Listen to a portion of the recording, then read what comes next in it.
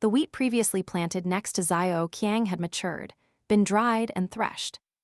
Each grain was nearly the size of a person's palm. Cheng Zhiyu tried grinding one of the stalks into flour. A normal stalk of wheat might have 30 grains, but these giant ones, likely due to their size, had around 20-something grains per stalk, 26 at most, and as few as 22 or 23. Even so, because the individual grains were so massive, the flour ground from a single stalk filled an entire bag. Wheat was also very filling. One stalk of this giant wheat was enough to feed their entire group. Cheng Zhiyu made a point to taste it. The texture was similar to ordinary wheat, but it was a bit more fragrant. He made a mental note to test if the seeds could be grown in the outside world when they got back. He had previously tested these mutated plants in flower pots, and they had grown, but he still needed to conduct larger-scale planting experiments. They traveled without stopping. On the night before they were due to arrive home, something unexpected happened. The ability user hunting Zhao Ming had found them. When Cheng Zhiyu went outside, he saw the person wrapped up by Xiao Huan, while Qiuqiu was frantically shooting thorns at her. The female ability user raised a hand, and the thorns Qiuqiu shot were instantly corroded away. Then, the section of Xiao Huan's vine wrapped around her was also corroded until it disintegrated, allowing the woman to break free. Seeing Cheng Zhiyu and the others appear, her face turned cold, and killing intent flared in her eyes.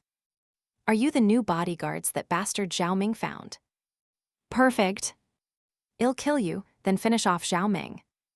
Zhou Min quickly said, "Miss, please let me explain." "There's nothing to explain. Anyone associated with Zhao Ming can't be a good person." The woman concluded they were bad news and attacked them directly. Tian Kaio frantically dodged her attack. When he turned to look, he saw a large, corroded pit where he had just been standing. Tian Kaio was shaken. Damn, does she have to be so ruthless? Seeing her first attack fail, the woman struck again. Cheng Zhiyu's group didn't want to hurt her, so they could only dodge clumsily. Cheng Zhiyu found the right moment and used Xiao Huan to bind the woman. When she tried to use her ability again, he warned her. Xiao Huan's thorns can incapacitate an ability user instantly. Do you want to see what's faster? Your corrosion or its sting? The woman's expression was grim. She spat. Kill me or torture me, do what you want. But if you're willing to stoop to Zhao Ming's level, you'll meet a bad end too. Cheng Zhiyu rubbed his nose. You probably won't believe this, but we really have nothing to do with the Zhao Ming you're talking about. Of course, the woman didn't believe him. If they had nothing to do with him, why would this group be protecting Zhao Ming? Did they take her for a fool? Cheng Zhiyu didn't bother explaining further. He said to Cheng Mo, "Go wake Zhao Ming up." Cheng Mo didn't move, but a ball of water suddenly splashed over Zhao Ming's head from a distance, shocking him awake. He came to his senses with an ugly expression on his face. Knocking him out was one thing, but dousing him with water in the middle of the night. Were these people protecting him or torturing him? What the hell are you? Zhao Ming's words trailed off when he saw a familiar figure on the ground. Wasn't that Sun Yu, the woman who'd been hunting him? He saw she was bound and sitting on the ground, looking rather pathetic, nothing like the formidable person who had been chasing him. Zhao Ming stared for a moment, then burst out laughing. "Ha ha ha, Sun Yu, weren't you so smug? You want to kill me? Let me tell you, I, Zhao Ming, will never be trampled under your feet. Ha ha ha, this is hilarious. You never thought you'd fall into my hands again, did you?" Zhao Ming's laughter was exaggerated, as if he was afraid Sun Yu wouldn't see how proud he was. His face twisted further, practically screaming treacherous villain. Sun Yu's face was grim. She seemed to recall something and turned pale. She stared at Zhao Ming, her eyes filled with deep hatred, and gritted her teeth. "Zhao Ming, I will kill you sooner or later." Zhao Ming was startled, but quickly realized there was nothing to fear. Sun Yu was clearly no match for Cheng Zhiyu and his group. Emboldened, he taunted her. "You kill me. Dream on." But, tusk, I have to say, I am really starting to like that face of yours. You must miss the taste of it, right? Otherwise, why would you keep chasing me? How about I let you have another taste? Before he could finish, the vines binding Sun Yu suddenly loosened. She lunged forward and grabbed Zhao Ming by the throat. Immediately, his face began to corrode. Zhao Ming shrieked in terror at her. Help me! Quick, save me! Cough, cough. Cheng Zhiyu's expression darkened.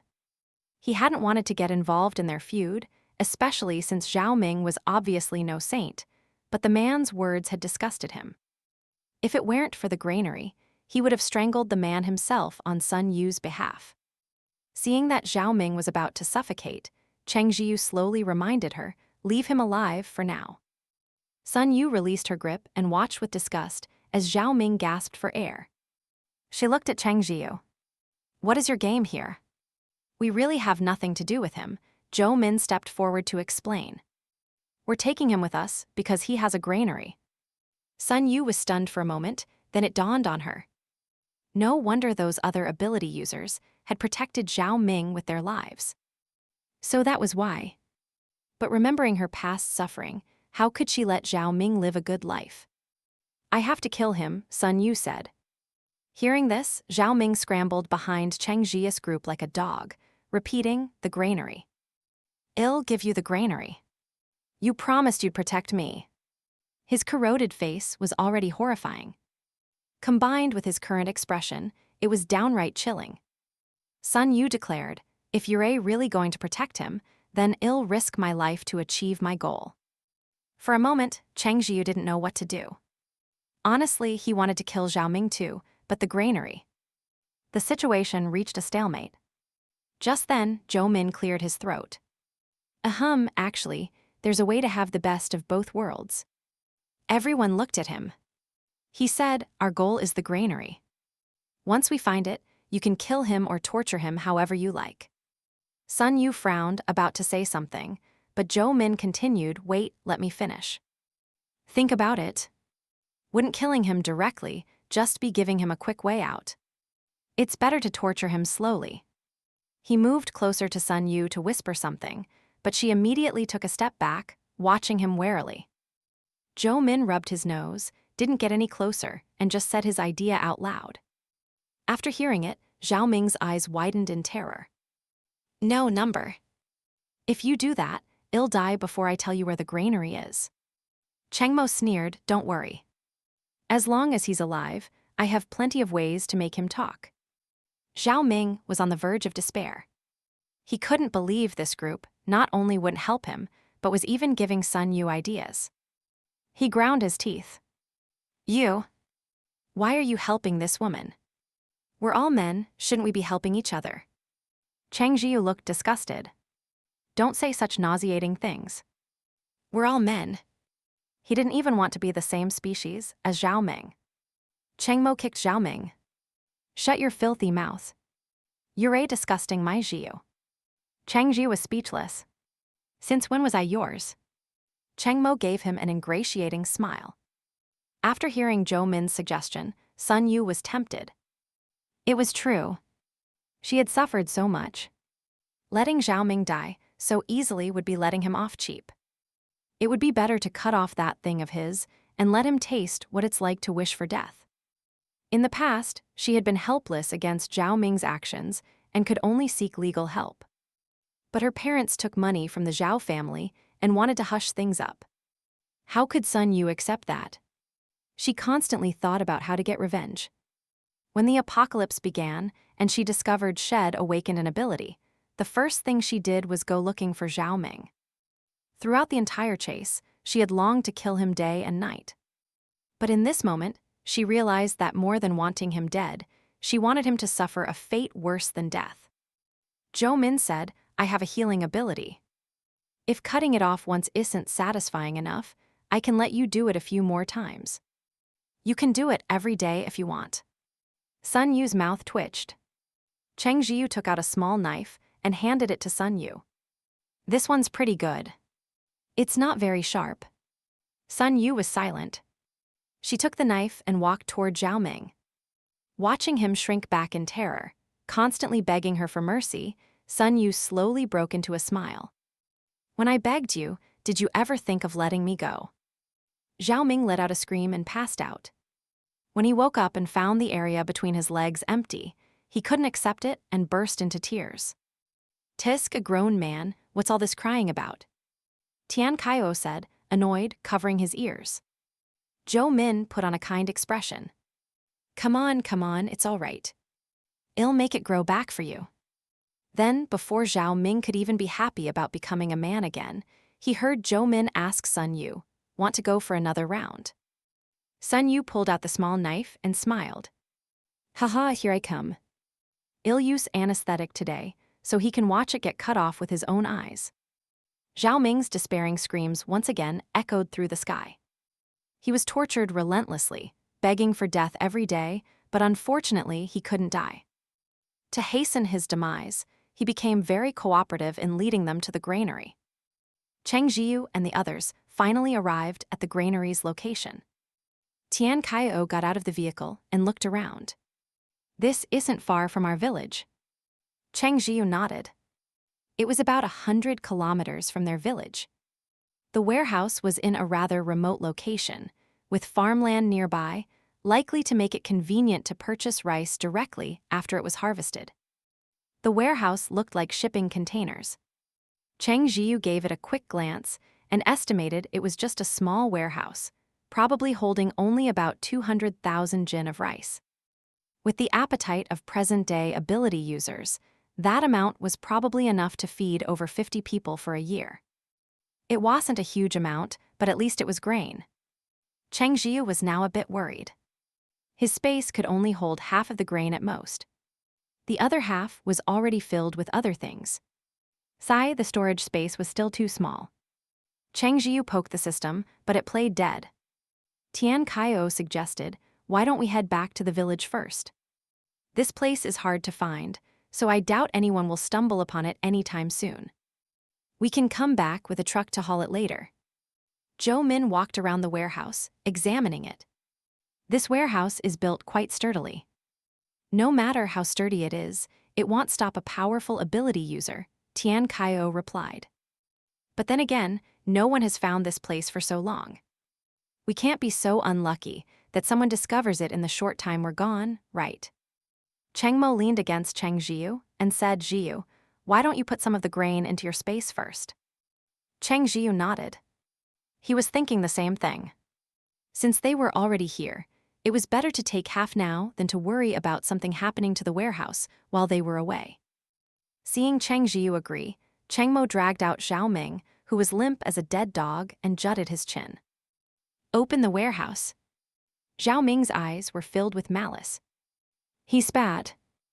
"In your dreams. I'd rather die than help you open this warehouse." He had suffered endless humiliation over the past few days and now only wanted to die. He was no longer afraid of death. He was only afraid that his death would allow these people to get the grain and benefit from it. "Tusk." Cheng Mo looked at Cheng Zhiyu, asking for his opinion. Cheng Zhiyu smiled.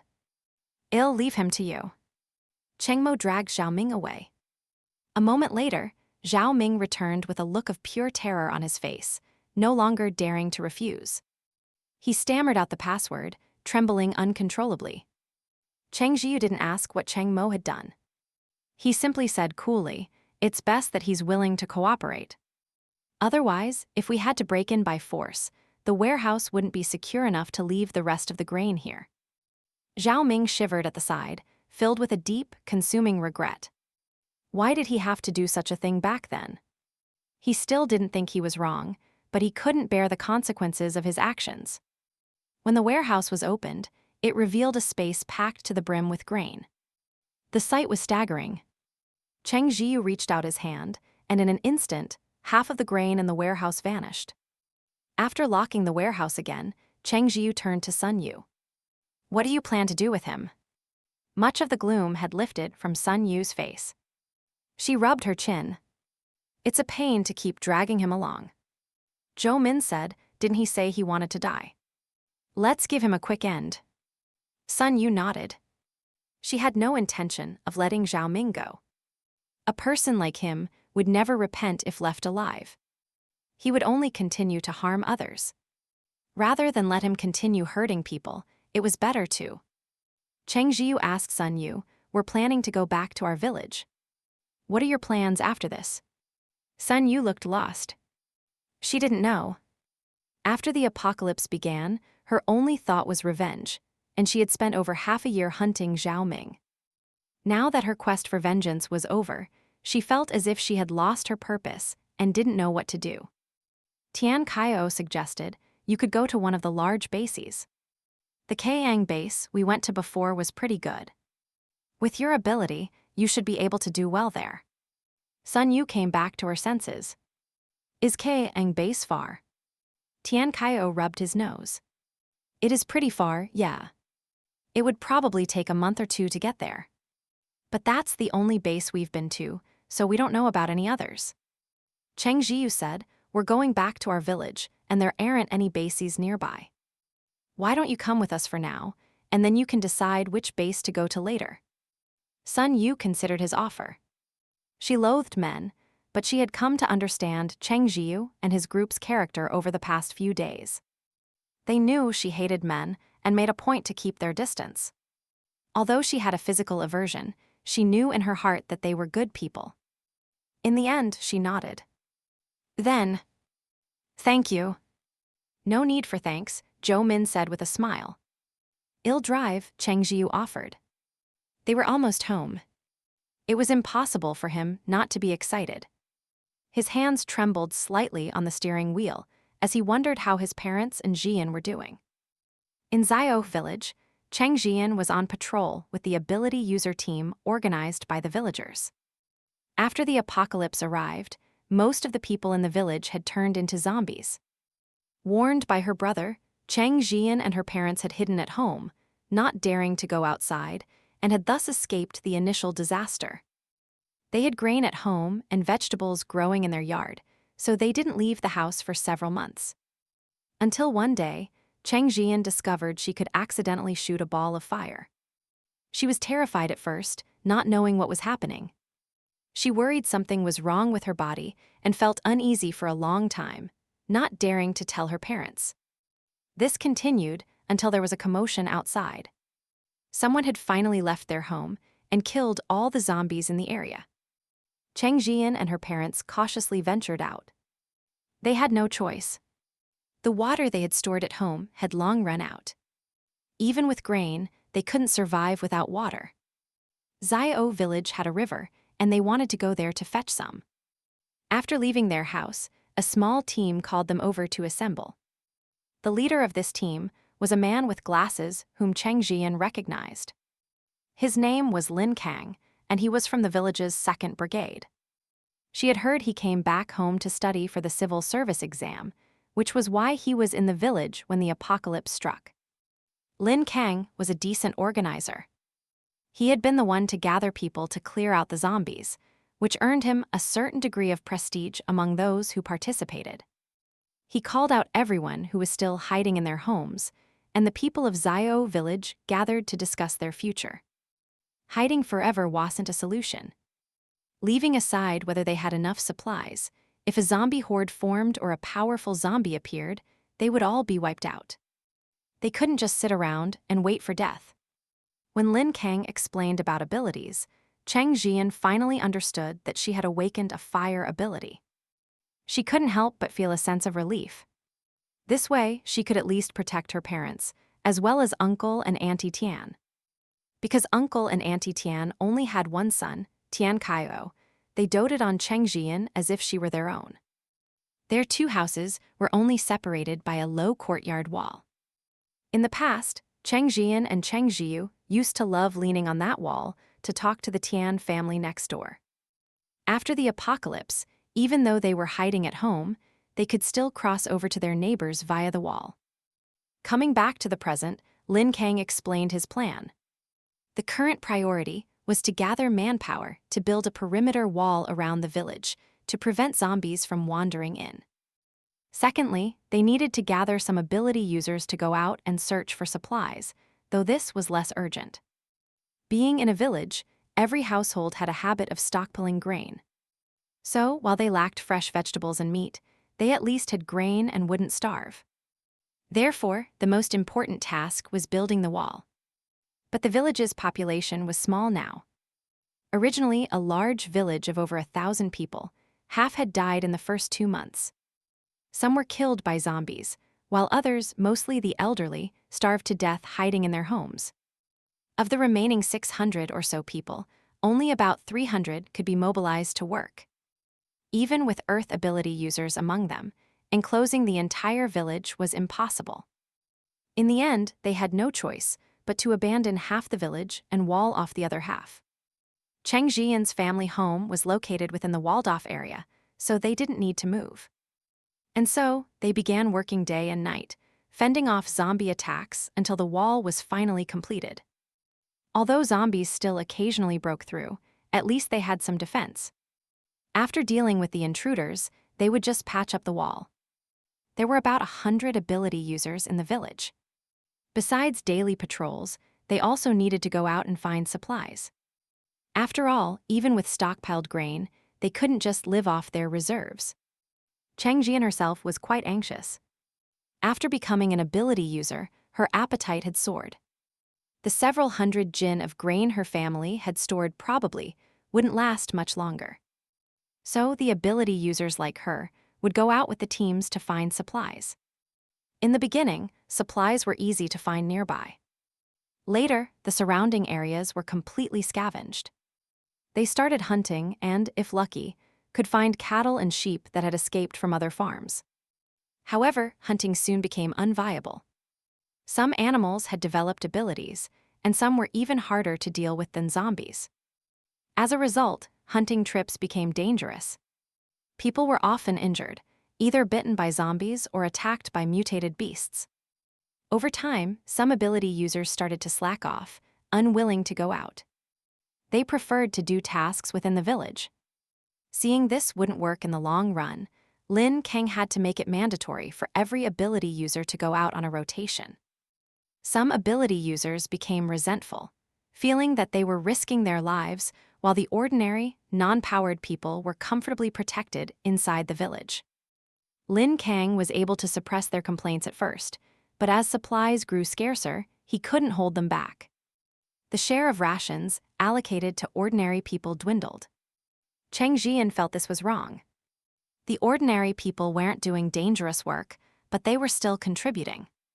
Weren't they responsible for the village's sanitation, cooking, and mending the ability users' clothes? But her voice alone was too small. Most ability users were unwilling to support ordinary people. Even if they had non-powered family members, they were only willing to take care of their own. There was no helping it. Supplies were scarce, and even the ability users themselves weren't getting enough to eat. Cheng Zhiyu could do nothing about it.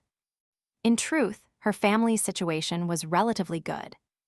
For one, they had a sense of foresight. When the apocalypse first started, they didn't squander their stored food. They were always very frugal. They ate the perishable food first, then slowly consumed the non-perishables. Later, when it became possible to go out for supplies, some people were too afraid to leave their homes, but Father Cheng and Father Tian had gone out with the search parties. In the early days, supplies were easy to find. They had barely touched their family's food stores, subsisting mostly on what they scavenged. Later, when zombies with abilities appeared, ordinary people were helpless.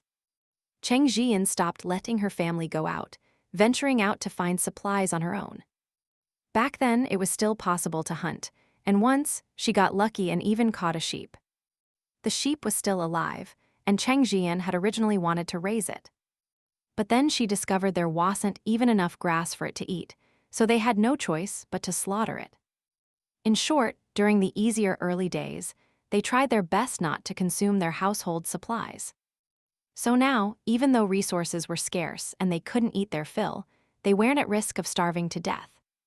Besides, they had Cheng Zhiyu, an ability user.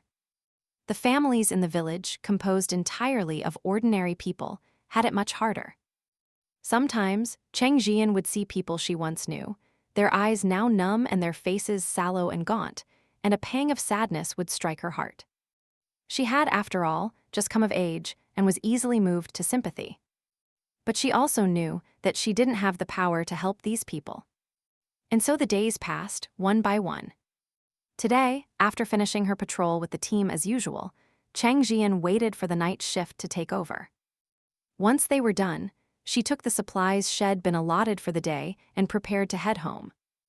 "Tisk, the rations are getting smaller and smaller," someone next to her complained. Cheng Zhiyu glanced at her share. Today it was a piece of pork, no bigger than her palm, dried until it was hard as a rock.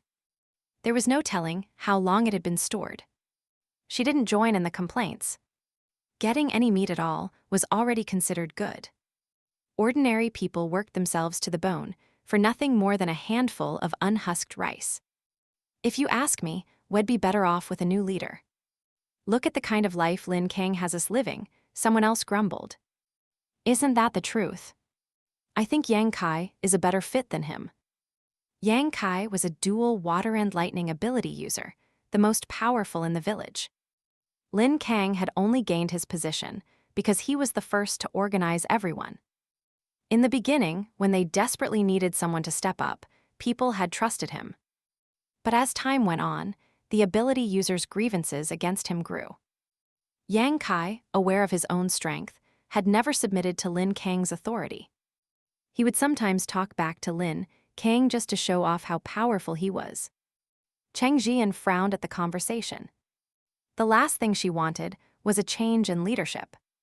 No matter his faults, Lin Kang was a far better choice than Yang Kai. Lin Kang treated ordinary people relatively well, which was precisely the point that drew the ire of many ability users. The man they supported, Yang Kai, didn't even see ordinary people as human. If he became the leader, the lives of the common folk would likely become even more difficult. Moreover, Yang Kai was always pestering her for reasons she couldn't fathom. If he really did become the leader, Cheng Zhiyu probably wouldn't stay here any longer. The outside world was dangerous, but she would rather take both families and go find her brother and brother Tian. The thought made her heart ache. She had no idea how her two brothers were doing.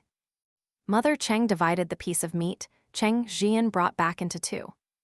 One half was put away for storage, while the other was cut into small pieces and added to the porridge. She cooked a large pot, and though the meat was barely visible inside, the aroma it imparted made the porridge much better than plain congee. In truth, anyone who could afford to eat plain white congee these days was already considered well off. At least they could fill their stomachs. Father and Mother Tian ate with them. The two families had started living and eating together a long time ago. Father and Mother Tian felt a little ashamed, knowing they were depending on Cheng Zhiyu's protection. Zhiyu had just become an adult. In the past, a girl her age would still be in school, but now she was shouldering the burden of the entire family.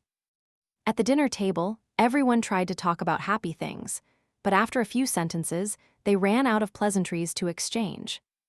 The attitude of the village's ability users toward ordinary people was worsening by the day. Because they couldn't get enough to eat, they felt that the ordinary people were taking their food, and their resentment festered. Father Tian had nearly been beaten by an ability user that day. The man only backed off when he heard that there was an ability user in his family. But the verbal insults had been unavoidable. Father Tian endured it. He had no intention of telling Cheng Zhiyu, not wanting to cause a conflict between her and the other ability users. Besides, what was the point of talking about it? Sensing the heavy atmosphere, Father Cheng racked his brain for a topic.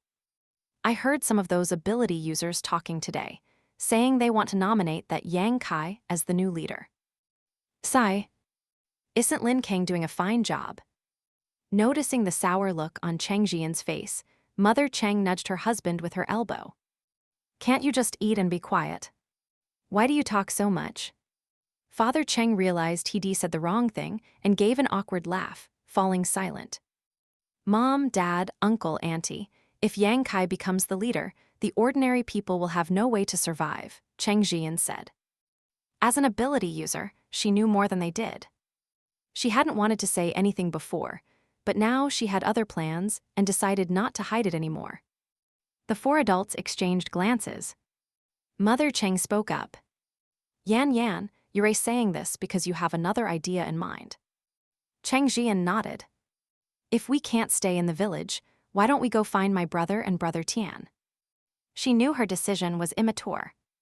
Although she was an ability user, and a relatively strong one in the village, she couldn't guarantee she could protect 4 other people out in the wild.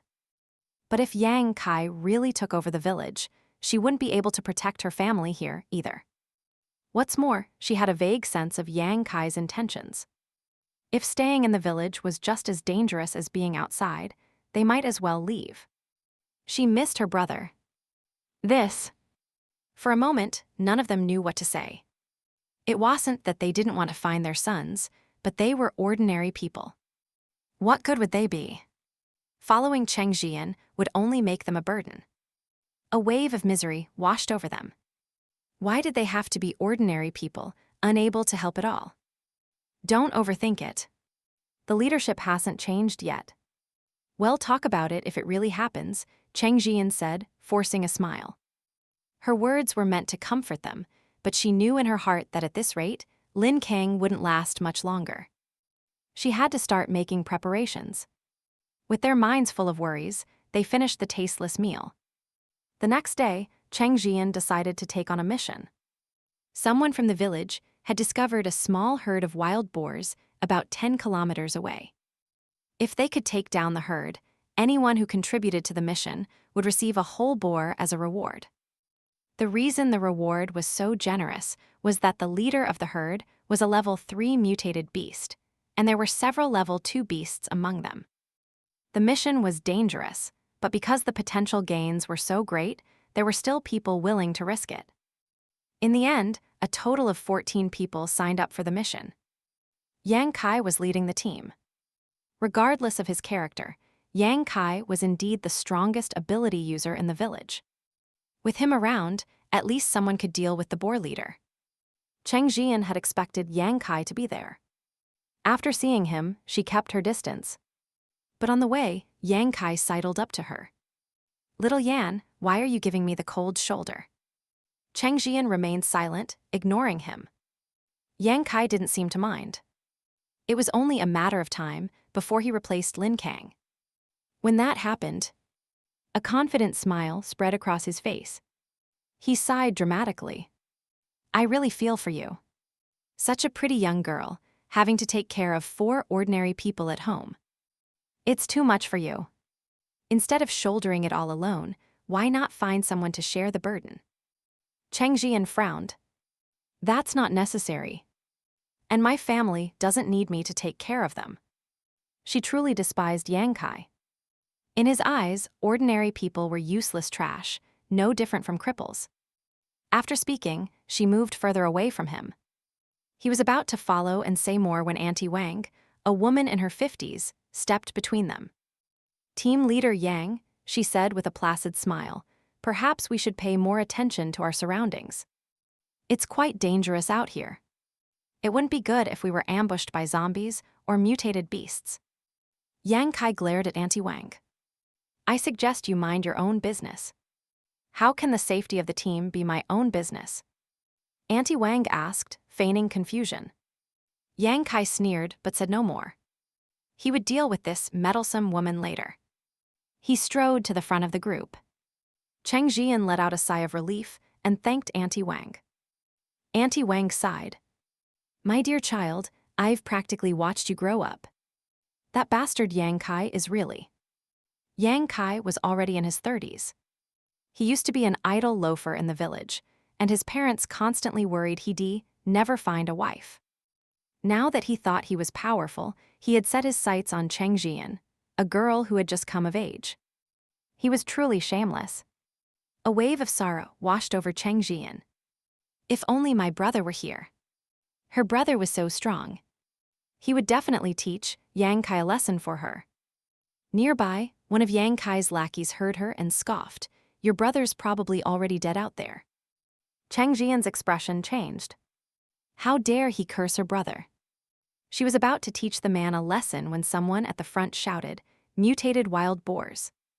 For now, Cheng Zhiyu had to abandon her plan to punish him. The group moved together to hunt the mutated boars.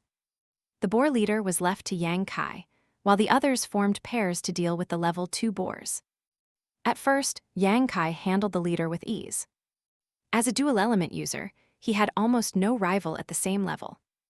However, the mutated boar let out a piercing squeal. Instantly, a splitting headache assaulted Yang Kai, and his face paled. Damn it! Who gave us this intel? He had assumed the boar leader was just an ordinary level 3 mutated beast. He never expected it to be a psychic type. Its cry made his head throb so violently that he couldn't even use his abilities. His vision blurred. Then, the boar leader squealed at him again. Yang Kai couldn't hold on any longer. His eyes rolled back, and he collapsed unconscious. Shit, what do we do? Yang Kai fainted. Someone cried out in panic upon seeing him fall. After all, he was their strongest fighter. Auntie Wang, having seen more of the world, reacted quickly. We have to retreat now. It was obvious they were no match for these mutated boars. Their only choice was to run. However, while they wanted to flee, the enraged boars had no intention of letting them go. The leader directed the other boars to encircle them completely. Cheng Zhiyu frantically unleashed her fire ability to block the boars' attacks. The leader's sonic waves made her head spin, and she fought to stay conscious. If she fainted now, it would truly be over. She still had family. She still hadn't found her brother. Just as Cheng Zhiyu's consciousness began to fade, the boar leader suddenly collapsed with a tremendous thud. Then she heard a familiar voice cry out, "Yan Yan." Her brother's voice. Am I dreaming? Cheng Zhiyu truly believed she was dreaming. After all, she had heard his voice in her head so many times before, only to be met with bitter disappointment each time. It wasn't until the boars around her began to fall, one by one, and a familiar figure appeared before her, reaching out to steady her swaying body, that reality set in. Cheng Zhiyu's eyes widened. Brother, she murmured. I am not dreaming, am I? Seeing his sister in such a state, Cheng Zhiyu's heart ached. He smiled, wiping the sweat from her brow. Silly Yan Yan, you're not dreaming. I am back. With a loud wah. Cheng Zhiyu burst into tears. The longing, the grievances, and the anxiety of the past days erupted all at once. She threw her arms around the person she had missed day and night, venting all her emotions. Brother, you're finally back. Seeing her like this, a sense of unease crept into Cheng Zhiyu's heart. Mom and Dad, they're. Mom and Dad are fine. Cheng Zhiyu said quickly. Uncle and Auntie Tian are fine too. Cheng Zhiyu breathed a sigh of relief. Hey Yan Yan, what about me? Tian Kaio, having finished off the last of the boars, hurried over. I am back too, you know. Seeing Tian Kaio's goofy expression, Cheng Zhiyu couldn't help but laugh through her tears. She let go of Cheng Zhiyu and wiped her eyes, embarrassed. Brother Tian, Mom and Dad will be so happy to know you're back. Cheng Zhiyu patted his sister's head and sighed. You've gotten taller. And thinner, he added silently. Haha, I just turned 18. Of course I'm still growing. Cheng Zhiyu was delighted. In the apocalypse, who had the time to worry about whether they'd grown taller? Hearing her brother say, that made her feel instantly lighter. That's right, Yan Yan is only 18, Cheng Zhiyu thought, noticing the exhaustion in her eyes. You have your brother now, he said softly. Cheng Zhiyu's smile faltered, and her nose began to tingle again. Hey brother, don't make me cry again. Come, let Brother Tian introduce you to some friends, Tian Kaio interjected. This is Tian Manman, this is Zhou Min, this is Sun Yu, and this one. Brother Man, Brother Zhou, Sister Sun, Cheng Zhiyu greeted them one by one. But when her eyes landed on Cheng Mo, she froze. Holy crap, this guy is way too handsome. Does he have a face sculpted by the gods? Cheng Zhiyu had always preferred fair-skinned men, but looking at Cheng Mo now, she had to admit that his tan complexion was stunningly handsome. Cheng Mo cut Tian Kaiyu off. I am your brothers. Before he could finish, Cheng Zhiyu jumped in. Friend. This is also my friend, Cheng Mo. Cheng Zhiyan blinked. Brother Mo. But a thought niggled at the back of her mind. If they're all just friends, why did he get a separate introduction? Cheng Zhiyu shot Cheng Mo a glare, but the latter just grabbed his hand, looking confused. Zhiyu, I was going to say friend. Did you think I was going to say something else? What would that be? Cheng Zhiyu was speechless. He had grown so accustomed to Cheng Mo holding his hand that, for a moment, he didn't think anything of it. But Cheng Zhiyan saw it all. Is this normal? It wasn't her fault her mind was racing. Two grown men holding hands. It was a little suspiciously gay. Besides, while her brother had a good personality, he also had very firm personal boundaries and disliked excessive physical contact. Yet now, he was meekly allowing this man to hold his hand. And Brother Tian and the others weren't the least bit surprised. They looked like this was completely normal. Oh my God. Is my brother gay? 1,000 thoughts swirled in Cheng Zhiyan's mind. When Cheng Zhiyu asked her what was wrong, she cleared her throat and did her best to look nonchalant. Nothing. I am just so happy you're back, brother. Cheng Zhiyu just smiled. Meanwhile, the other ability users who had come out on the hunt were in a state of shock. They never expected Cheng Zhiyan's brother to actually return. If they remembered correctly, he had gone to university in City A and then started working there. City A was a long way from here. It was incredible that he had made it all the way back safely. Their feelings were complicated, especially for those who were close to Yang Kai. They had just witnessed Cheng Zhiyu's group effortlessly wipe out the boar pack. They themselves had barely lifted a finger, while Yang Kai, who always boasted about his strength, had done nothing but faint. In an instant, everyone became incredibly enthusiastic toward Cheng Zhiyu and his group. Even Yang Kai's friends shamelessly cozied up to them. What was a little pride? Auntie Wang, a straightforward woman who couldn't stand such posturing, smiled warmly. Zhiyu Ziokayo, we owe you for today's boar hunt. We didn't really help at all. So, how should we handle the boars? Auntie Wang.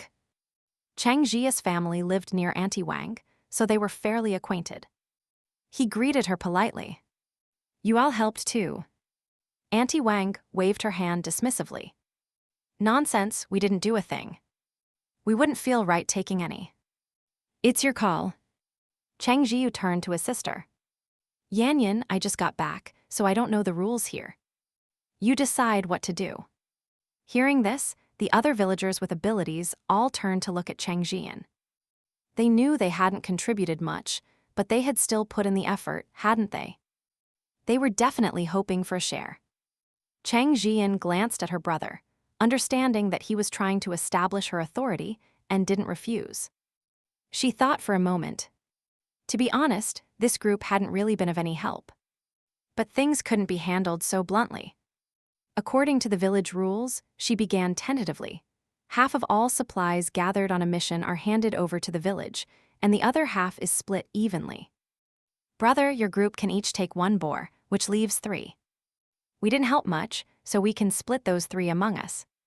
As for the 3 crystal cores, they can't be divided, so let's just hand them over. Brother Lin Kang will record them as contribution points for us. The other ability users from the village let out a collective sigh of relief.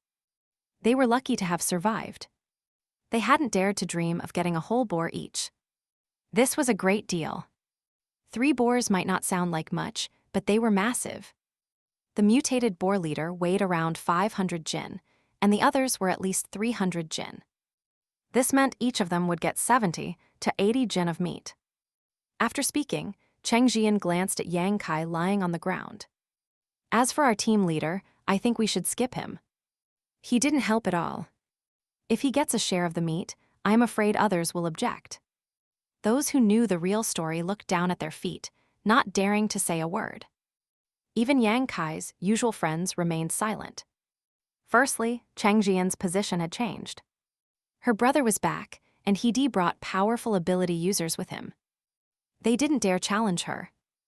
Secondly, if Yang Kai didn't get a share, they would get more. Friendship meant nothing in the face of self-interest. After all, their friendship with Yang Kai was based on his power, not genuine affection. Cheng Zhiyu naturally had no objections to his sister's arrangements. He did, however, silently commit the name Yang Kai to memory, planning to ask about him later. So, how do we get these boars back? Asked Tian Kaio. The other ability users immediately and enthusiastically volunteered. Well, do it. Well, do it. They were ability users, after all, and could handle a few hundred jinn. They cleaned up the blood to avoid attracting other predators and began dragging the boars back by their hooves. What about Brother Kai? One of Yang Kai's closer friends asked hesitantly. Whatever the circumstances, they couldn't just leave him there. You carry him, then, another ability user grunted, already dragging a boar with each hand, making it clear he had no free capacity. The first guy was already dragging one boar. Seeing that no one else was going to help, he reluctantly hoisted Yang Kai onto his back and continued to drag his boar with his other hand. Tusk, I'd rather be dragging two boars, he grumbled internally. At least I wouldn't have to worry if they were dead or alive. No, he thought, when Yang Kai wakes up, I am going to make sure he knows. None of these other people cared about him. I was the only one who remembered our friendship. Lost in thought, he stumbled. With a loud thud, Yang Kai slid off his back and hit the ground. A large lump instantly formed on his head. If he hadn't been an ability user, his head would have been split open and bleeding profusely. The ability user rubbed his nose guiltily. Seeing that no one had noticed, he quickly heaved Yang Kai back onto his shoulders, not caring that the man's feet were now dragging along the ground. Ability users are tough. Hell be fine. Meanwhile, Cheng Zhiyan, who was spared the task of dragging a boar, got into the SUV. Seeing there was an extra seat, she got her brother's permission and quickly called out to Auntie Wang. Auntie Wang, hurry and get in. There's still room.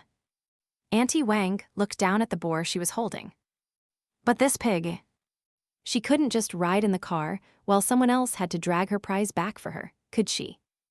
But then 2 vines suddenly shot out from the SUV, snatched the boar, tossed it onto the roof, and secured it in place. Auntie Wang's eyes went wide. She had been wondering about the strange plants wrapped around the vehicle. She never imagined they weren't just ordinary plants, they could move. This is great, she thought. With Cheng Zhiyu back, no one in the village will dare bully Yanyan anymore. Tian Kaio drove on the way back. He was familiar with the roads and didn't need directions, arriving at the village in no time. They noticed that a section of the village was now enclosed by a wall, with guards stationed at the entrance. The guards at the gate tensed up when they saw the approaching vehicle. It was clearly not something from their village, and their vigilance sharpened. But then Auntie Wang got out of the car. She called out with a cheerful smile, "It's Jian's brother and Xiaohe Kaio. They're back and they've brought friends." Jian's brother. Where did he come from? The guards knew Cheng Zhiyan, but not all of them recognized Cheng Zhiyu. Although they were from the same village, Xiaohe Village was quite large. Not everyone knew each other. People were mostly familiar with those in their own work teams. Isn't Jian's brother in City A? How could he possibly come back from so far away? Someone who did know Cheng Zhiyu said in disbelief, thinking Auntie Wang was dreaming. Cheng Zhiyan climbed out of the vehicle, followed by Cheng Zhiyu and Tian Kaio, with several unfamiliar faces behind them. Those who recognized Cheng Zhiyu were instantly stunned. One of them slapped his thigh and exclaimed, "Oh my God, it really is Zhiyu." And Xiaohe Kaio too. How did you guys get back from so far away? Tian Kaio smiled and joked, how else? We drove, of course. Walking all the way back would have killed us. Haha, that's not what I meant. Since they had just returned from the outside, they had to go through a mandatory quarantine. It was only 2 hours, and if they were still fine after that, they could enter. Auntie Wang and Cheng Zhiyu had to do the same. They all sat in the quarantine shed, chatting with the guards at the gate from a distance. "So you guys killed 2 mutated boars?" one of the guards asked, referring to the 2 carcasses on the roof of their vehicle. Auntie Wang was a chatterbox, and glad for the chance to talk, she immediately launched into a story. "It was more than just 2. Weren't we out there to hunt a whole pack of them? We never expected the leader to be a psychic type. We almost didn't make it out of there alive. Luckily, at the critical moment, Zhiyu and his group showed up and took care of the whole pack in a flash.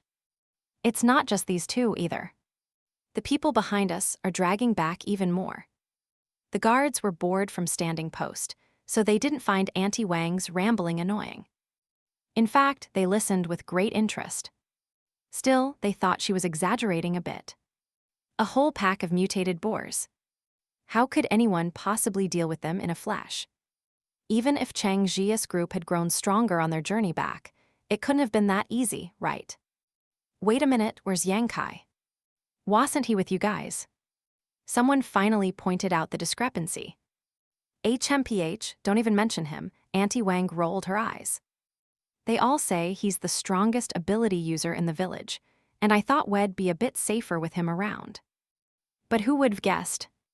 That mutated boar squealed twice, and he passed out cold. He wasn't any help at all." She had never liked Yang Kai, so there was no way she would say anything good about him. "He's still unconscious. Someone's carrying him on their back." "No way. I've seen Yang Kai's ability in action. He's really powerful," one of Yang Kai's supporters said, full of disbelief. In truth, Yang Kai wasn't that weak. Any of the ability users on that hunting trip would have been overwhelmed by the mutated boar leader. But Auntie Wang deliberately omitted the part about the leader, only mentioning a mutated boar. Auntie Wang just chuckled. "Fine, don't believe me. Y'all see for yourselves in a bit." The man remained skeptical until the other ability users started trickling back, dragging boars behind them. Sure enough, one of them, ability user A, was carrying Yang Kai on his back. The guy had a huge lump on his forehead and looked rather pathetic. Isn't Yang Kai supposed to be super strong? What's this?" This was the reaction from someone who had only heard of Yang Kai by name. Brother Kai shouldn't be like this. This was from one of his supporters who felt a little embarrassed. Seriously, how can someone like that be a team leader? Someone who had never heard of Yang Kai was even more dismissive. This guy seems pretty famous in the village. Is he just all hype? Seeing Yang Kai's reputation plummet, ability user A looked around, wanting to defend him, but could only offer a weak explanation.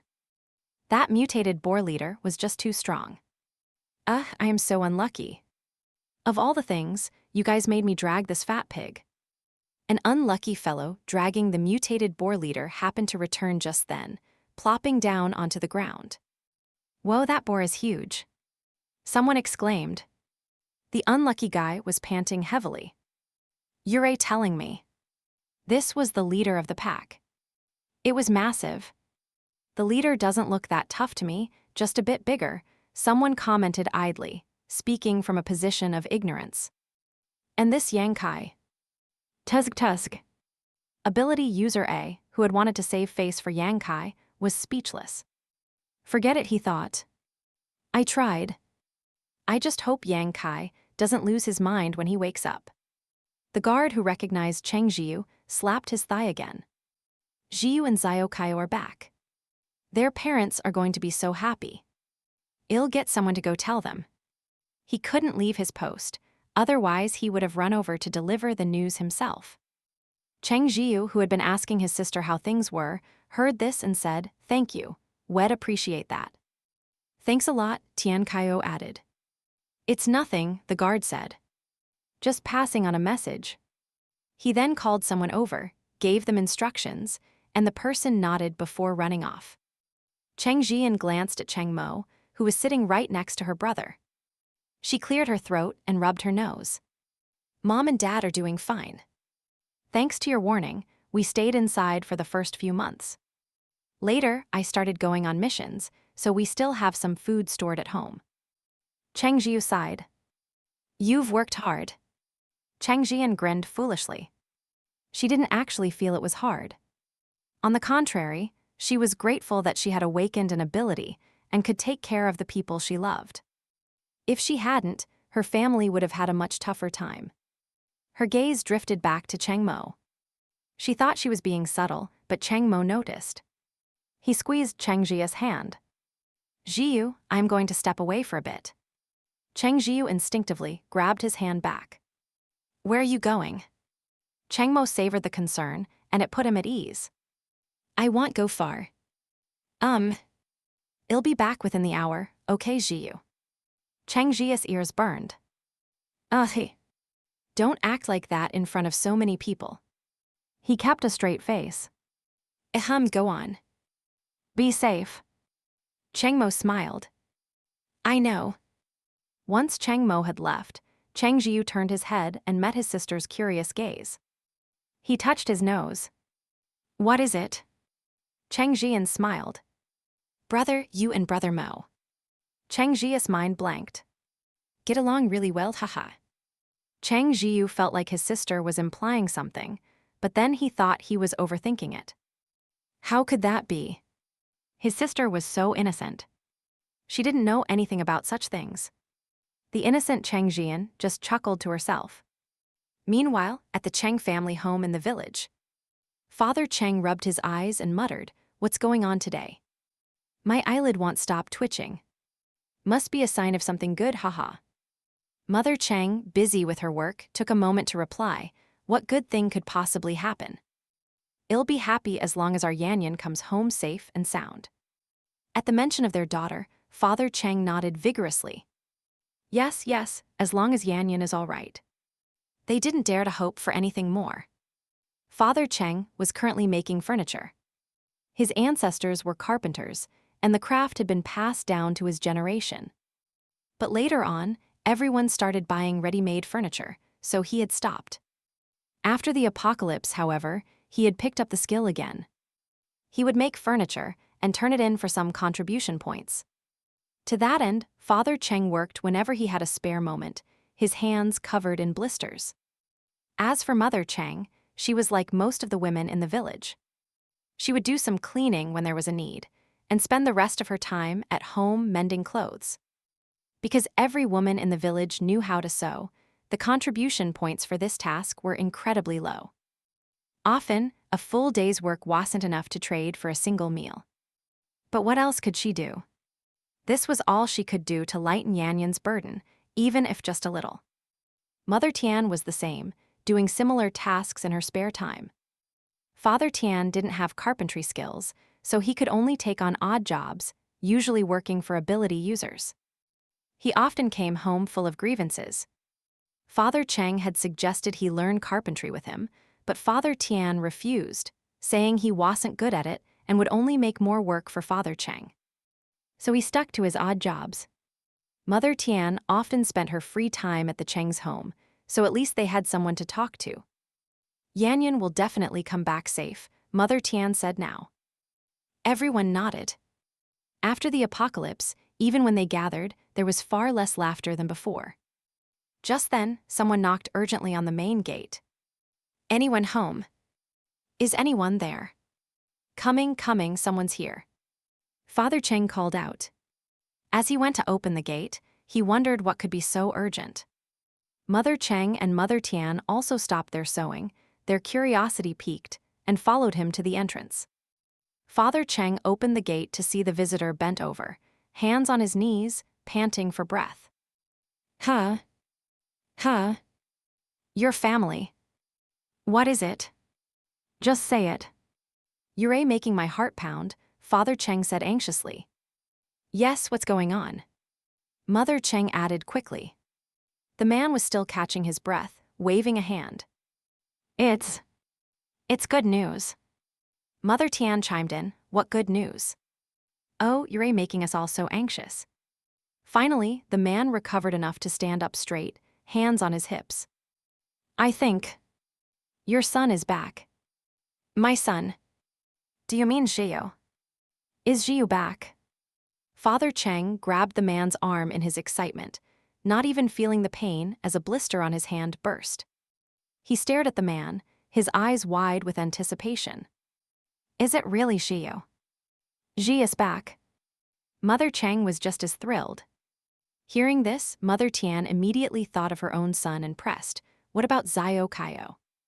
Did Xiaohe Village come back too? The man scratched his head awkwardly. Well, I don't know about that. There was a whole group of them. Then Xiaohe Village must be with them. Mother Cheng reassured Mother Tian. The two of them were in the same place, so they definitely would have come back together. Mother Tian nodded frantically. Yes, that must be it. What are we standing around for? Father Cheng urged. Let's go to the village entrance and see. Right, let's go quickly. The group hurried toward the gate. Mother Cheng suddenly remembered something. Aren't you going to get old Tian? Mother Tian couldn't be bothered with her husband right now. Let's go look first. I'll find him when we get back. You're right. Mother Cheng was also single-mindedly focused on seeing her son and didn't spare a thought for Father Tian either. They rushed to the entrance, their hearts pounding with anticipation. But when they got there, they only saw the guards from a distance, and a sense of unease crept in. What if it was a mistake? The three of them stared eagerly, about to ask the guards, when Cheng Zhiyan's voice came from the quarantine shed. Oh, Mom and Dad are here. Then they saw Cheng Zhiyu, Tian Kaio, and the others walk out of the shed one by one. They stood a short distance apart, looking at each other from across the space. For a moment, no one spoke, their eyes filling with tears. In these chaotic times, nothing was more fortunate than a family reunion. They had worried about each other across a vast distance, and only at this moment of reunion could their hearts finally be at ease. Cheng Zhiyu lowered his head and wiped away his tears. Tian Kaio couldn't hold back and burst into sobs. Mom. Waya. Where's Dad? Mother Tian, who had been crying herself, was momentarily speechless. What are you crying for? Your dad is perfectly fine. Tian Kaio awkwardly wiped his tears. He knew his dad was fine. The question had just slipped out. Still, he had to admit it sounded a bit strange. Mom, you've aged so much, Tian Kaio said sadly. Mother Tian glared at him. Nonsense. I just haven't dyed my hair. Looking at his own parents, who had also aged considerably, Cheng Zhiyu said, Dad, Mom, I am back. Ah, it's good that you're back. It's good that you're back. Father and Mother Cheng wiped their eyes. They had suffered countless nightmares about their son. Thankfully, they were only dreams. Their son was standing right in front of them, safe and sound. Ow. Why'd you pinch me? Father Cheng yelped, clutching his arm. Mother Cheng replied, I'm seeing if I'm dreaming. Father Cheng was exasperated. Then pinch yourself. Why are you pinching me? Cheng Zhiyu couldn't help but chuckle. It's not a dream. My quarantine will be over soon. They wouldn't have to gaze at each other from a distance like this for much longer. Once the quarantine period ended, Cheng Zhiyu and the others eagerly entered the base. Mother Cheng immediately pulled her son over, looking him up and down and touching his face. It's really my son, Sniffle. Father Cheng clapped his son on the shoulder, laughing heartily. Who else could it be but our son? Look at you, crying like that. He was immediately met with a fierce glare from his wife. Father Cheng fell silent. Cheng Zhiyu hugged his mother, who was a head shorter than him. Mom, it's really me. Mother Cheng wiped her tears, murmuring, it's good that you're back. Father Cheng cleared his throat and turned his concern to his daughter. Yan, were you hurt when you went out? Cheng Zhiyan spun around. Nope. My brother was there. How could anything happen? Father Cheng nodded. Cheng Zhiyu released his mother and then gave his father a hug. The man of few words was uncharacteristically awkward. Haha. It's good that you're back. He ended up repeating his wife's words. Cheng Zhiyu smiled. His parents were still the same as ever. So much had changed since the apocalypse began, but seeing his family brought him a measure of peace. They didn't rush back home, waiting at the entrance for Cheng Mo to finish his quarantine so they could all return together. Then, Cheng Zhiyu received a welcome gift from Cheng Mo. A small box. Cheng Zhiyu raised an eyebrow. Did De Hai go out just to get this? Tusk, he even prepared a gift for my sister. Cheng Zhiyu didn't know whether to accept it and looked to her brother for help. Cheng Zhiyu smiled. If he's giving it to you, just take it. Cheng Zhiyu nodded and happily turned to Cheng Mo. Thank you, Brother Mo. Cheng Mo gave a slight nod, his attitude noticeably warmer toward Cheng Zhiyu's family. When they arrived home, they found a crowd gathered at their doorstep. As they wondered what was happening, a man with red-rimmed eyes walked over, asking agitatedly, "My son. Did my son come back with you?" These people also had children who had been in A city, the same city as Cheng Zhiyu's group. Hearing that they had returned, they hoped their own children might have come back too. But when they didn't see the familiar face they longed for day and night, their hearts sank. Still, they held on to a sliver of hope and had to ask. Cheng Zhiyu lowered his gaze and shook his head. You were all in the same city, why didn't you bring him back? The man's voice was emotional, tinged with accusation. You two were so close as kids, you always played together. How could you just leave him behind? Cheng Zhiyu pressed his lips together, memories of familiar faces flashing through his mind, rendering him speechless. Tian Kaio opened his mouth, but no words came out. The person he was talking about had also been a childhood playmate of his and Cheng Zhiyu's, and their relationship had been good, too. He didn't know what to say. Just then, someone let out a cold sneer. The man who had been speaking looked up tearfully, about to demand how anyone could laugh at a time like this, but he was met with a terrifyingly cold face. The person had no expression, but his eyes reminded him of some wild beast, sending an instantaneous chill down his spine. Yurei, his father. Why didn't you go look for him? Cheng Mo retorted. The man was taken aback, his mouth agape. I am just an ordinary person. How would I have the ability to go find anyone? Cheng Mo crossed his arms and tilted his head. So it seems you don't love your son as much as you claim. Compared to him, you care more about your own life. Yurei not willing to risk your life for your child, yet Yurei here guilt-tripping Zhiyu. Tusk. It's only because Zhiyu is kind that shameless people like you dare to bully him. The man, now being called shameless, sputtered. I just hoped he would bring my son along on his way back. What guilt-tripping? Besides, I am technically one of Cheng Zhiyu's elders. Who are you to talk to me like that? Cheng Zhiyu, who had been silent until now, was displeased. He could understand the man's words as the desperation of a loving father, but he couldn't tolerate him speaking about De Hai that way. Uncle, he is someone very close to me. I won't allow anyone to talk about him like that. Cheng Mo coughed lightly, trying his best to suppress the grin that was threatening to spread across his face. Someone very close to me. He lowered his head, raising a hand to hide his smile. The man hadn't expected Cheng Zhiyu to talk back to him. He stammered, "How can you speak like that? Hey, if you keep talking, I as a mother really can't listen anymore." Mother Cheng frowned. My son risked his life to come home, only to be cornered here by you. I can understand Yurei anxious about your child, but Yurei crossing a line. Was your son the only one in A city? The others whose children aren't back, why are you the only one here interrogating my son? Did you pay him to be a bodyguard? You gave him nothing, yet Yurei demanding he do something you can't do yourself. I think Xiaomo was right, Yurei just shameless. Indeed, just as Mother Cheng had said, the other families with relatives in A city were disappointed and sad not to see their loved ones, but they didn't have the audacity to question Cheng Zhiyu. This man was likely the only one thick-skinned enough to do so. Yurei quick to bring up how close they were as kids, but why don't you mention why they grew apart? Mother Tian's fighting spirit also flared as she sneered, my son went to your house once, and you claimed something went missing. How dare you falsely accuse a 7 or 8-year-old child? After the matter was cleared up, Mother Tian told Tian Kaio to stop playing with that family's child.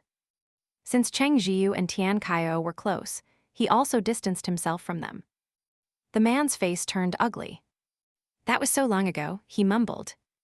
Xiang Kijang, I've been wanting to say something for a while. A fed-up villager spoke up. Whose child isn't out there facing life and death? You're the only one shameless enough to run over and question him. I don't know how you have the nerve. Seriously, you've gone too far, another added. The kid just got back and hasn't even stepped inside his house, and you're blocking his way. It's a good thing they're good-natured. Exactly. They have a whole line of ability users with them who could crush you with one hand. I bet you're just taking advantage of their good temper. And you have the gall to call yourself an elder. By your logic, all the young people in the village are your juniors. How come you don't dare talk to the other ability users like that? Puh. Shameless. Xiang Kijang was completely unable to defend himself. He turned and stormed away in a huff. Cheng Zhiyu silently praised them. The village uncles and aunts really knew how to talk.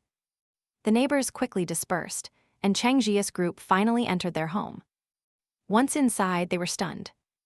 Tian Kaio stared at the space between the two houses. The wall here was torn down. Mother Tian nodded. We took it down a few months after the apocalypse started. We couldn't go out back then, so tearing it down let us talk to each other and look after one another. Tian Kaio nodded. As a child, whenever he and Cheng Zhiyu were having too much fun and he didn't want to go home, he would ask his parents if they could just tear down the wall between their houses. He was always flatly rejected. He never imagined his childhood dream would actually come true. You must be thirsty and hungry after your long journey. Old Cheng, go exchange some contribution points for food and water, Mother Cheng said, patting her husband. They had saved up some points, and though it wasn't much, they couldn't let their son's friends go hungry. Gritting her teeth, she decided to use them all. Mother Tian added, use my family's points too. Let's exchange them all. So our village uses contribution points now, Tian Kaio said, intrigued. All the bases use contribution points now, Zhou Min explained. The old currency system is gone. A new one had to be established, or things would be too inconvenient. Wanting to understand his family's situation better, Cheng Zhiyu asked, are contribution points easy to earn? And how many points do daily necessities cost? The parents exchanged a look. Mother Cheng gave a bitter smile. They're not easy to earn at all. Plus, resources in the village are scarce, so you can't get much for them. Cheng Zhiyu looked at his parents' chapped and peeling lips and their much thinner faces, and he lowered his head. Cheng Mo squeezed his hand. Tian Kaio also felt a pang of sadness. He leaned closer to his mother and sniffed. Mother Tian smacked him on the head. What are you sniffing for? Tian Kaio said, I thought I smelled it wrong at first. Mom, why do you smell a little bad? An embarrassed look crossed Mother Tian's face. She angrily twisted his ear. You think I want to? Water is extremely scarce in the village. There's barely enough to drink, let alone enough to bathe. Cheng Zhiyu was confused. Doesn't our village have a small river? How can there be a water shortage? Don't even mention it, Mother Tian said. At first, no one paid attention, and they didn't bother with the zombies that died in the river. Later, we discovered the water was contaminated and completely undrinkable. Now we rely entirely on those few water ability users, but they can't produce much water. And you know that well in the village. There's not much water in it either. Then the food is also. Tian Kaio hadn't realized how difficult things were in the village. No wonder everyone he saw on the way back looked so miserable. Even the ability users didn't look much better. Food also has to be scavenged from outside, Father Cheng said. It was hard for them to earn contribution points, and they couldn't exchange them for much food. He didn't complain, though. His daughter was an ability user, and he knew that every time they went out, they were risking their lives. What was a little manual labor inside the base in comparison? They were lucky to have anything to eat at all. Aren't there any plant ability users in the village?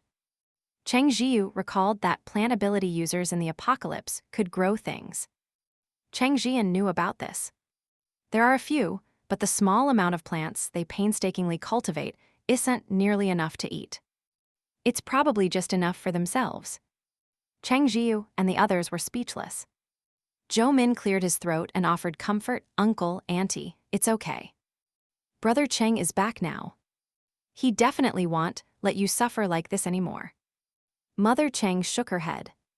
It's enough that Zhiyu is safe. I don't want him to take any risks. In her eyes, going out on missions was far too dangerous. Every time Cheng Zhiyan left, she was terrified. She would rather not eat her fill than have her 2 children be in danger. Father Cheng felt the same way. Mother Tian also told Tian Kaio, don't be reckless just because you're an ability user. So-and-so was an ability user too, but he ran into a powerful zombie and... Alas! A warmth spread through Cheng Zhiya's chest. It's not that dangerous. Tian Kaio chimed in, yeah. Killing a few mutated beasts is pretty simple for us. Mother Tian thought her son was bragging. He made it sound as easy as killing a chicken. However, just as she was thinking this, there was a knock on the door. When the door opened, the person from the village responsible for distributing supplies had arrived. He was carrying a large chunk of pork, which looked to be about 70 or 80 catties. He was exceptionally polite when he saw them. I am here to distribute supplies. This is for Cheng Zhiyan. Mother Cheng and the others were shocked. So much. A pang of heartache struck them. Just how much danger had Yan Yan put herself in? An ordinary mission wouldn't yield such a large share. There's more than this. The distributor pointed to the 6 wild boars behind him, one of which was the leader, weighing around 500 catties. These are all yours. Mother Tian's jaw dropped. This? Are you sure this isn't for the whole village? Why is there so much? Tian Kaio puffed out his chest. Haha, we just happened to pass by and kill a herd of wild boars. We each got one. Everyone else was stunned. Mother Cheng grabbed Cheng Zhiyu, looking him over from top to bottom. Let me see, are you hurt anywhere? Cheng Zhiyu's heart warmed. I am not hurt at all. Cheng Zhiyan was much more talkative now. Moms, don't worry. My brother is amazing. Those boars went down in a flash. They didn't stand a chance. In a daze, Mother Cheng and the others watched as Cheng Zhiya's group dragged the boars back. Cheng Zhiyu was about to reach out and help drag them, but Cheng Mo wouldn't let him. The boars hadn't been processed yet and were filthy. He pressed down on Zhiya's hand and simply used his water ability to envelop the boars and toss them into the courtyard. Mother Cheng and the others stared with wide eyes again. Dahai has a water ability, Cheng Zhiyu explained. Then, Cheng Mo proceeded to fill every container in the house with water. Must make a good impression in front of Zhiya's family. Watching this, Zhou Min felt his teeth ache. Hiss! What a preening peacock. He glanced at Sun Yu, trying to find a kindred spirit.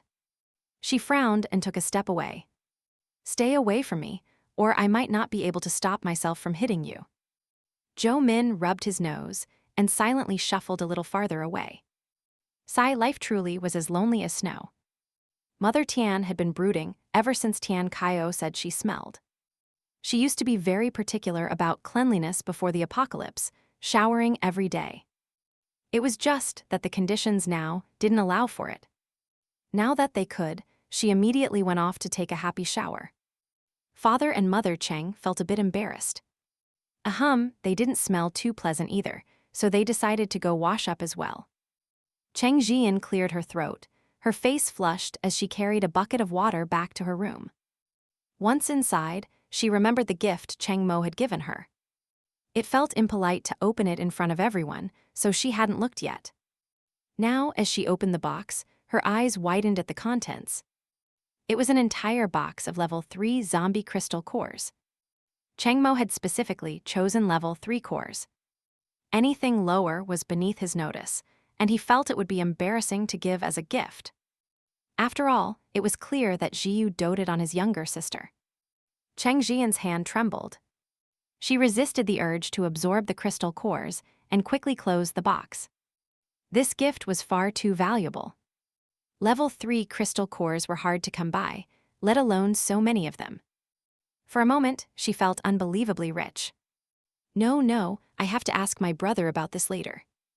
I'm afraid if I absorb these, I'll have to sell him just to pay it back. After everyone was cleaned up, the family began to process the wild boars. This one piece should be enough for a meal, right?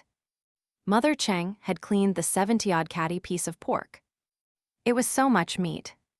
They probably wouldn't be able to finish it all. But then Cheng Zhiyu and his friends said it wasn't enough. They proceeded to gut another one of the boars and cut off 100 catty slab of meat. Mother Cheng was speechless. Were they sure they could eat all that? However, seeing how certain they were, she didn't say anything more. She would just cook it all. What do we do with the rest? The weather is too hot. It'll spoil, Father Cheng worried. He never thought he would be troubled by having too much food. It was truly a sweet burden. Just then, he heard Cheng Zhiyu ask him to bring over a few large rice sacks. The sacks were about half a person's height. Cheng Zhiyu reached out, and the empty sacks were instantly filled to the brim with rice. Mother Cheng and the others had lost count of how many times they had been shocked that day. This. How could so much rice just appear? After filling several sacks, Cheng Zhiyu had cleared out enough room in his storage. He then collected the wild boars into his space. Watching the boars vanish into thin air, the parents were stunned. This.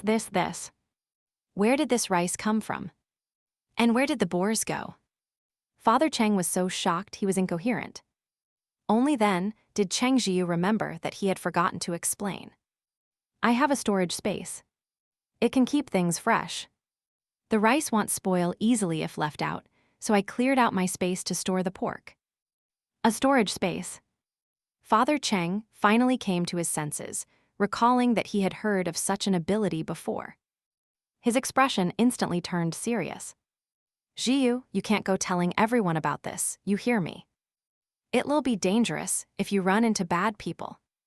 Cheng Zhiyu found it a little amusing that his father was lecturing him like a child, but he still promised seriously, I know. Seeing that his son had taken his words to heart, Father Cheng let out a sigh of relief. Wait, you said you needed to clear out your space. Was it completely full? Mother Tian had spotted the key detail. Cheng Zhiyu nodded. Yes, my space isn't that big, only 40 cubic meters, and it was full. Cheng Zhiyu could only hope his next plant would mature soon, so his storage space could expand. 40 cubic meters. That wasn't big. That was the size of a small warehouse. And it was completely full. Cheng Zhiyu smiled. Most of it is food, so Mom, Dad, you don't need to be so frugal anymore. Father and Mother Cheng felt a wave of complex emotions. Gritting their teeth, they began cutting the chunks of meat a little larger. With plenty to eat and drink, it would be truly foolish to keep starving themselves just to save. Tian Kaio asked his mother where his father was so he could go find him. As for Mother Tian, she stayed behind to help with the cooking. With nearly 200 catties of meat, just chopping it all was a huge task. Luckily, there was help. Tian Manman wielded a kitchen knife as if she were cutting tofu, swiftly dicing the meat into chunks. Then she began slicing it. Sun Yu also knew how to cook and silently helped Cheng Zhiyan chop the side dishes. With her brother back, Cheng Zhiyan felt much more relaxed and had reverted to her chatty self. She chirped at Sun Yu, Sister, you're my brother's friend, right? Sun Yu frowned slightly. She disliked men, but... She still answered, yes, you could say that. Ah, then my brother must have faced a lot of dangers on his way back, right? Cheng Zhiyan sighed. How could it not be dangerous out there? Sun Yu didn't know what to say, offering only he made it back safely. That's true. Cheng Zhiyan smiled again, full of youthful energy. My brother is the best. It's great that he has friends like you. Sun Yu wasn't sure if they counted as friends. She hadn't known Cheng Zhiyu and the others for long, and besides, she had planned on leaving. But she was also a little lost, with no idea where to go. Cheng Zhiyan didn't notice the change in her mood. Clearing her throat, she tried to get some information from Sun Yu. That are my brother and brother Mo especially close. Sun Yu didn't understand her hidden meaning. She thought for a moment and nodded. Yes, they're inseparable every day. Cheng Zhiyan was taken aback. The welcome gift from Cheng Mo suddenly felt scorching hot in her hands.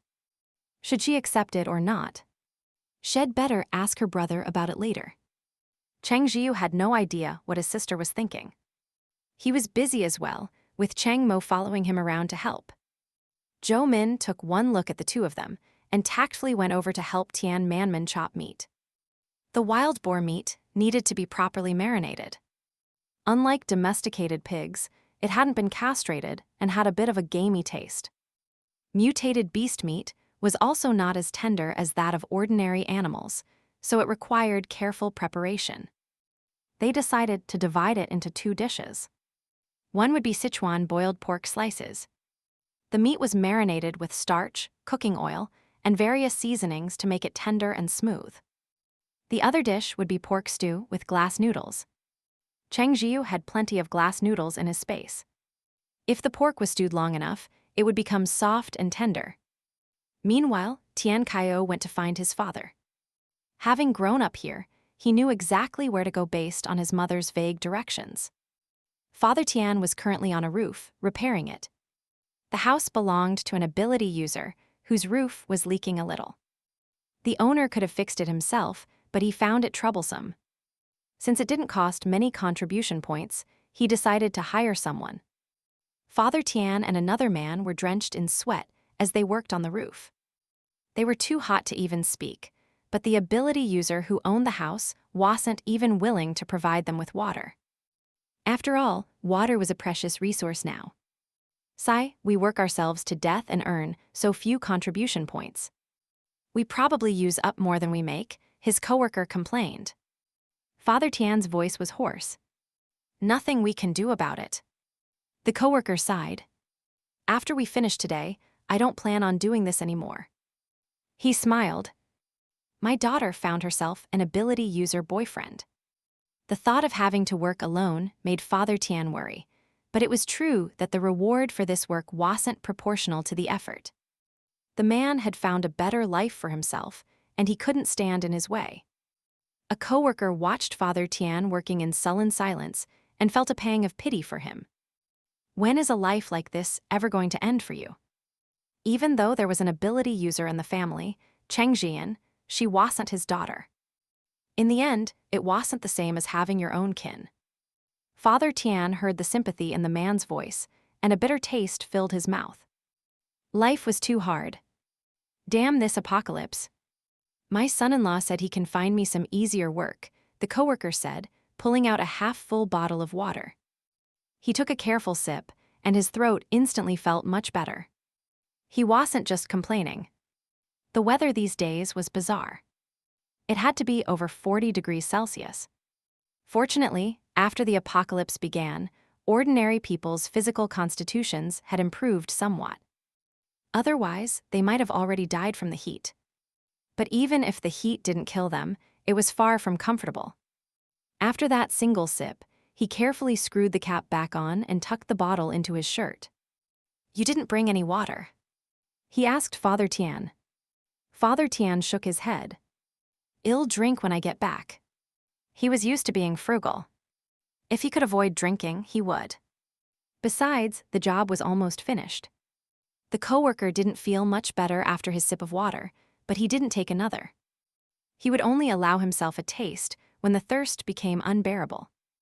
The two men fell silent again, continuing their work. Just then, a voice called out from the distance. Dad! Father Tian froze, muttering to himself, why does that voice sound so much like my son? His coworker laughed at him. Missing your son that much? Yurei starting to hear things. Father Tian shook his head, thinking he really must be hallucinating. Then he heard the voice again. Dad, why aren't you answering after I called you so many times? Father Tian looked down and saw his son standing in the courtyard. For a moment, he thought he was dreaming. Overcome with emotion, he nearly fell off the roof. Zio. Son. Is it really you? The coworker was stunned. Wasn't old Tian's son in A City?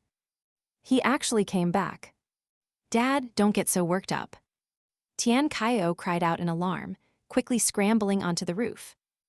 Once he saw that it was truly his son, Father Tian's eyes instantly welled with hot tears. It really is you.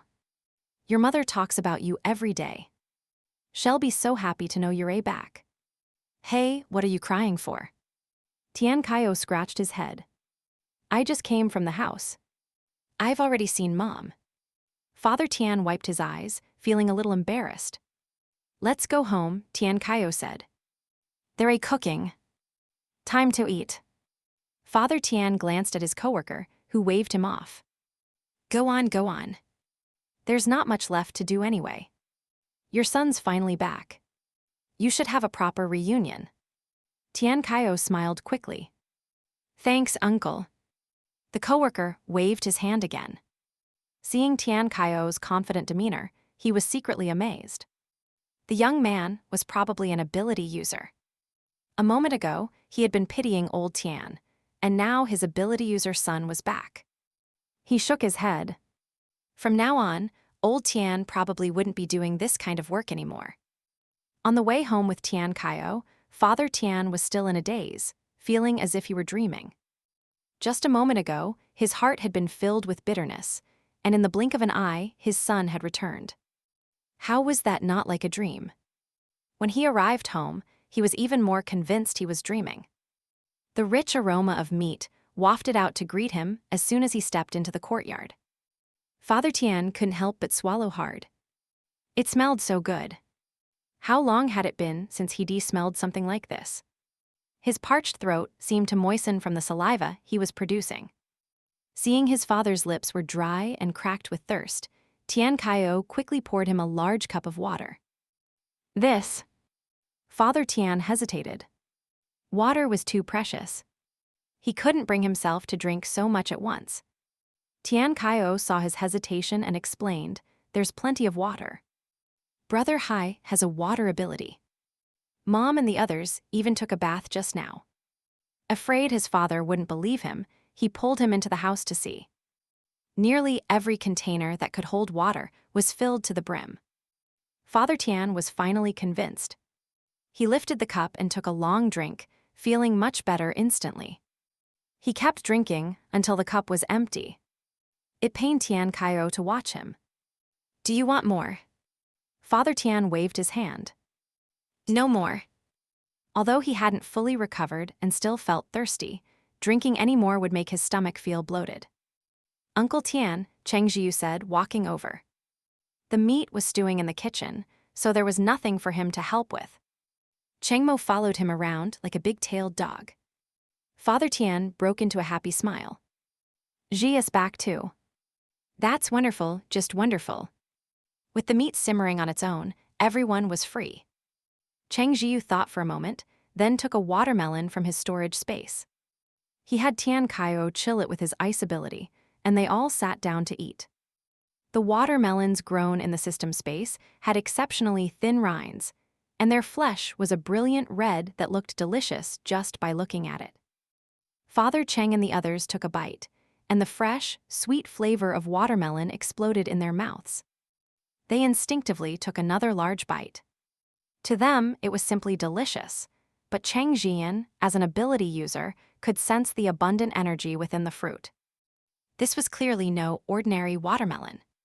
She ate her slice without a word. With so many people, one watermelon wasn't enough, so Cheng Zhiyu took out another. Seeing this, Mother Cheng stopped eating, feeling they should conserve it. They had been thrifty before the apocalypse, but after it began, saving was the first thing they learned to do. Mom, Cheng Zhiyu said, I have lots of watermelons in my storage space. Just think of it as helping me clear out some room. Zhou Min could attest to that. We eat watermelon every day. The watermelons Cheng Zhiyu had planted next to Xiaohe Huang grew indefinitely. As soon as one was picked, another would grow in its place. He truly did have a lot of them in his space. But Mother Cheng hesitated. The apocalypse had made her sense of impending crisis even stronger. She was always afraid that one day there would be nothing to eat. After all, nothing would grow anymore. As farmers, the very foundation of their livelihood was gone. This was a massive blow to them. Then, Cheng Zhiyu began pulling things out of his space to show her. I forgot I had this in here. I'll have to deal with it later. As the courtyard began to fill up, Mother Cheng didn't know whether to laugh or cry. All right. Mom believes you. Stop taking things out. Father Cheng and the others were stunned too. There was just so much stuff. Cheng Zhiyu put everything away and said seriously, I wanted to tell you that now that we're back, you don't have to live so hard anymore. Tian Kaio agreed. Exactly. What was the point of us rushing back? If you're still living in hardship, then we came back for nothing. Mother Cheng and the others felt their noses tingle again. They secretly wiped away their tears and said with a smile, all right, we won't be so frugal anymore. Let's eat. But she added, no wasting. That was their final line. No matter how much they had, they couldn't waste it. They saw how hard the other villagers had it and couldn't bring themselves to waste food. Cheng Zhiyu smiled. I know. Wasting is a crime. They cut another watermelon and ate every last bit, wasting nothing. As they talked, listening to Cheng Zhiyu's group recount their journey, the courtyard filled with laughter and cheerful voices. Zhou Min joked, the best decision I ever made in my life was to shamelessly stick with Brother Cheng. Waya. With Brother Cheng, I never have to go hungry and miserable again. Getting emotional, he moved to hug Cheng Zhiyu. However, Cheng Mo blocked him, his handsome face cold. Talk is talk. Why are you getting handsy? And what do you mean, stick with Zhiyu? Did you fail Chinese class? Zhou Min was speechless. I didn't mean anything by it. You're the one looking at it with a dirty mind, aren't you? He secretly rolled his eyes before forcing a smile at Cheng Mo. Brother Hai is right, haha. Tian Kaio watched the show from the side, slapping his thigh with laughter. Tian Manman didn't understand what was going on, only that Cheng Mo didn't seem to like people touching Cheng Zhiyu. He silently made a mental note. Sun Yu watched from the side. She felt as though she had never truly fit in, but at this moment, a faint smile touched her lips. Cheng Zhiyu was exasperated. He looked at Cheng Mo. Don't bully him. Cheng Mo looked innocent, pulling Cheng Zhiyu into a hug and nuzzling him like a big dog. How was I bullying him? With his parents and the other elders watching, Cheng Zhiyu's face flushed. His expression stiffened, caught between pushing Cheng Mo away and not pushing him away. Seriously, couldn't Cheng Mo be a little more careful in front of his parents? Mother Cheng and the others had stiff expressions for a moment. They looked like they wanted to say something, but in the end, they remained silent. Cheng Zhiyu secretly glared at Cheng Mo and pinched his thigh hard. Cheng Mo, with his tough skin and thick flesh, didn't feel a thing. Fortunately, it was time to eat. The gamey smell of the wild boar had been perfectly masked by the seasonings, and the meat was stewed until it was tender, flavorful, and fell right off the bone. Delicious. Cheng Zhiyan thought. I haven't had such a good meal in ages. Zhou Min gave a thumbs up. Mother Cheng had been the one to cook the meat. Auntie, your cooking is amazing. By the way, are you in need of another son? Mother Cheng was taken aback. It was just one meal, was this reaction necessary? Cheng Zhiyu was speechless. Your biological son is still here, you know. Zhou Min, ever shameless, grinned. Then are you in need of a younger brother? No, Cheng Zhiyu and Cheng Mo said in unison. Fine, Zhou Min thought. Another day of choking on their public displays of affection. Delicious, Tian Manman said suddenly, then lowered his head to shovel another mouthful of meat into his mouth. Haha. Everyone couldn't help but laugh. Slow down, there are bones. Don't choke. Tian Manman nodded enthusiastically. Meh. He was a true foodie. Now that Cheng Zhiyu thought about it, all of them had originally decided to follow him because of food. He glanced at Cheng Mo, who was also eating quickly, though his table manners remained impeccable. He did have a perfectly sculpted face, after all.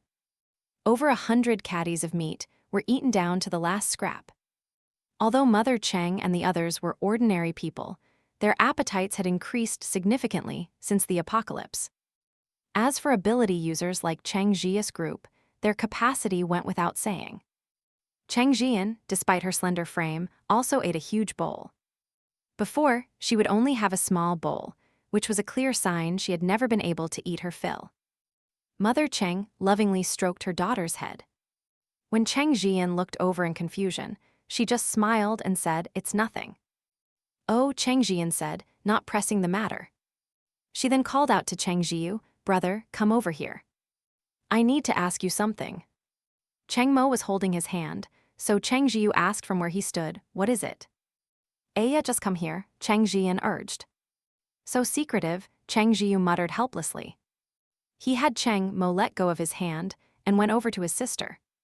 Cheng Zhiyan pulled him into a corner and took out a box she carried with her. Opening it for her brother to see, she said, "Look, brother. Brother Mo gave me this. It's way too valuable. I don't know if I should accept it." She puffed out her cheeks, a troubled look on her face. Cheng Zhiyu was taken aback. He had known Cheng Mo gave his sister a gift, and he thought it was strange at the time. Why would a friend need to give his sister a first meeting present? But his relationship with Cheng Mo couldn't be described as simply friends, so he had told Zhiyan to accept it anyway. He hadn't known what was in the box, however. Now that he saw the contents, he realized what Cheng Mo had gone out to do earlier. To have killed so many level 3 zombies in such a short amount of time. Cheng Zhiyu smiled. Familiar with his expressions, Cheng Zhiyan shrank back. Her brother's smile was terrifying. "Since he gave them to you," Cheng Zhiyu said pleasantly, "you should just keep them." "Okay," Cheng Zhiyan replied, hunching her shoulders. As Cheng Zhiyu turned and walked away, his sister stood there scratching her head. I feel like I just got Brother Mo in trouble." "Zhiyu, I want to share a room with you," Cheng Mo whispered in his ear, pulling him close as he approached. Mother Cheng was just then assigning them rooms. Zhou Min and Tian Manman would stay at Tian Kaiao's family home, but the Cheng family still had enough empty rooms for the rest. The house was laid out so that when you entered the main gate, there was a covered open area, typically for parking a car or storing grain during the harvest season.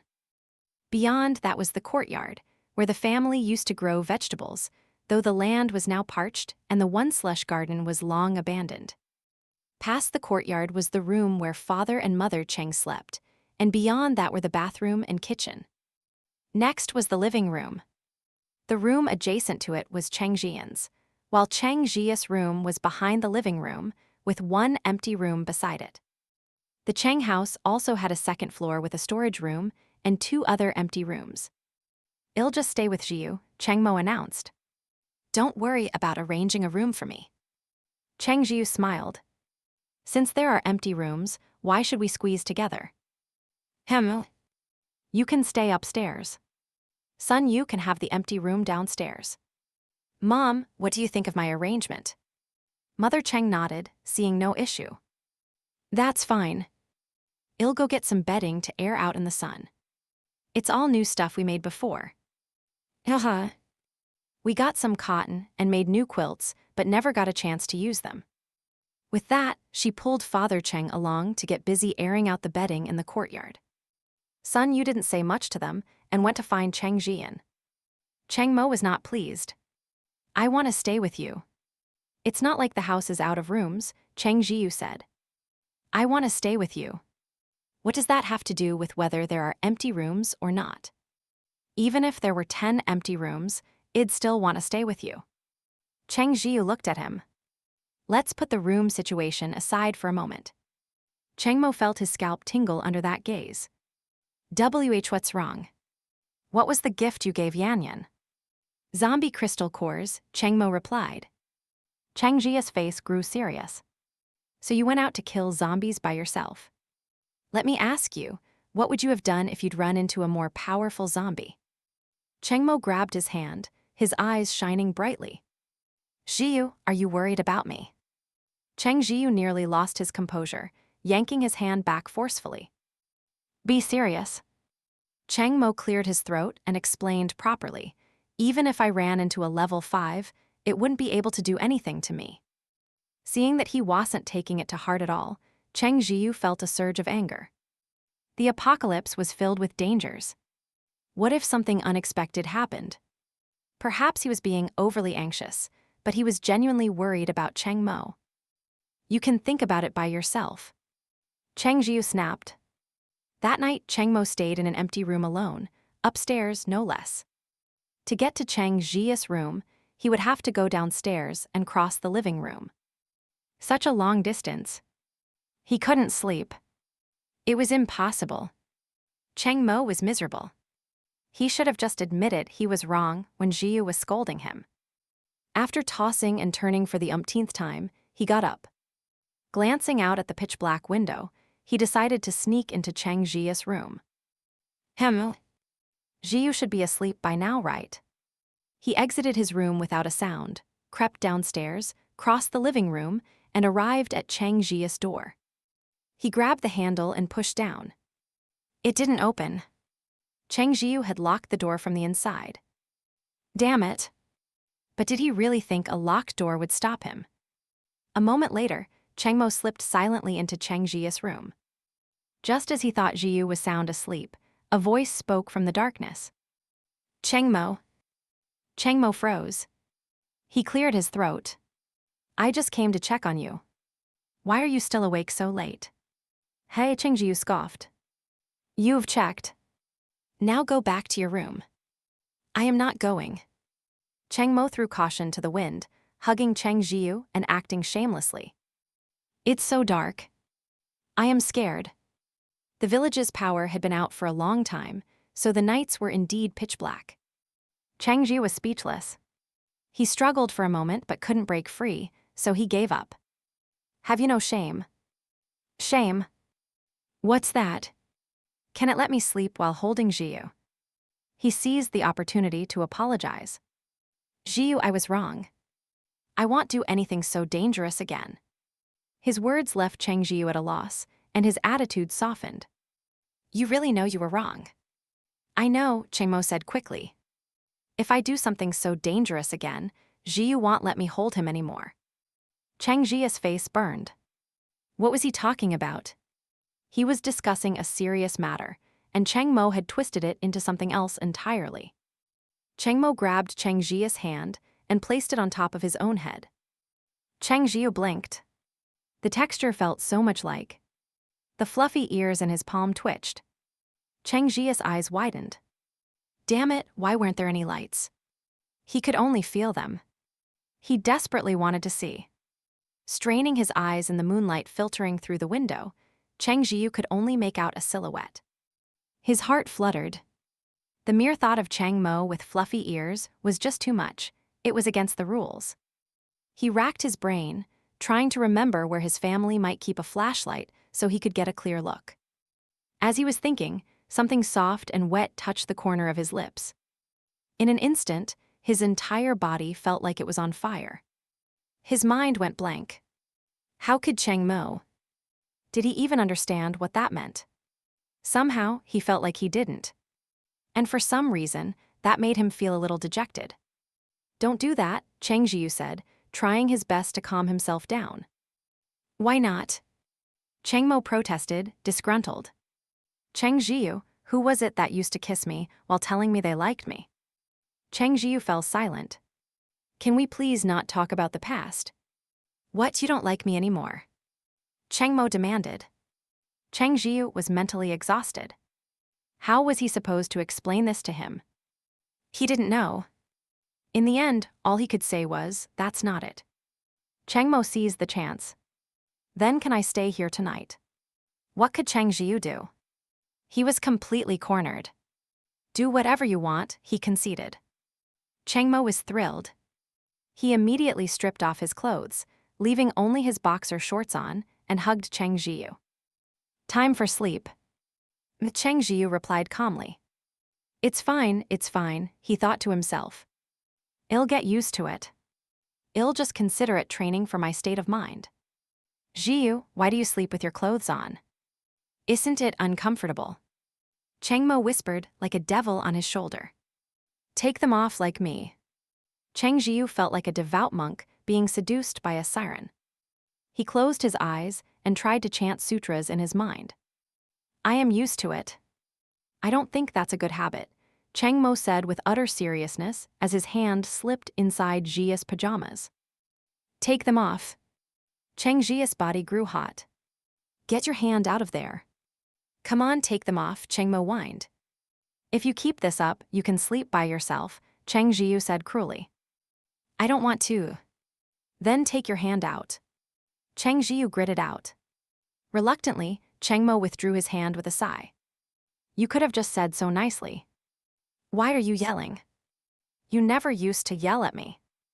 I used to crawl into your shirt, and you never said a thing.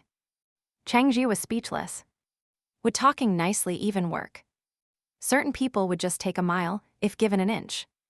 Besides, how could now be the same as before? He wouldn't have inappropriate thoughts about a dog, but with Cheng Mo. He wasn't so sure.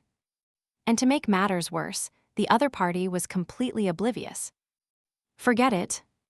He didn't want to think about it anymore. It was too frustrating. Cheng Mo shifted, pressing himself tightly against Cheng Zhiyu and sniffing the back of his neck. A warm breath washed over his skin. Zhiyu, you smell so good. Cheng Zhiyu let out a slow breath, trying to remain calm. It's the scent of my body wash. If you like it, I can get you a bottle of the same one. Cheng Mo sniffed again. I don't think it's body wash. It's Zhiyu's scent. Shut up and go to sleep. Cheng Zhiyu threatened once more. If you disturb my sleep again, you're sleeping alone. All right, I get it. He had thought he wouldn't be able to fall asleep, but perhaps because Cheng Mo's scent was so familiar, Cheng Zhiyu's eyelids grew heavier and heavier until he drifted off without realizing it. He was lost in a hazy dream when he stirred, suddenly aware of a dampness. Realizing what it was, his face flushed red, and he carefully tried to slip out of Cheng Mo's embrace. Zhiyu, what are you doing? Cheng Mo mumbled. Cheng Zhiyu cleared his throat and tried to sound calm. I am going to the bathroom. Cheng Mo opened his eyes and glanced at him. I'll go with. You stay here and sleep, Cheng Zhiyu said quickly. Fearing Cheng Mo would insist on following, he added, I haven't had enough sleep yet. I am coming right back to bed. Hearing that, Cheng Mo indeed dropped the idea of following him and closed his eyes again. Then come back quickly. Cheng Zhiyu mumbled a vague agreement and hurried to the bathroom. He was incredibly grateful at that moment that his room had a private bathroom. When he had just graduated, he'd earned a sum of money from his internship and used it to renovate the house. At the time, he thought having an ensuite would be more convenient, so he had one installed in his room. If he hadn't, he would have to go outside, and his parents usually woke up at the crack of dawn. He entered the bathroom, changed his clothes, and washed his underwear with a flushed face. The memory of that hazy dream made him groan in frustration. Damn it, had his feelings for Cheng Mo changed. Before, he had thought that even if the other could turn into a human, he would still be a kid. He had even planned on treating him like his own child. But as it turned out, he had grown into such a big guy. Terrified that Cheng Mo might suddenly walk in, he scrubbed his underwear at top speed. He could hear his parents talking outside. As expected, they were already up. No, I can't hang this outside to dry.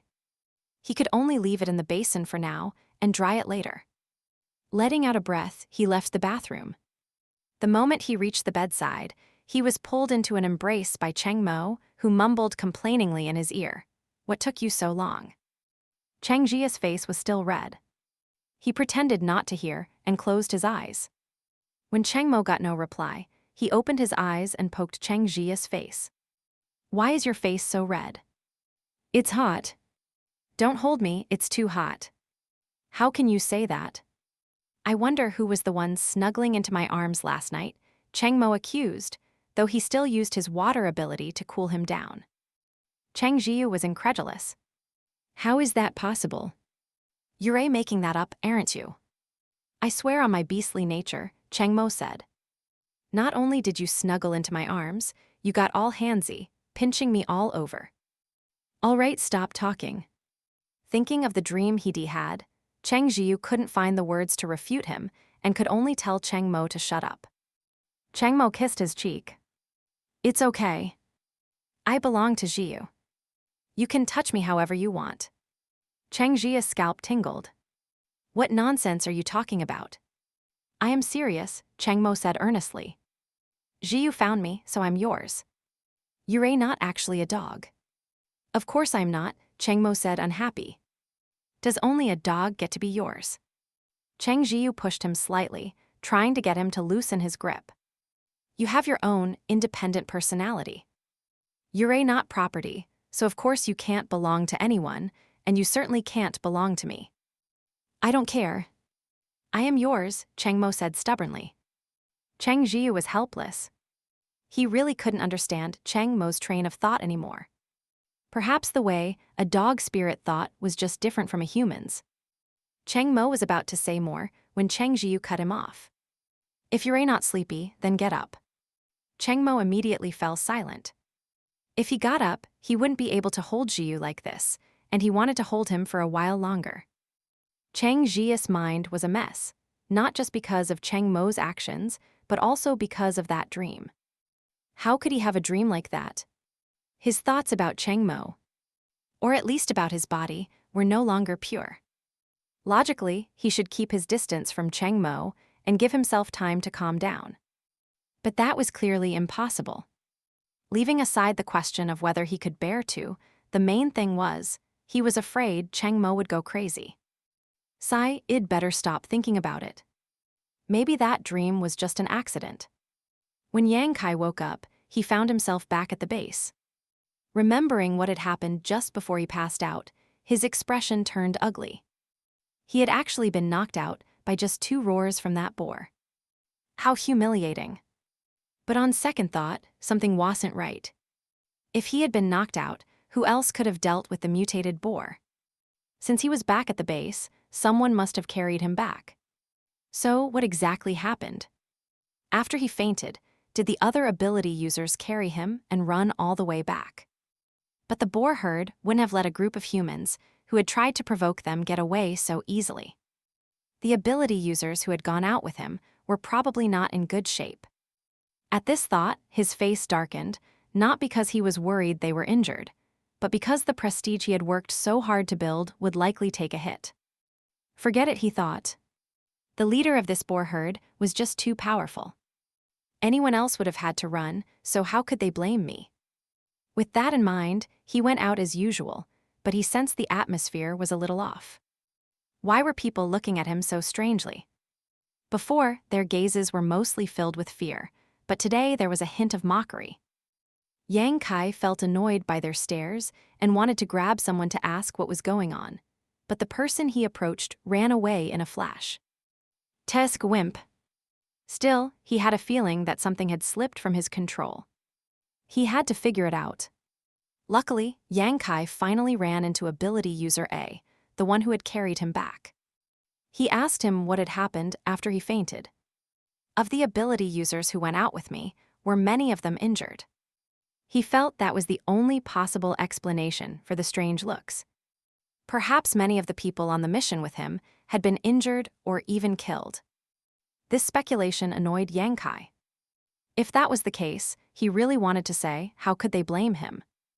Even if he was the strongest ability user in the base, they couldn't just pin the responsibility of protecting everyone on him, could they? However, ability user as response was unexpected. He said no one was injured. No one. Not a single person. Yang Kai was surprised. How is that possible? He had been knocked unconscious, yet these people had managed to escape the boar herd's attack. Ability user A kept his head down and nodded, not daring to say much more for fear that Yang Kai would get angry and he would suffer for it. How could no one be injured? You must mean no one died, right? They were all injured, weren't they? Yang Kai still didn't believe it and repeatedly confirmed. It's just that no one was injured, ability user A said helplessly. Yang Kai raised his voice. How is that possible? Ability user A cursed his own bad luck and inwardly grumbled at Yang Kai for pestering him. Of course, he didn't dare show it, maintaining a respectful expression on his face. He figured since he couldn't hide it anymore, he might as well just tell him. He just hoped Yang Kai wouldn't lose his mind and take it out on him. We were indeed about to be wiped out, but then Cheng Zhiyu's older brother came back with a few people. Cheng Zhiyu's older brother. Yang Kai was incredulous. How is that possible? How could he have come back? Since he had already started talking, ability user A decided not to hide anything else. He brought several ability users with him and took care of the boar herd in an instant. Yang Kai's expression was grim. He moved his lips and asked, is he an ability user too? He didn't specify who he was, but ability user A knew exactly who he meant. After all, Yang Kai had been shamelessly pursuing Cheng Zhiyu. He was over 30, while Cheng Zhiyu was only 18. Anyone who heard about it would call him shameless. How could Yang Kai not be worried? If Cheng Zhiyu ever heard about this, he would definitely be in for a world of trouble. While silently criticizing him, ability user A answered honestly, I think he's a plant ability user. Yang Kai, who had been tense, laughed at his words. A plant ability user. Heh. Just a useless ability. I bet the people he brought back were the ones who took care of the boar herd, right? Ability user A wanted to refute him. After all, he had seen it with his own eyes. Cheng Zhiyu was the one who had defeated the boar leader. However, he opened his mouth, but ultimately said nothing. Forget it. If he angered Yang Kai, nothing good would come of it. Better to just keep his mouth shut. Completely unaware that ability user A was holding back, Yang Kai felt his mood instantly light. He had been thinking that if Cheng Zhiyu had some powerful ability, he would have to reconsider his future plans. But this was it. Just a useless plan ability. By the way, did you all hunt the boar herd yesterday? Yang Kai remembered to ask. Ability user A nodded.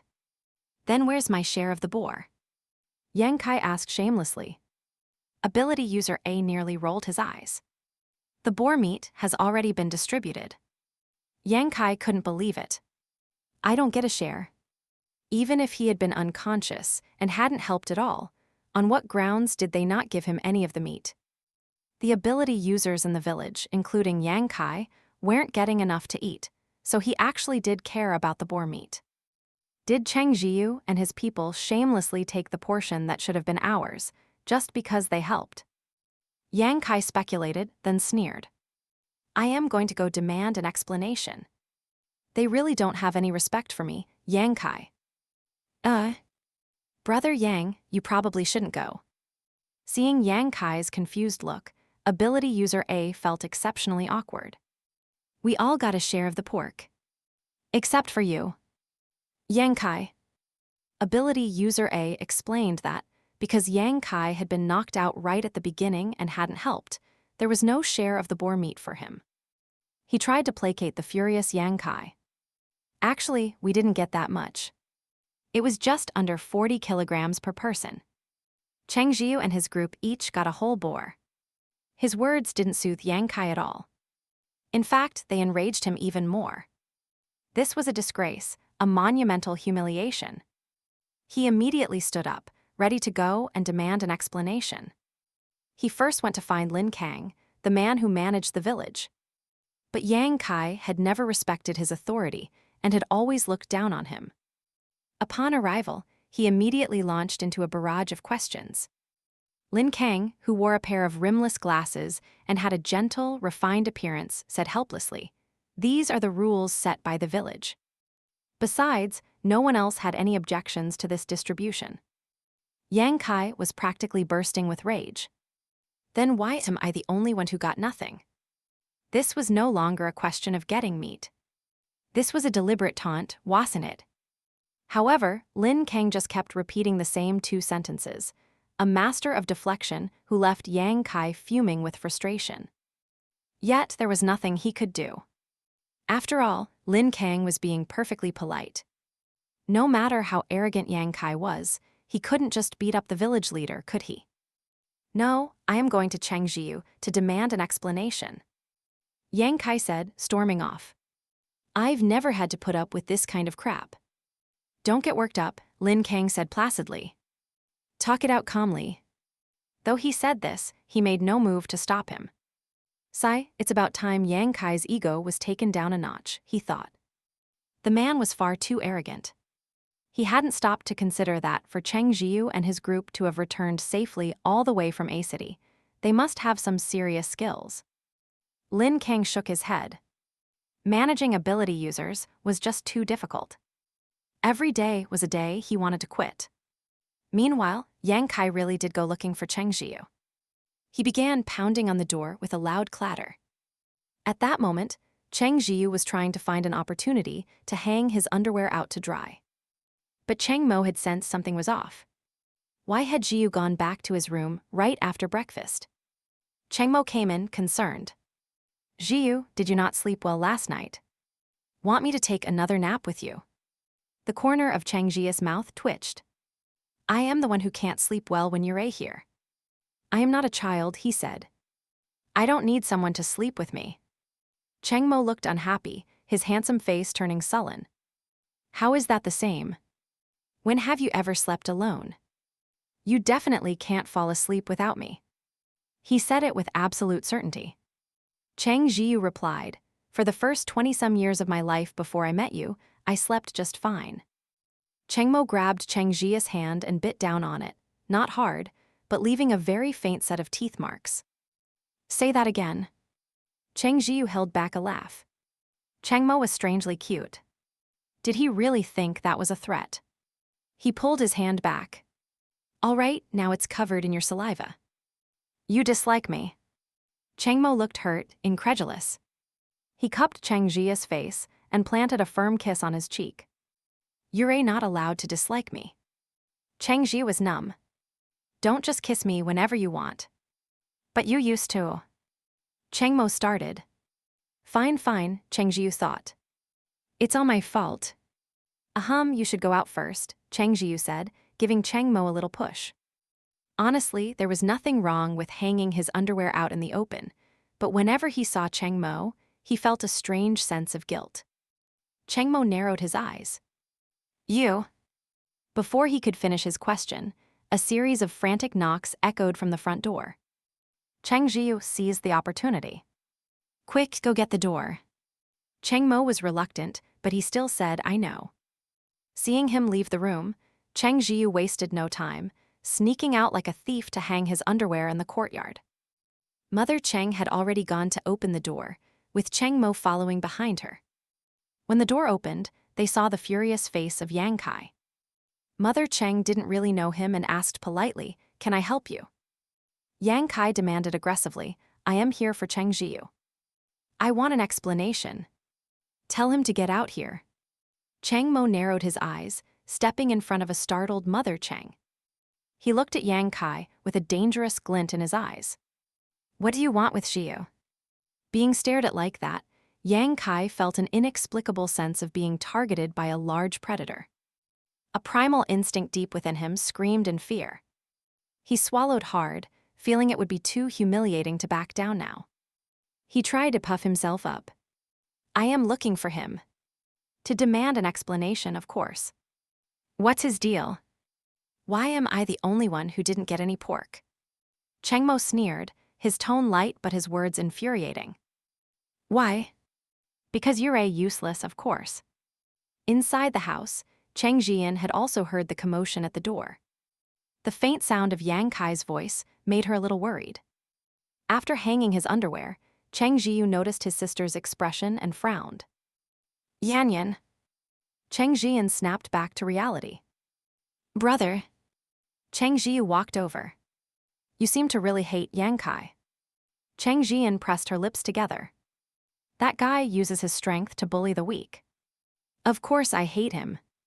Cheng Zhiyu felt there was more his sister wasn't saying, but since she seemed unwilling to elaborate, he didn't press her. He would find out sooner or later. Zhou Min came over to join the fun. Hearing the noise at the door, she clicked her tongue twice. Hey, don't you worry, little sister. Someone's about to have a very bad day. Cheng Zhiyu blinked. At the door, Yang Kai was so enraged by Cheng Mo's merciless words that he completely lost his temper and raised a hand to attack. The next thing he knew, his head was struck by lightning and his hair frizzed into curls. Cheng Mo seemed to find this hilarious. He broke into a grin, cupping his chin with his hand as if seriously pondering. Tell me, where should I strike next? Yang Kai trembled. The man in front of him had effortlessly dodged his attack. He was thoroughly cowed now, but he was also deeply ashamed. A crowd of onlookers had gathered, drawn by the commotion. He tried to save face. I'll deal with Cheng Zhiyu later. Cheng Mo's smile vanished, his eyes turning menacing. Of course, he didn't think a useless guy like this could pose any real threat to Zhiyu, but his words were incredibly annoying. Maybe I should just shut him up for good. Just as he was contemplating this, a hand suddenly rested on his. Cheng Mo's expression shifted in an instant, and he turned to Cheng Zhiyu with a bright smile. Zhiyu, that guy was so annoying, Cheng Mo complained. He's just lashing out because he lost face, Cheng Zhiyu said. Don't mind him. Cheng Mo was obedient. Fine, I'll let it go this time. Zhiyu is kind, after all, he thought. I should be kind too, or at least appear to be. Seeing that this Yang Kai was all bark and no bite, father and mother Cheng let out a sigh of relief. As Cheng Mo passed through the courtyard, his sharp eyes noticed something new. He looked at Cheng Zhiyu and grumbled, Zhiyu, why are you so shy? It's just a pair of underwear. You don't have to hide from me to hang it up. Cheng Zhiyu replied. I am going to see Lin Kang. He needed to bring back the other half of the rice from the granary as soon as possible. The clingy Cheng Mo immediately attached himself to him. I am going with you. Cheng Zhiyu let him. Even if he said no, the man would follow him anyway. Soon he met Lin Kang. The man had a scholarly appearance and a constant smile. I heard all about you yesterday. Even if you hadn't come looking for me today, I was planning to invite you for a chat. Based on what he'd heard of Lin Kang's actions, Cheng Zhiyu had a rather good impression of him. He smiled back. You're busy managing the base. It's better that I come to you. Haha, this base certainly keeps me busy, Lin Kang said, a weary expression crossing his face. I have no prior management experience, so I am just figuring things out as I go. It's a good thing our village is small. Even with a small population, he wasn't doing a great job managing it. He had the will but lacked the means. Speaking of which, Lin Kang continued, thanks to the herd of mutated boars you hunted yesterday, you've eased the base's survival crisis a little. Cheng Zhiyu frowned. Is the base really short on food? Lin Kang's face grew solemn as he nodded. Yes, it can't be helped. Most of the ability users here aren't very strong. Even Yang Kai is considered one of the better ones. I wanted to take care of both the ordinary people and the ability users, but as resources dwindle, the conflict between the two groups has deepened. Survival in the apocalypse is hard enough, and now even the animals outside are stronger than people. The space for human survival is shrinking more and more. It's just... Lin Kang trailed off with a sigh. You've already done an excellent job, Cheng Zhiyu comforted him. At the very least, you've ensured the safety of the people in the base to a great extent. Honestly, he was very grateful that Lin Kang had been willing to step up in the beginning. He had at least established a safe zone where the people he cared about were protected. Sai, this is all I can do, Lin Kang said, adjusting his glasses. Cheng Zhiyu then stated his reason for coming. He smiled and said, "I know of a warehouse that has rice inside. It might be able to temporarily alleviate the base's situation." Lin Kang's eyes lit up. He grabbed Cheng Zhiyu's hand in excitement. "Are you serious? That's wonderful, just wonderful. I was just worrying about this very thing." Cheng Mo's eyes were fixed on Lin Kang's hand. "What an eyesore." "Of course," Cheng Zhiyu said. "However, I have one condition. It shouldn't be too difficult for you to meet." Under Cheng Mo's death glare, Lin Kang withdrew his hand. He looked at Cheng Zhiyu. "What's the condition?" "Let's hear it." "It's about the distribution of this rice. There should be about 50,000 kilograms," Cheng Zhiyu said. "I hope that 1/3 of it will be used for the ordinary people." 4/5 of the base's population were ordinary people. However, they didn't consume as much as ability users, so 1/3 was a significant amount. Lin Kang was surprised that Cheng Zhiyu would make such a request. He smiled. It's rare to see an ability user consider the ordinary people like this. Cheng Zhiyu just smiled, neither confirming nor denying it. Lin Kang thought for a moment. "I agree. To be blunt, this rice is a contribution from you to the base. Of course, a small request like this can be met. Besides, Cheng Zhiyu's request aligned perfectly with his own intentions." Cheng Zhiyu wasn't surprised that Lin Kang would agree. The man was known to be relatively fair to ordinary people. "So when do we set out?" Cheng Zhiyu asked. Lin Kang considered it. "To avoid any unexpected problems, we'll leave as soon as the truck is ready. The village's large truck would be more than enough for 50,000 kilograms of rice." Cheng Zhiyu nodded, and they agreed to meet at the base entrance. The moment they left, Cheng Zhiyu felt his hand become wet. Cheng Mo was using his water ability to wash it. "Stop," Cheng Zhiyu said wearily. "Any more washing, and the skin will come right off." Only then did Cheng Mo stop. He gripped Cheng Zhiyu's hand jealously. "He was just talking to you. Why did he have to grab your hand?" Cheng Zhiyu sighed in resignation as Cheng Mo lifted his hand and kissed it. After kissing both of his hands, Cheng Mo was finally satisfied, his mood instantly brightening. He marked them one by one. Cheng Zhiyu opened his mouth to speak, but hesitated. "You? What's wrong?" Cheng Mo asked. Cheng Zhiyu shook his head. "Nothing." "Never mind," he thought. "It's just a few kisses on my hand. It's nothing." He tried to convince himself. The two of them tidied up a bit. Just then, someone sent by Lin Kang came to notify them, so they headed to the base entrance. When Tian Kaio and the others heard about it, they tagged along too. And there, at the entrance, they ran into Yang Kai again. Yang Kai's expression was even uglier now. He had just heard the rumors circulating about him in the base. They were saying that while he was supposedly the most powerful ability user in the base, it was all just hype. He couldn't even handle a mutated boar and had fainted from fright at the sight of one. Who the hell started that rumor? Yang Kai fumed internally. Did I faint from fright? He wanted to argue that the boar was just that powerful, but he had no way to explain it, especially since Cheng Zhiyu's group had taken care of the entire pack with ease. Yang Kai was furious. Cheng Zhiyu, it was always Cheng Zhiyu. Just a useless plant ability user, what right did he have to walk all over him? But he couldn't exactly go around grabbing every gossiper to explain himself. That would just make it seem like he cared. So he had to suppress his temper and pretend it didn't bother him. The result?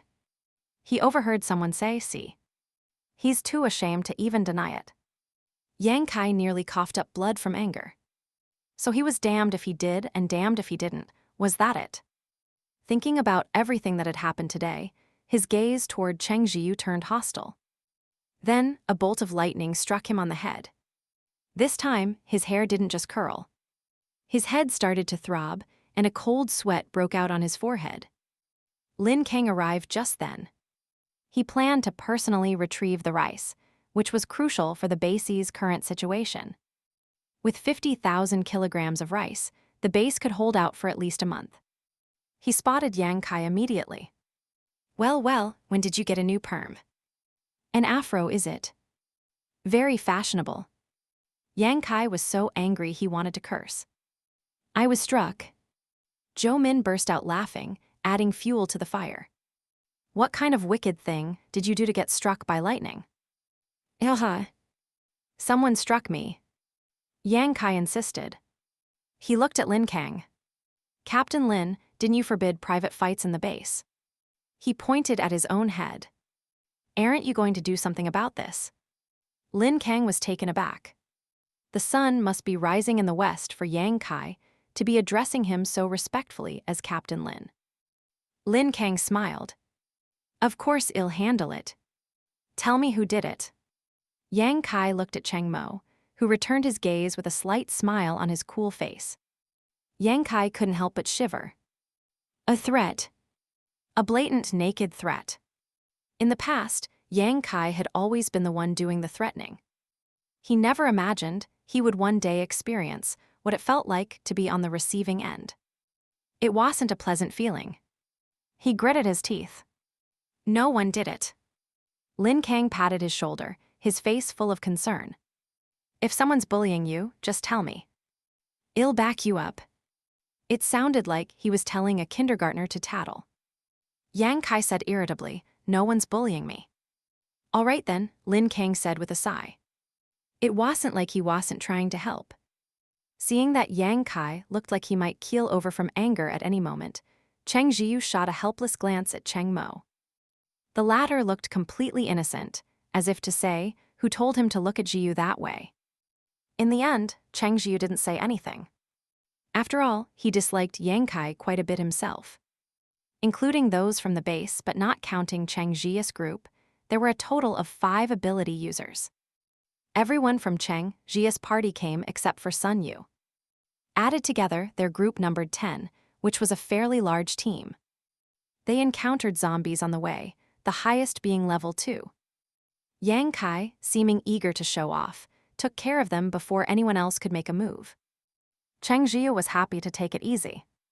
Further on, they ran into level 3 zombies that had formed a small horde. Having traveled all this way, Cheng Zhiyu's group was already well practiced in handling such situations. The ability users from the base were initially a little panicked, but when they saw how calmly Cheng Zhiyu's group dispatched a large number of zombies, they calmed down as well. While killing zombies, Yang Kai kept observing Cheng Zhiyu, trying to gauge his strength. He discovered that the guy was just slacking off, barely lifting a finger. Yang Kai scoffed, believing he had uncovered the truth. This Cheng Zhiyu. What a phony.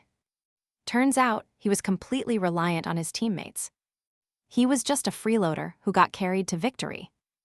No wonder when he'd gone looking for him earlier, the guy had acted like a coward, barely showing his face from start to finish. Distracted, Yang Kai was nearly grabbed by a zombie. Lin Kang, losing his usual good temper, finished off the zombie with a dark expression and snapped, "You're spacing out at a time like this. If you want to die, just say so." Yang Kai's face soured, but he didn't say anything back.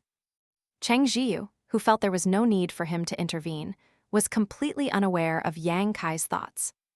He too was observing Yang Kai and the others. He noted that Yang Kai was indeed one of the more formidable people in the base. However, Lin Kang, despite his scholarly appearance, was no slouch in combat either. No wonder Yang Kai wanted to usurp his position, but had never succeeded. Lin Kang spent most of his time at the base and rarely went out on missions. Over time, the other ability users had forgotten how strong he was, only remembering Yang Kai's power, which was why they supported Yang Kai for the leadership role. But Yang Kai probably knew he didn't have much of a chance against Lin Kang. That's why, despite coveting Lin Kang's position, he had never made a move. After dealing with the zombie horde, they soon arrived at the warehouse. Thankfully, the rice was still there. The ability users from the base, except for Lin Kang, hadn't known the purpose of this trip. When they saw the piles of white rice, they were all ecstatic, including Yang Kai. With this much rice, they could finally eat their fill. They began to move the rice. Cheng Zhiyu didn't want to reveal his storage space, so he didn't use it, instead helping the others carry the bags. 50,000 kilograms of rice filled a large truck to the brim. A smile spread across Lin Kang's face. After confirming all the rice was loaded, he waved his hand grandly. Let's go back to the base. Yang Kai and the others had arrived in the truck, riding in the cargo bed. But now the truck was full, so there was obviously no room for passengers. They could only cling to the sides of the truck bed, hanging on the outside for the entire ride back. Fortunately, they were ability users and managed to endure the hour-long journey. Back at the base, the numb expressions on the villagers' faces gave way to flickers of hope when they saw the truck laden with rice. With so much rice, could they finally get a little more to eat? If only I could have just one bowl of rice, they thought, though it felt like an extravagant dream. After the rice was moved into the storeroom, Lin Kang began to discuss how it would be distributed. Yang Kai and his faction declared matter-of-factly, of course the rice should go to the ability users. We face danger and hardship every day, unlike those ordinary people who do nothing. Tian Kaio was immediately annoyed. They do nothing. Then how do the roads in the base stay spotless? And when your things break, you just mention it, and they're fixed and returned to you the next day. You don't actually think the roads clean themselves, or that broken items repair themselves, do you? He clicked his tongue. Some people awaken an ability, and suddenly think they're superior to everyone else. I wonder where they get the audacity. One of the ability users shot back, you. How can you say that? Aren't you an ability user too? Tian Kaio sneered. I am not like you. I have no interest in feeling superior. Don't lump me in with you, okay? Even so, the rice should go to the ability users. If we can't even eat our fill, how will we have the strength to protect the base? One ability user said sanctimoniously. I am just thinking of what's best for the base. Exactly. While some agreed, others disagreed. You can't say that. The ordinary people are the majority in this base. Many of them are elders who watched us grow up. It breaks my heart to see them so gaunt every day. Now that we have rice, how can we hoard it all? We say we're protecting the base, but aren't we just squeezing the resources the common people need to survive? I agree. We can't just assume that resources should be skewed in our favor, just because we're ability users. And with this much rice, we have to give some to the ordinary people. It would be too heartless otherwise. Are we supposed to just watch them starve to death? Someone retorted, unsatisfied, I never said we should let them starve. I just said we should get a larger share, and they can have what's left over. And how much is what's left over? Just enough to barely keep them alive. Isn't keeping them alive enough? It's not like they have to do anything. Mazzy, don't you forget. You grew up without parents, eating meals from everyone's table. Is there anyone in this village who didn't feed you at some point? How did they raise such an ungrateful wolf? Hey, why are you making it personal? You can't compare then and now. Back then, we had so much food we'd feed leftovers to the dogs. I think feeding the dogs would've been a better investment. You motherfucker, say that again. Enough. Lin Kang finally cut in, unable to listen anymore. His face was cold as he stopped their argument. This rice was found by Cheng Zhiyu and his group. The distribution plan was already decided before we left. Your arguing is useless. The ability users exchanged glances. Some looked dissatisfied, others pleased, and some had complex expressions. Lin Kang looked at the person in charge of supplies. Take inventory of this rice. The base hasn't distributed supplies in a long time. Announce that everyone should line up tomorrow evening to receive their share. Seeing there was nothing more to be said, the crowd dispersed. Cheng Zhiyu's group was also about to leave when Lin Kang stopped them. You know the current situation at the base, Lin Kang said. If we eat freely, this rice will only last a month. If we ration it carefully, we can make it last for half a year. Half a year. That likely meant things would stay the same as now, with everyone just getting a tiny bit of rice to hang on. Cheng Zhiyu knew, of course, that Lin Kang's thinking was correct. Eating one's fill wasn't the priority. Ensuring that more people could survive for a longer time was what truly mattered. After all, while eating freely was a fine thing, if the base were to run out of food, there was no telling how many people would starve to death. Ability users could still manage. They could risk their lives to kill a mutated beast. But what were ordinary people supposed to do? Cheng Zhiyu, however, felt this wasn't a long-term solution. He had plenty of rice in his space, but even if he took it all out, it would only delay the inevitable. "Captain Lin, have you ever considered planting some grain in the base?" Cheng Zhiyu asked. If they grew their own food, they wouldn't be so passive. Ordinary people would have work to do, and the ability users wouldn't be able to so righteously claim that the common folk were dispensable. "That's right. I think we need to start planting. Otherwise, we'll just be eating through our supplies until they're gone. The longer the apocalypse lasts, the harder it will be to find food," Zhou Min added. Tian Manman nodded in agreement. "Farming is a good idea." Lin Kang sighed helplessly. "I grew up in a village, so of course I thought of farming. But when we sow the seeds, nothing grows. Later, I discovered that plants will only grow if a plant ability user injects them with their ability every day," Lin Kang explained. "But our base only has 3 of them. They're working themselves to death, and they've only just managed to cultivate the first post-apocalyptic crop. The seeds from those plants can adapt to this new environment, but the efficiency is just too low. The small amount they produce is probably just enough to feed themselves." Cheng Zhiyu had suspected as much. After all, when they visited Kaang base, even a large base like that hadn't achieved self-sufficiency with seeds and was still in the cultivation phase. His small village, with just over 100 ability users, couldn't possibly compare. Kaang base had over 100 people dedicated solely to cultivating seeds. Considering this, Cheng Zhiyu had been careful not to eat too many of his own special plants on the way back, saving any that could be used for seeds. He currently had a decent collection of mutated seeds. The wheat planted next to Xiaohe Huang, in particular, would grow a new crop about 10 days after being harvested. He hadn't eaten any of it, instead drying and storing it all. He had also tried planting the mutated wheat from Xiaohe Huang next to Xiaohe Qiang, hoping to produce a giant variant that could be harvested repeatedly like chives. But it turned out not to be so easy. Cheng Zhiyu wasn't sure if the original mutation had been overwritten by the new one, but when planted next to Xiaohe Qiang, the wheat only inherited the gene for growing larger. It seemed that getting it to be both giant and renewable was impossible. Still, Cheng Zhiyu had saved quite a few seeds, especially wheat seeds. He decided to take them out and show them to Lin Kang. "I have some mutated seeds here.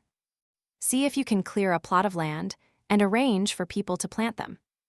When Lin Kang heard he had mutated seeds, his spirits lifted instantly. "Really? How many?" Cheng Zhiyu showed him. There was a large burlap sack full of the multi-harvest wheat. Because it grew back after being cut, he had managed to save a lot. There was less of the giant mutated wheat, but because the grains were so large, they also filled an entire sack. "This much?" Lin Kang was ecstatic. His eyes were immediately drawn to the giant wheat, and he gasped in amazement. "Is this wheat?" A single grain was nearly the size of his palm. He picked one up, turning it over and over in his hands as if it were a rare treasure. A thought struck him, and he quickly asked Cheng Zhiyu, "Don't tell me a single stalk only produces 1 grain like this." "Of course not. It grows on an ear just like before," Cheng Zhiyu said. "It just produces slightly fewer grains than a normal ear of wheat." "That's amazing." "That's already amazing," Lin Kang murmured, his gaze on the giant wheat seeds softening with tenderness. Next, he looked at the multi-harvest wheat, which appeared rather ordinary compared to its giant counterpart. It looked no different from normal wheat, so Lin Kang asked Cheng Zhiyu what its mutation was. Cheng Zhiyu explained, "This is multi-harvest wheat." After you cut it down, it grows back again. Lin Kang's eyes lit up. So it's like chives. Cheng Zhiyu thought about how the wheat in his space was growing back more and more slowly. This was likely the last harvest. He said, it doesn't grow as fast as chives, and you can't harvest it as many times. Maybe 5 or 6 times.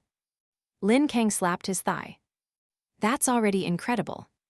If the yield stays the same, planting 1 acre now is like planting 5 or 6 acres before. He looked at Cheng Zhiyu, his expression a mixture of complexity and relief. Thanks to you, I can finally breathe a little easier. I've been constantly worried about what the base will do in the future. Cheng Zhiyu didn't think it was a big deal. I also have vegetable seeds, he added. Lin Kang's eyes brightened again. What kind do you have? After Cheng Zhiyu listed them, Lin Kang looked conflicted. Given the base's current situation, it's best we focus on wheat first.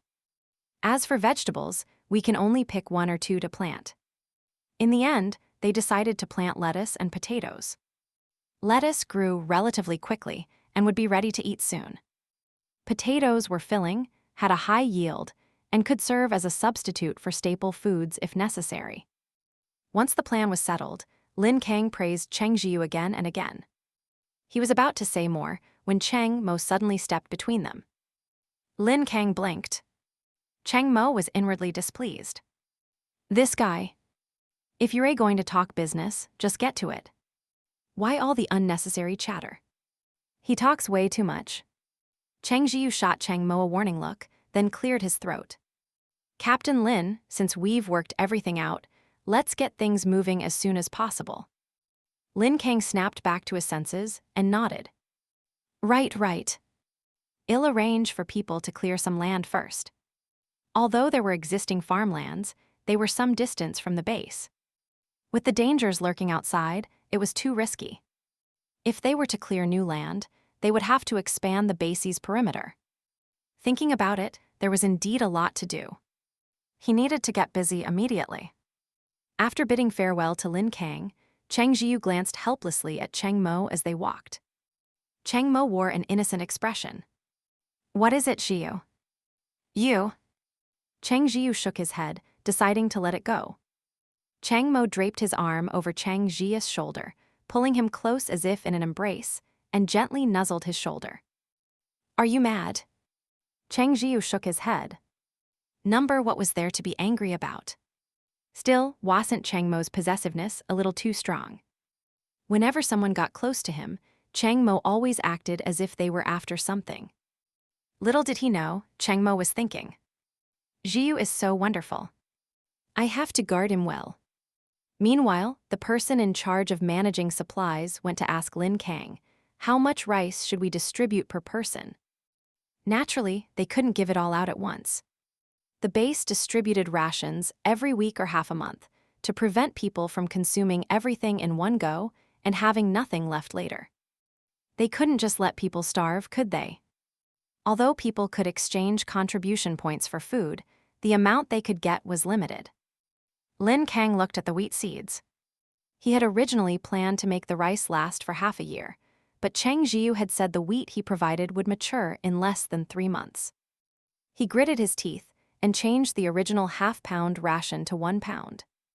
Ordinary people would receive 2 pounds, and ability users would receive 6 pounds, distributed once a week. With people's current appetites, this definitely wasn't enough to fill their stomachs. If they wanted everyone to eat their fill, the 100,000 pounds of rice would be gone in a month. They certainly couldn't do that. With this new arrangement, based on the base's population, they would distribute about 4,000 pounds of grain each time. The supply would last at least 4 or 5 months. The supply manager was surprised by the generous amount but said nothing. He was one of Lin Kang's trusted confidants, among the first to follow him, and he always followed Lin Kang's orders without question. News that the base was distributing rice spread like wildfire, and the entire community seemed to come alive. Are they really handing out rice? Someone asked, grabbing the person who brought the news. It's true. There's a notice on the base's bulletin board. And this time, it's not per household, Every single person gets a share. I wonder how much we'll get. I can't even remember the last time I tasted rice. As long as there's something to eat, I am happy. I'd be thrilled just to get a taste. It can't be just a taste, right? We should get at least a small bowl of rice. A gaunt woman, holding a baby only a few months old, heard this, and a glimmer of light finally returned to her numb eyes. That's wonderful. With rice, she could make congee. Her baby would finally have something to eat. She herself wasn't eating enough, let alone getting any nutrition, so her breast milk had long since dried up. The baby cried its heart out every day, and all she could do was comfort it, helpless to fill its tiny stomach. A baby of a few months should be plump and round, but hers was just skin and bones, its eyes so large they looked frightening. It was a heart-wrenching sight. Her husband was also overjoyed. We'll save all our rice. Even if we only get one small bowl per person, it will be enough to feed the baby for a while. The woman wiped her tears and nodded vigorously. No matter what, there was finally a glimmer of hope. Her baby had been born after the apocalypse started and hadn't known a single good day. As parents, they were filled with both heartache and guilt. When it was time to collect the rice, the woman and her husband arrived early and stood at the front of the line, holding a small bag. The person distributing the rice glanced at their tiny bag and frowned. Your bag is too small. It won't hold it all. It won't hold it all. The woman was baffled. Her husband licked his lips and quickly asked, "How much rice are we getting?" The distributor replied, £2 per ordinary person. Your family can get 6 pounds. The crowd erupted. That much? And even the baby in her arms gets a share. Are we dreaming? The crowd stirred into a commotion. They had initially thought that since they were being made to line up, they could dare to guess that each person might get at least a bowl. Somehow, that rumor had morphed into the certainty that each person would receive one small bowl. So even though the notice told them to bring bags, most people had just tucked a small plastic bag into their pockets. They hadn't dared to bring a large one, figuring a small one would be more than enough. But what did they hear? 2 whole caddies per person. 2 caddies of rice. If they were frugal, that could last a long time. With the contribution points they earned, they could also trade for water. At the very least, they could drink a few more mouthfuls. The woman holding the child was so moved, she began to cry.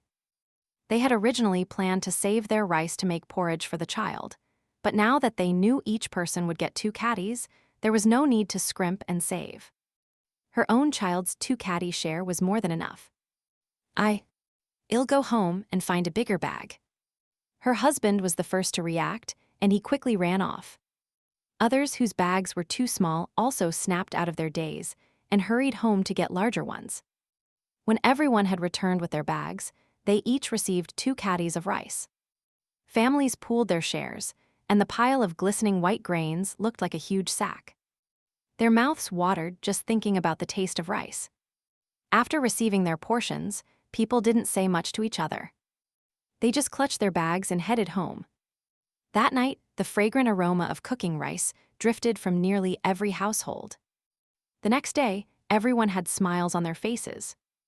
Although the rice wasn't enough for a full meal, being half full was already wonderful. However, some were still worried. Do you think the base gave us so much this time that they won't give us any more in the future? I am worried about that too. I didn't dare to eat too much, just a little bit. Oh, haven't you heard? They'll be distributing rice once a week from now on, and the amount will be the same as yesterday. Really? But if the base gives out so much, how long can it last? What will we do when it runs out? You don't need to worry about that. Didn't you see yesterday? Captain Lin and his men brought back a whole truckload of rice. Even a truckload will run out eventually. What's your hurry? I am not finished talking yet, the speaker said, exasperated. Captain Lin has already arranged for people to clear land. We're going to start farming. Farming? Didn't they say seeds won't grow? That's for ordinary seeds. Mutated seeds can grow, someone who knew a little more quickly chimed in. Weren't those plant ability users cultivating mutated seeds before? Could it be that they've finally succeeded? They only managed to cultivate a tiny bit, said someone with inside information. My son is an ability user, and he said the seeds those plant ability users grew were only enough to feed themselves. Then what's going on? Where did Captain Lin get mutated seeds for farming? Now, that's something you wouldn't know. I only heard about it from my son. The woman whose son was an ability user said with a mysterious smile, deliberately keeping them in suspense. The others were burning with curiosity and urged her on. Just tell us. All you do is keep us hanging. Yeah, hurry up and tell us. Her vanity satisfied, the woman finally said slowly, "This is all thanks to the Cheng family's son." The Cheng family's son. Isn't he out of town? Hasn't he come back yet? You're behind on the news. He and the Tian family's son both came back. They traveled all the way from City A and even brought several ability user friends with them. What does this have to do with the Cheng family's son? It has everything to do with him. I heard from my son that he's the one who found all the rice we're eating. Wow, then we really have to thank him. I was wondering where the base got all this rice and why they gave us so much. And that's not all. The woman saw they were getting lost in their own discussion and weren't paying attention to her, so she cleared her throat to get their focus back. What else is there? Spit it out. Exactly. You take forever to say anything, so of course we have to guess for ourselves. The woman had no choice but to continue. Those mutated seeds were all provided by the Cheng family's son. Otherwise, why would they suddenly decide to start farming when they never planned to before? As the crowd stared in shock, she added, "I heard that once the land is cleared, the base is going to expand its perimeter. They'll also be recruiting a batch of skilled farmers to manage the fields." Hearing this, everyone grew excited. They were all farmers. Who among them didn't know how to work the land? If you didn't, you'd be the laughingstock of the village. Everyone considered themselves a skilled farmer and began to vie for the position. I can do it. Back in the day, my family's crops always had the highest yield in the village. Keep dreaming. You had 9 acres of land, but always reported 8 when it was time for the harvest. The village used machines for harvesting, so underreporting by 1 acre meant paying 1 less acre's worth of harvesting fees. The person who had been called out flushed betrayed. He stammered for a long time before managing, well. Even with 9 acres, my yield wasn't bad. My crops were the ones that grew well. You have the nerve to say that. Everyone for miles around knows you're the laziest. The weeds in your fields were overgrown, and you were too lazy to even pull them. I used pesticides. Why would I need to pull them? Even the village's former slackers were now desperately trying to prove their worth. This wasn't the past anymore. In the apocalypse, farming was definitely a good job. After all, it meant having control over the village's food supply. Before, they could plant casually because the yield wouldn't vary that much, and they wouldn't starve. Things were different now. They argued until they were red in the face, until someone finally said, "What's the point of arguing now? It's not like y'all get picked just because you win the argument." Everyone instantly sobered up. That was right. What was the point? They quickly dispersed. It was better to get back to work and earn contribution points. They had food now, but they were still short on water. If they earned more points, they could at least trade for more water. Walking down the road, Mother Cheng noticed that everyone was being particularly warm to her today. Several people she didn't even know came over to greet her with beaming smiles. She didn't understand why but smiled and exchanged pleasantries with them anyway. When she got home, she heard Father Cheng say the same thing. Several people stopped me to talk. It took me forever to get home. Mother Cheng slapped her thigh. Me too.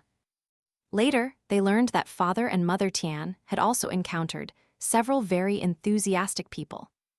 They were all baffled, completely unsure of what was going on. It was Cheng Zhiyu, who finally explained the reason. The realization dawned on them, and a wave of pride washed over them. Our son is truly amazing. When Tian Kaio returned from outside, he found his parents looking at him with uncharacteristic gentleness.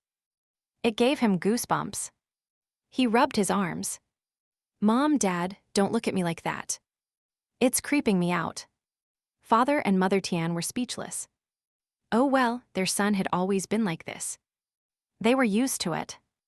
Cheng Zhiyu also felt that his parents were being even nicer to him, but he didn't think much of it, as they had always treated him well. He was currently pondering a more important matter. Compared to clearing land for farming, the base's water shortage was the most pressing issue. He had spoken with Lin Kang. The small river in the village was contaminated, and the water was undrinkable. The lack of usable water was a serious problem. Xiaohe Village wasn't at the very source of the river, but it wasn't far from the river's headwaters, and there were no villages upstream. As a child, Cheng Zhiyu often played with his friends near the river's mouth, where there was a small spring. It was likely groundwater, flowing endlessly from the springhead. To be honest, everyone in Xiaohe Village had a sentimental attachment to the river, including Cheng Zhiyu. Now that its water was unusable, he felt a sense of unease. Besides, the base was desperately short on water. Cheng Zhiyu made up his mind. He would go check out the spring. Since Lin Kang was in charge of the base, he felt he should respect his authority and informed him of his plan before leaving. Upon hearing this, Lin Kang's expression grew complicated. Are you sure you want to go? Cheng Zhiyu nodded, then asked, is there a problem? Lin Kang sighed. Xiaohe Village has always relied on this river. With the water shortage, how could we just ignore it? I've sent people there a few times before, but they always returned in defeat. Several times, people were injured. After that, no one was willing to go anymore. Cheng Zhiyu wasn't surprised that the base had tried to go there. With such a severe water shortage, it was impossible that they would do nothing. It seemed they had encountered an intractable problem. He asked, is there something there? Lin Kang said, according to those who went, there's a powerful mutated beast there. It attacks anyone who gets near the spring water. The weather is hot now, and water is scarce everywhere. I suspect that beast is guarding the spring, treating it as its private property. The good thing is, it won't attack as long as people don't approach the water. That's why people were only injured, and no lives were lost. The beast didn't sound particularly ferocious. Cheng Zhiyu was still determined to see for himself. Since it won't attack unless provoked by someone approaching the spring, there's no harm in just taking a look. Lin Kang was deeply moved by his words. He looked at Cheng Zhiyu excitedly. You're willing to go even, though you know it's dangerous. You're truly thinking about the good of the base. Regardless of the outcome, I thank you on behalf of everyone. Seeing Lin Kang's eyes turn red with emotion, Cheng Zhiyu was at a loss for words. He's quite the sentimental person. Lin Kang thought for a moment and said, I'll send someone to go with you. Cheng Zhiyu wanted to refuse. Cheng Mo and the others would be going with him, so he didn't need anyone else. If their group couldn't solve the problem, sending more people would be useless. Before he could speak, Lin Kang continued, don't be so quick to refuse. I am sending this person for a reason. Cheng Zhiyu was confused. Lin Kang smiled. Her ability is communicating with mutated beasts. I was thinking that since the beast guarding the spring seems relatively docile, there might be a way to resolve this peacefully. Cheng Zhiyu hadn't expected such an ability to exist. However, if she really had such a skill, it would indeed be necessary to bring her along. He no longer refused and agreed. Soon, Cheng Zhiyu met the ability user, who could communicate with mutated beasts. She was a woman in her 30s with short hair, and she looked very capable. Because Xiaohe Village was quite large, and Cheng Zhiyu was often away at school, he didn't recognize her. She had married into the village. The woman's name was Lin Jiashu. When she saw Cheng Zhiyu and his group, she offered a smile. I've heard a lot about you all. It's nice to finally meet you. You've heard of us, Tian Kaio asked. Are we famous? You don't know. Lin Jiashu was a little surprised. It's all over the village. Everyone's saying you're the ones who provided all this rice. And Mr. Cheng even gave the base mutated seeds. When people heard we could start farming, they were ecstatic. Everyone feels like there's hope now. Lin Jiashu spoke with great sincerity. She was the only ability user in her family, and her ability wasn't particularly useful, so their lives had been difficult. The night they received the rice, Shed had the most delicious meal since the apocalypse began. Oh, come on, haha. It was the first time anyone had said something like that to Tian Kaio, and he felt a little embarrassed. Jo Min scratched her head. She hadn't thought much of it before, but now she felt a faint sense of pride. Tian Manman was just spacing out, his thoughts adrift as usual. Everyone was already used to it. My Zhiyu is so kind, Cheng Mo thought. They didn't delay any longer, climbing into the off-road vehicle and heading for the source of the small river.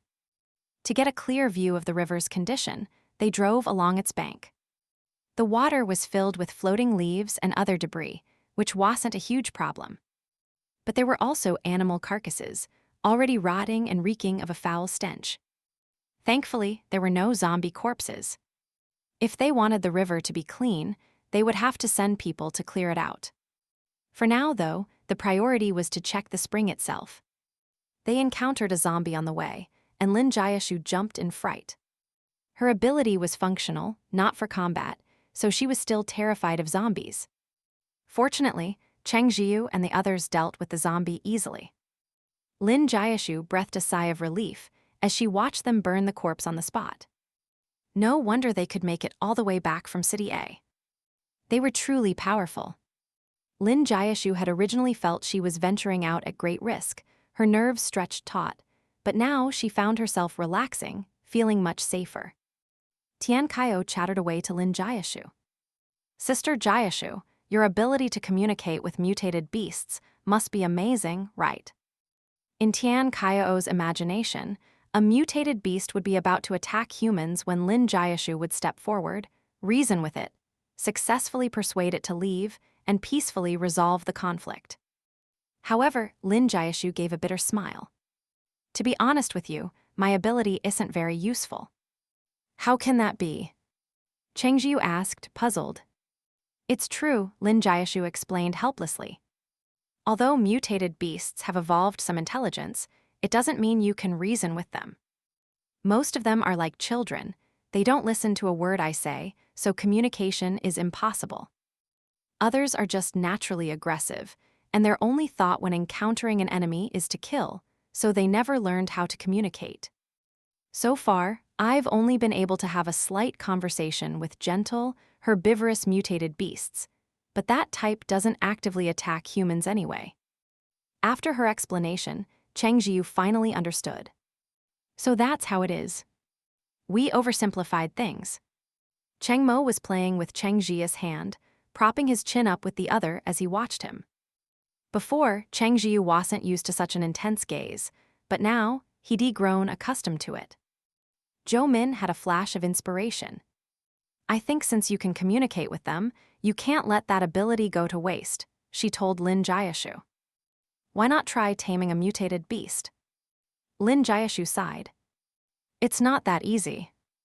Even communication is a problem.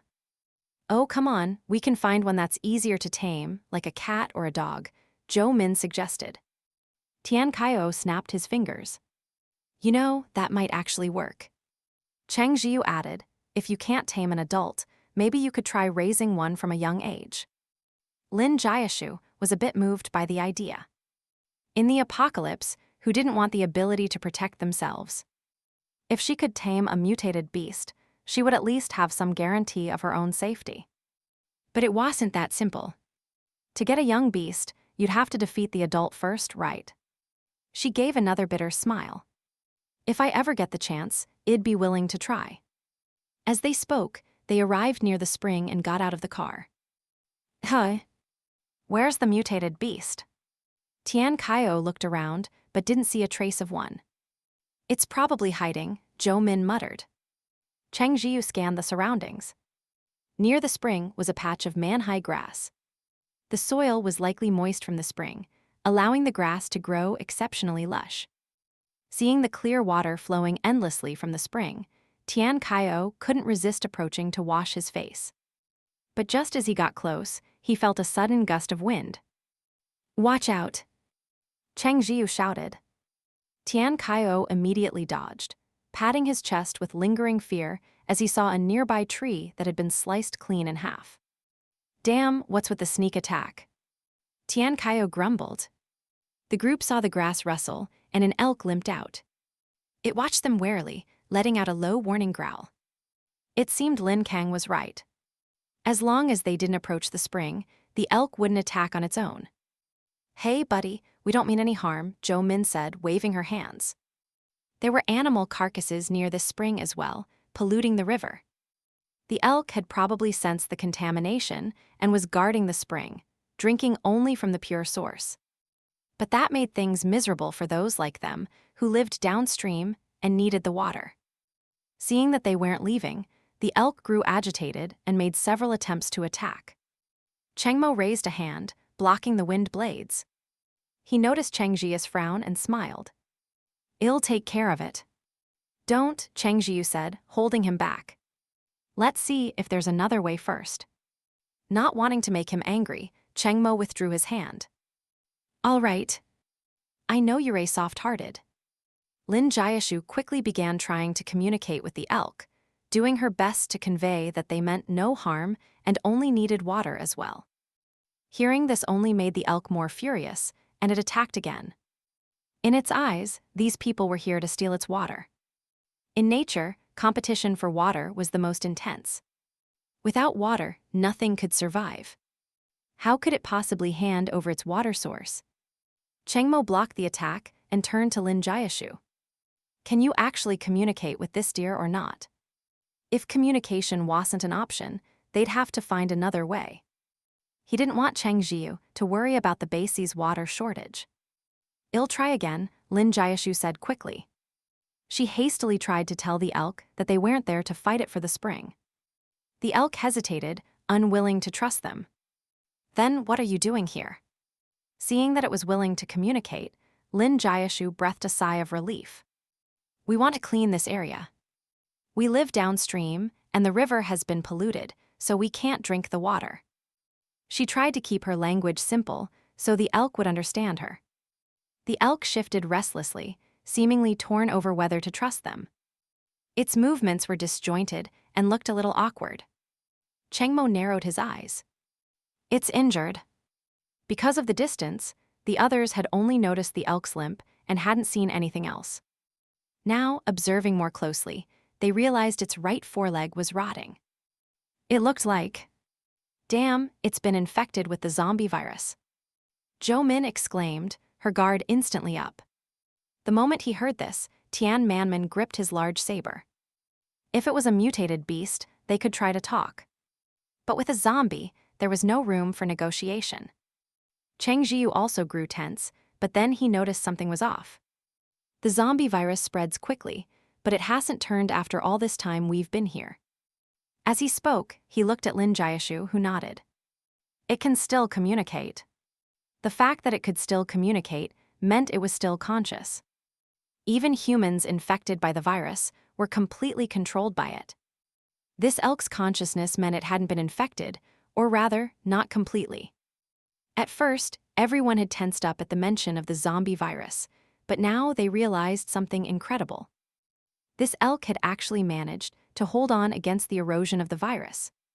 Does it have some kind of special trait? Zhou Min's eyes lit up. Is its ability special? Cheng Zhiyu shook his head. It's just a normal wind ability, but a very powerful one. This beast level wasn't low. Could it be that high-level beasts are immune to the zombie virus? Tian Kaio guessed. If that were true, it would be fantastic news. Maybe it has something to do with this specific elk, Cheng Zhiyu mused, unsure himself. I've never heard of high-level abilities granting immunity. For a moment, no one could draw any conclusions, but they had to admit this elk was valuable. Perhaps they could draw some of its blood for research. Was this ability common to all high-level mutated beasts, or was this particular elk special? Cheng Zhiyu turned to Zhou Min. Can you heal its leg? Zhou Min scratched her head. I don't know. She'd never encountered a situation like this before. But she was certain of one thing. If we cut off its infected leg, I can make it grow back. Everyone fell silent. So how were they supposed to say that? We can heal your leg, but we have to chop it off first. The elk wouldn't try to bite them if it heard that, right? The atmosphere grew tense. The elk became agitated again, trying to drive them away. Lin Jiashu tried to reason with it, but the elk was naturally wary and refused to trust them. Sweat beaded on her forehead. I can communicate with it, she said helplessly, but it doesn't trust us. To the elk, Cheng Zhiyu's group felt overwhelmingly powerful. Cheng Mo, in particular, was one of the few beings it had encountered since gaining abilities who instilled a deep, soul-level fear, which made it even more reluctant to let them get close. Are we just going back like this? Zhou Min asked, unwilling to give up. No matter what, the base's drinking water problem needed to be solved urgently. What else can we do? Use force. Tian Kaio countered. That's definitely not an option. This elk can resist the zombie virus. Who knows? We might be able to develop a vaccine from it. It sounded a bit like wishful thinking, but what if? As long as there was even a sliver of a chance, they couldn't risk it. Lin Jiashu tried to communicate with the elk again. This time, it issued a direct warning. If they didn't leave immediately, it would attack again. Tian Kaio sighed in resignation. Maybe we should just go. Before he could finish his sentence, he saw Cheng Zhiyu pull out a black pumpkin. Oh, a mutated pumpkin. Cheng Zhiyu used Zio Tai to split the pumpkin's rind open, and in an instant, its enticing, fresh aroma wafted through the air. The elk, which had been munching on wild grass for months, paused. Seeing the elk craning its neck to get a look at the pumpkin, Cheng Zhiyu smiled and said to Lin Jiashu, "Ask if it wants to eat it." Lin Jiashu did. After months of eating nothing but wild grass, the elk found the scent of the pumpkin inexplicably fragrant. It wasn't just any ordinary pumpkin. It was a mutated pumpkin from the planting space, which held an extraordinary allure for mutated beasts. Hearing Lin Jiashu's words, the elk shifted its legs anxiously. It desperately wanted to eat it, but it also suspected that these cunning humans were plotting something. But oh, it smelled so good. Sensing its hesitation, Cheng Zhiyu had Cheng Mo use his water ability to deliver the pumpkin. Cheng Zhiyu smiled. Sorry for disturbing you today. Please accept this pumpkin as our apology. Lin Jiashu dutifully translated. The elk heard this and thought, there's such a good thing in the world. It cautiously lowered its head and sniffed the pumpkin. It didn't smell anything wrong, and in the end, it couldn't resist the temptation. It tentatively took a bite. The elk's eyes widened. So delicious. It instinctively opened its mouth wide and began chewing rapidly, as if afraid someone would try to steal it. Cheng Zhiyu had specifically chosen one of his smaller pumpkins, but it still weighed over 10 pounds. Compared to the mutated elk's enormous appetite, however, it was barely a snack. In just a few moments, the elk had devoured every last bit. Delicious, delicious, the elk thought. It couldn't help but turn its large, clear eyes toward Cheng Zhiyu and his group, its gaze softening considerably. Since you've accepted our apology, we'll be on our way, Cheng Zhiyu said. Lin Jiashu immediately translated. The elk panicked. Just a moment ago, it had wanted to drive these humans away, but now it found itself wanting them to stay. The simple-minded elk was completely oblivious to the humans' ploy. Seeing them about to leave, it grew anxious and quickly conveyed, humans, do you have any more of that tasty thing? Lin Jiashu translated the elk's message. Cheng Mo and the others, already guessing Cheng Zhiyu's plan, played along perfectly. Zhiyu worked very hard to grow those pumpkins. Giving it one was generous enough. It shouldn't get greedy. Lin Jiashu relayed this to the elk. The elk looked a little dejected. That made sense. It had been chewing on grass for months. Something as delicious as that pumpkin must be incredibly hard to come by. Cheng Zhiyu chimed in, actually, it wasn't that hard. The main thing is that pumpkins need water to grow. There's a water shortage right now, so I only have the ones I planted before. Of course, I have to be frugal with them. After hearing the translation, the elk glanced at the spring it was guarding, looking conflicted. So that delicious thing was grown. Could someone who grew something so tasty really be a bad person? Definitely not. Ultimately, the elk couldn't resist the temptation of more pumpkins. It made a modest demand. You can come here, but you have to give me one of those things every day. Cheng Zhiyu tried his best not to laugh. If we have water, we can grow even more pumpkins. We can give you 3 a day. 3? The elk thought. That was so many. Lured by the promise of pumpkins, it finally gave in. After Cheng Zhiyu gave it an even larger pumpkin, it permitted them to approach the spring. Cheng Zhiyu and his group went to the edge of the water and began cleaning up the animal carcasses and fallen leaves near the spring's source. It seemed that animals had fought over the water here before, and many had died. Their bodies, left in the water, had rotted and contaminated the downstream river. To avoid threatening the elk, they kept their distance and focused on the cleanup. The elk watched them warily for a while, but seeing how they were diligently working, it relaxed and lowered its head to happily munch on its new pumpkin. So delicious. Cheng Zhiyu's group worked quickly. They didn't stop until fresh water was flowing from the spring, and the upstream water no longer smelled foul. Tian Kaio cupped his hands, splashed water on his face, and sighed in contentment as the cool groundwater soothed him. This is great. Now all we need to do is clean the stretch of the river leading to our village. Cheng Zhiyu nodded and smiled, then generously gave the elk another pumpkin. What generous humans! The elk thought, looking at Cheng Zhiyu with even more favor. If not for the wariness ingrained in its genes, it might have trotted over to nuzzle against him. Although they were curious how the elk managed to resist the zombie virus, they knew it hadn't completely let its guard down, so they didn't press the issue. There would be opportunities later.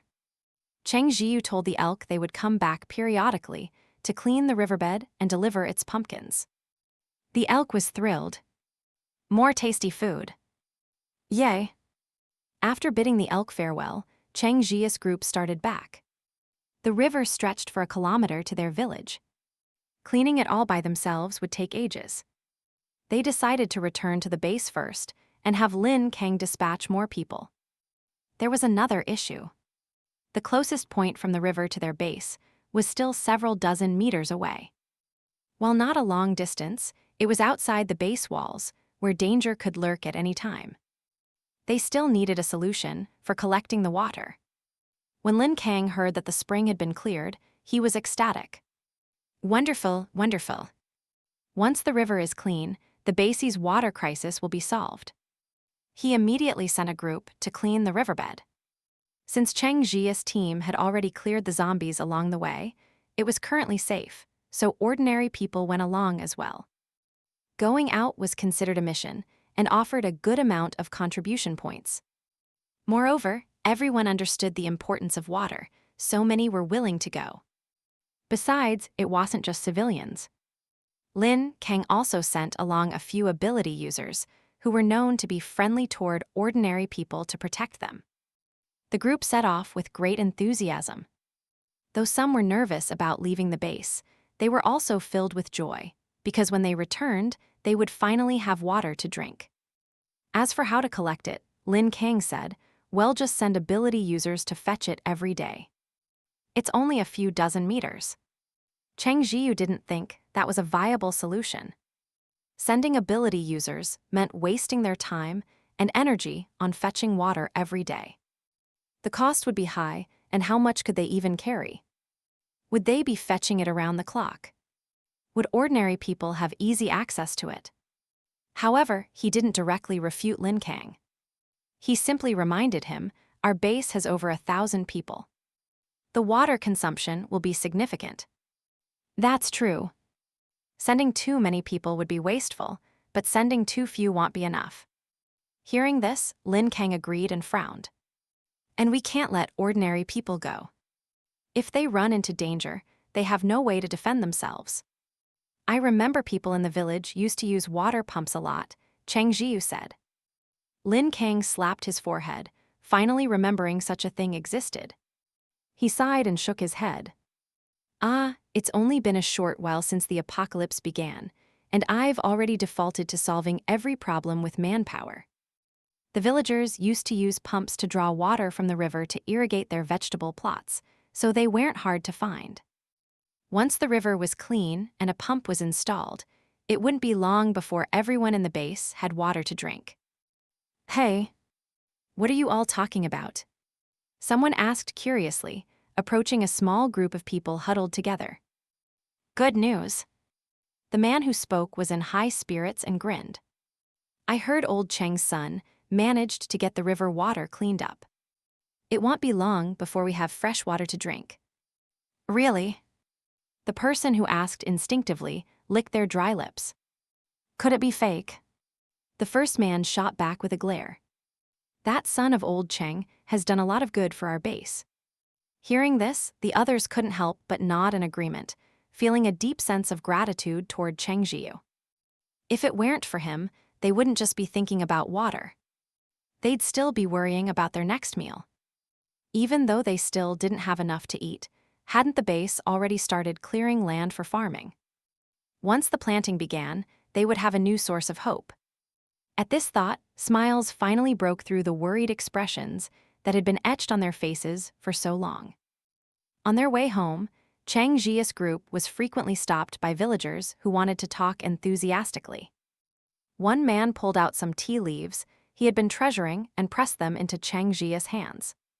Child, I don't have anything good to give you. Please take this. Everyone felt that verbal thanks were too hollow and wanted to offer something tangible. But looking at the man's gaunt frame, Cheng Zhiyu couldn't bring himself to accept something for free, even if tea leaves were of little use for survival now. However, he didn't refuse outright. Instead, he said, I was just craving some tea. But how could I accept something from you, sir? The middle-aged man shook his head with a wry smile. What's the big deal? These tea leaves are useless to me. You've brought us hope. I am not afraid to admit it. I used to think life was so bitter, I wondered what the point of living was. But now, there's hope again. I've held on for this long, so how could I turn tail and run now? Cheng Zhiyu was moved. I won't take it for free, or I won't feel right about it. Let me trade you for it. I'll bring you something later. The middle-aged man waved his hand. No, that's not necessary. Cheng Zhiyu didn't press the issue. He could just send the items over in a little while. After returning home, he cut 2 caddies of pork and filled a bucket with water, then took them over to the middle-aged man's house. The man had given him good tea. By pre-apocalypse standards, it was certainly worth more than this small amount of food and water. But in the apocalypse, these things had little value, so Cheng Zhiyu didn't dare give too much. If he gave this man so much, and others wanted to trade with him in the same way, what would he do? Should he trade or not? Refusing would only create enemies. Although he wasn't afraid of making enemies, he couldn't be bothered dealing with the complicated social dynamics. When the middle-aged man saw that Cheng Zhiyu had really brought him things, he was about to refuse. But the sight of the meat and the currently scarce water left him speechless. Cheng Mo, trailing Cheng Zhiyu like a big tail, carried the meat and water and placed them on the table in the man's house. The man was a little embarrassed. Hey, how can I accept your things? In his view, Cheng Zhiyu had done so much for the base. It was only right for him to show his gratitude. He didn't have anything of real value to offer, so he could only give the relatively nice tea he had saved from before the apocalypse. He never expected the other man to bring him something in return. He knew, of course, that the value of tea could no longer be measured by pre-apocalypse standards, so he felt Cheng Zhiyu had given him far too much. But as he watched his 6-year-old granddaughter stare longingly at the piece of meat, he could only blush and accept it. After a moment's thought, he asked Cheng Zhiyu and the others to wait. He rummaged through a room and pulled out a brand new tea set. "How can you brew tea without a proper set?" he said. "I haven't even used this one. It's not the best quality, but it's good enough. I have no use for it. You should take it." When Cheng Zhiyu started to refuse, the middle-aged man quickly insisted, "Just accept it. This thing isn't edible or drinkable. Just consider it a token of Uncle's gratitude. If you take it, my heart will be at ease." With him putting it that way, Cheng Zhiyu sighed and couldn't bring himself to say Cheng Mo was curious. "How do you use this?" A smile appeared on the middle-aged man's face. "Shall I demonstrate for you?" He took out the tea set and was about to mime the process, but Cheng Mo found it hard to follow. He was planning to learn how to do it so he could make tea for Zhiyu later. Zhiyu had been holding the box of tea just now, calling it good tea, which meant he must enjoy it. Cheng Mo simply conjured a basin of water and let the man demonstrate properly. The middle-aged man was momentarily speechless. He shook his head, boiled a kettle of water, and began to brew the tea with fluid, graceful movements.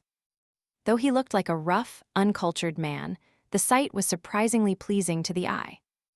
After watching, Cheng Mo felt he had learned it.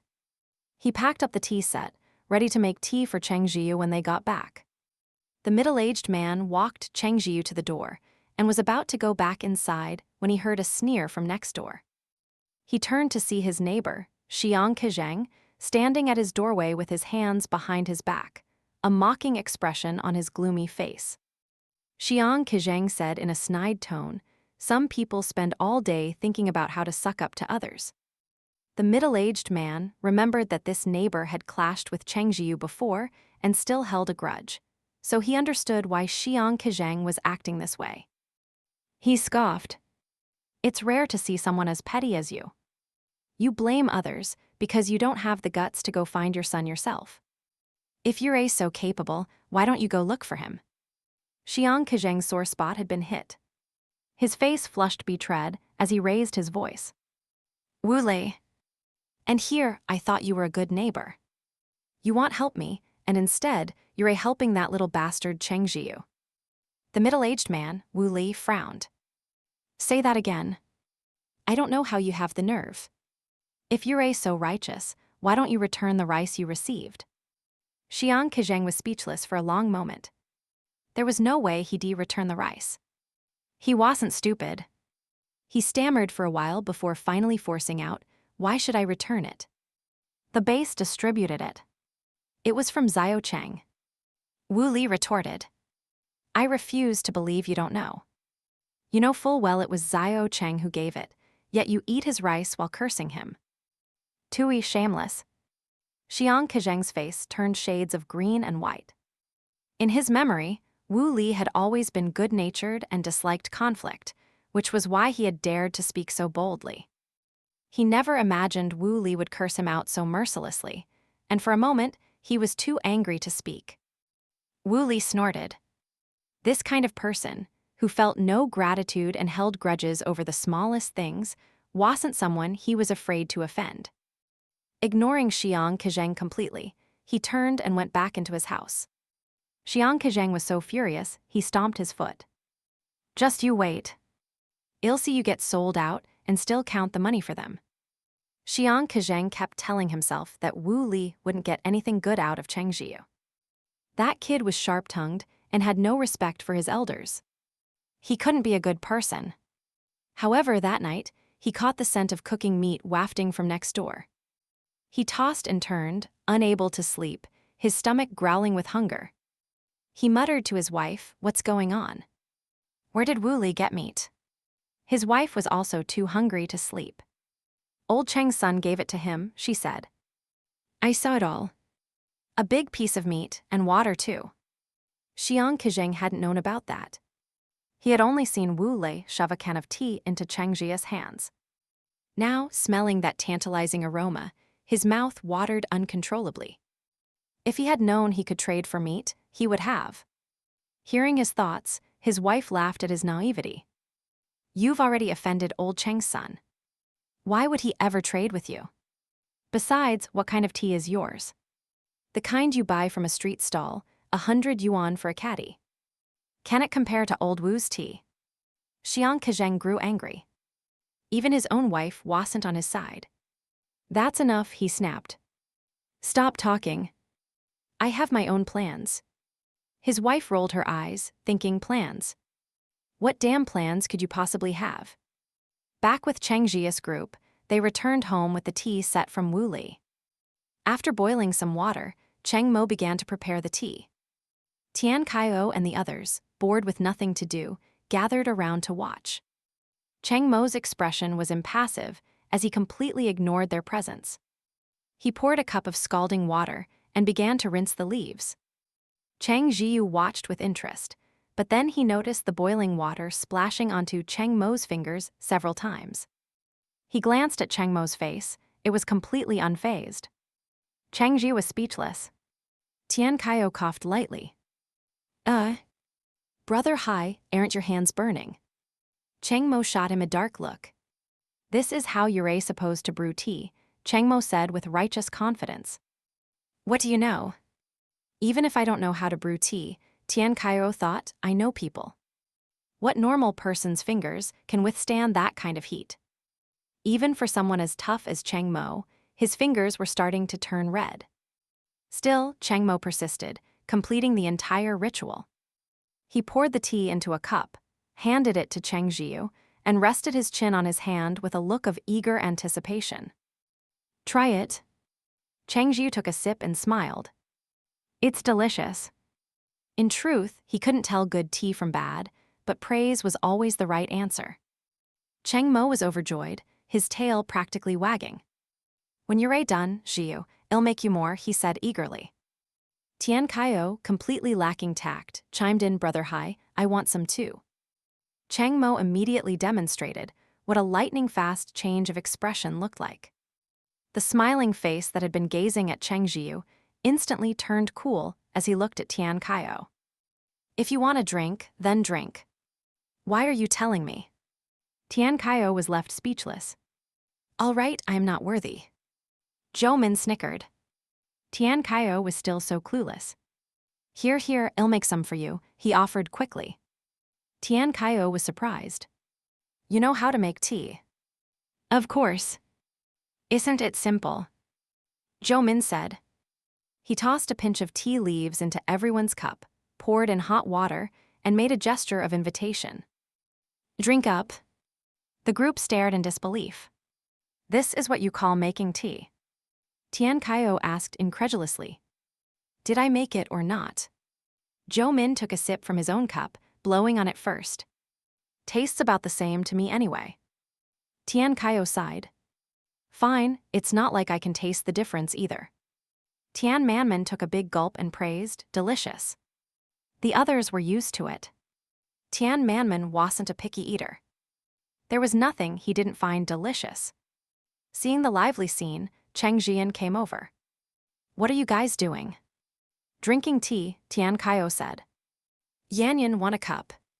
Brother Tian, that's not how you drink tea, Cheng Zhiyan laughed, looking at her brother.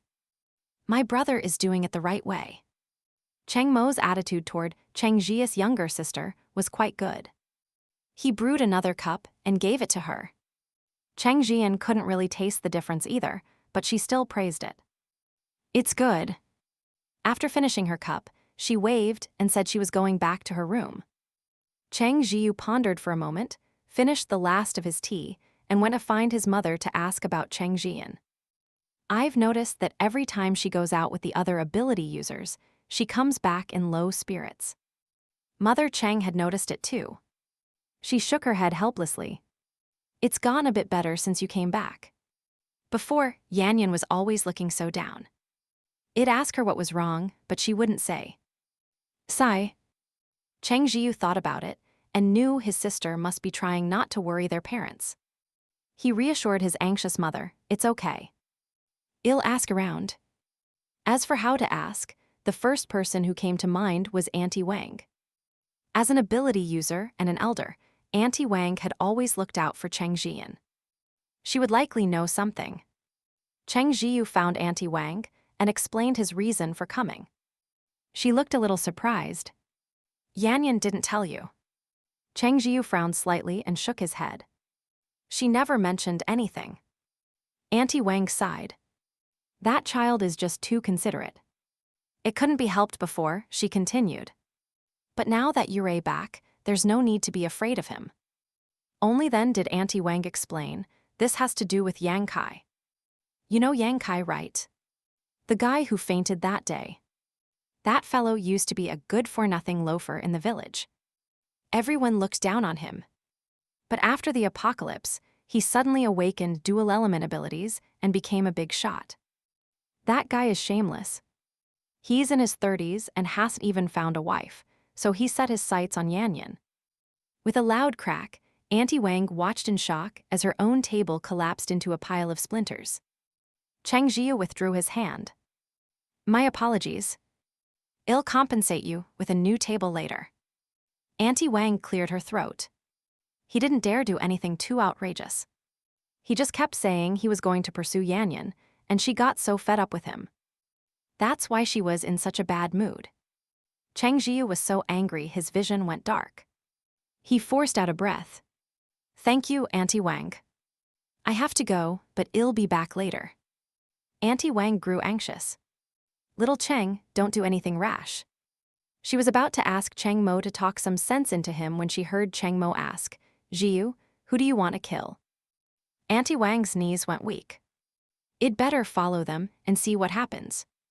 At that moment, Yang Kai, completely unaware of what was about to transpire, was busy bragging to his lackeys. Lackey A complained, Brother Yang, you have no idea. Ever since that Cheng Zhiyu came back, he's completely stolen our thunder. Exactly, Lackey B chimed in, equally displeased. He hated seeing ordinary people live well. If they were comfortable, how could his own superiority be properly displayed? Lackey C added, they say that Cheng Zhiyu is incredibly strong. What can we do? Hearing this, Yang Kai's expression soured. Cheng Zhiyu. Strong. He's just a plant ability user. He relies entirely on those other ability users with him. His reputation is completely undeserved. I could crush him with a single punch. Heh, if he keeps acting so arrogant, I'll teach him a lesson sooner or later. I'll break his legs and make him kneel on the ground and beg me. His lackeys immediately cheered him on. Brother Yang is mighty. Go teach him a lesson. However, the words had barely left their mouths when the door suddenly splintered into pieces. A flying shard of wood sliced open one lackey's arm, and he howled in pain. Yang Kai was about to start cursing when he saw Cheng Zhiyu standing in the doorway and couldn't help but tremble. He realized he was subconsciously afraid of Cheng Zhiyu, and his face instantly turned ugly. What was there to be afraid of?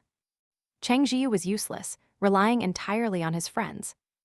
With that thought, he seemed to regain his courage and glared at Cheng Zhiyu. What the hell do you think you're doing? Cheng Zhiyu smiled. I am here to take care of you. Yang Kai almost thought he had misheard. Then his eyes fell on Cheng Mo standing beside Zhiyu. Having witnessed Cheng Mo's power before, a sliver of fear took root in his heart. He wasn't afraid of Cheng Zhiyu, but Cheng Mo. An idea instantly formed in Yang Kai's mind. Fighting is forbidden in the base, don't you know?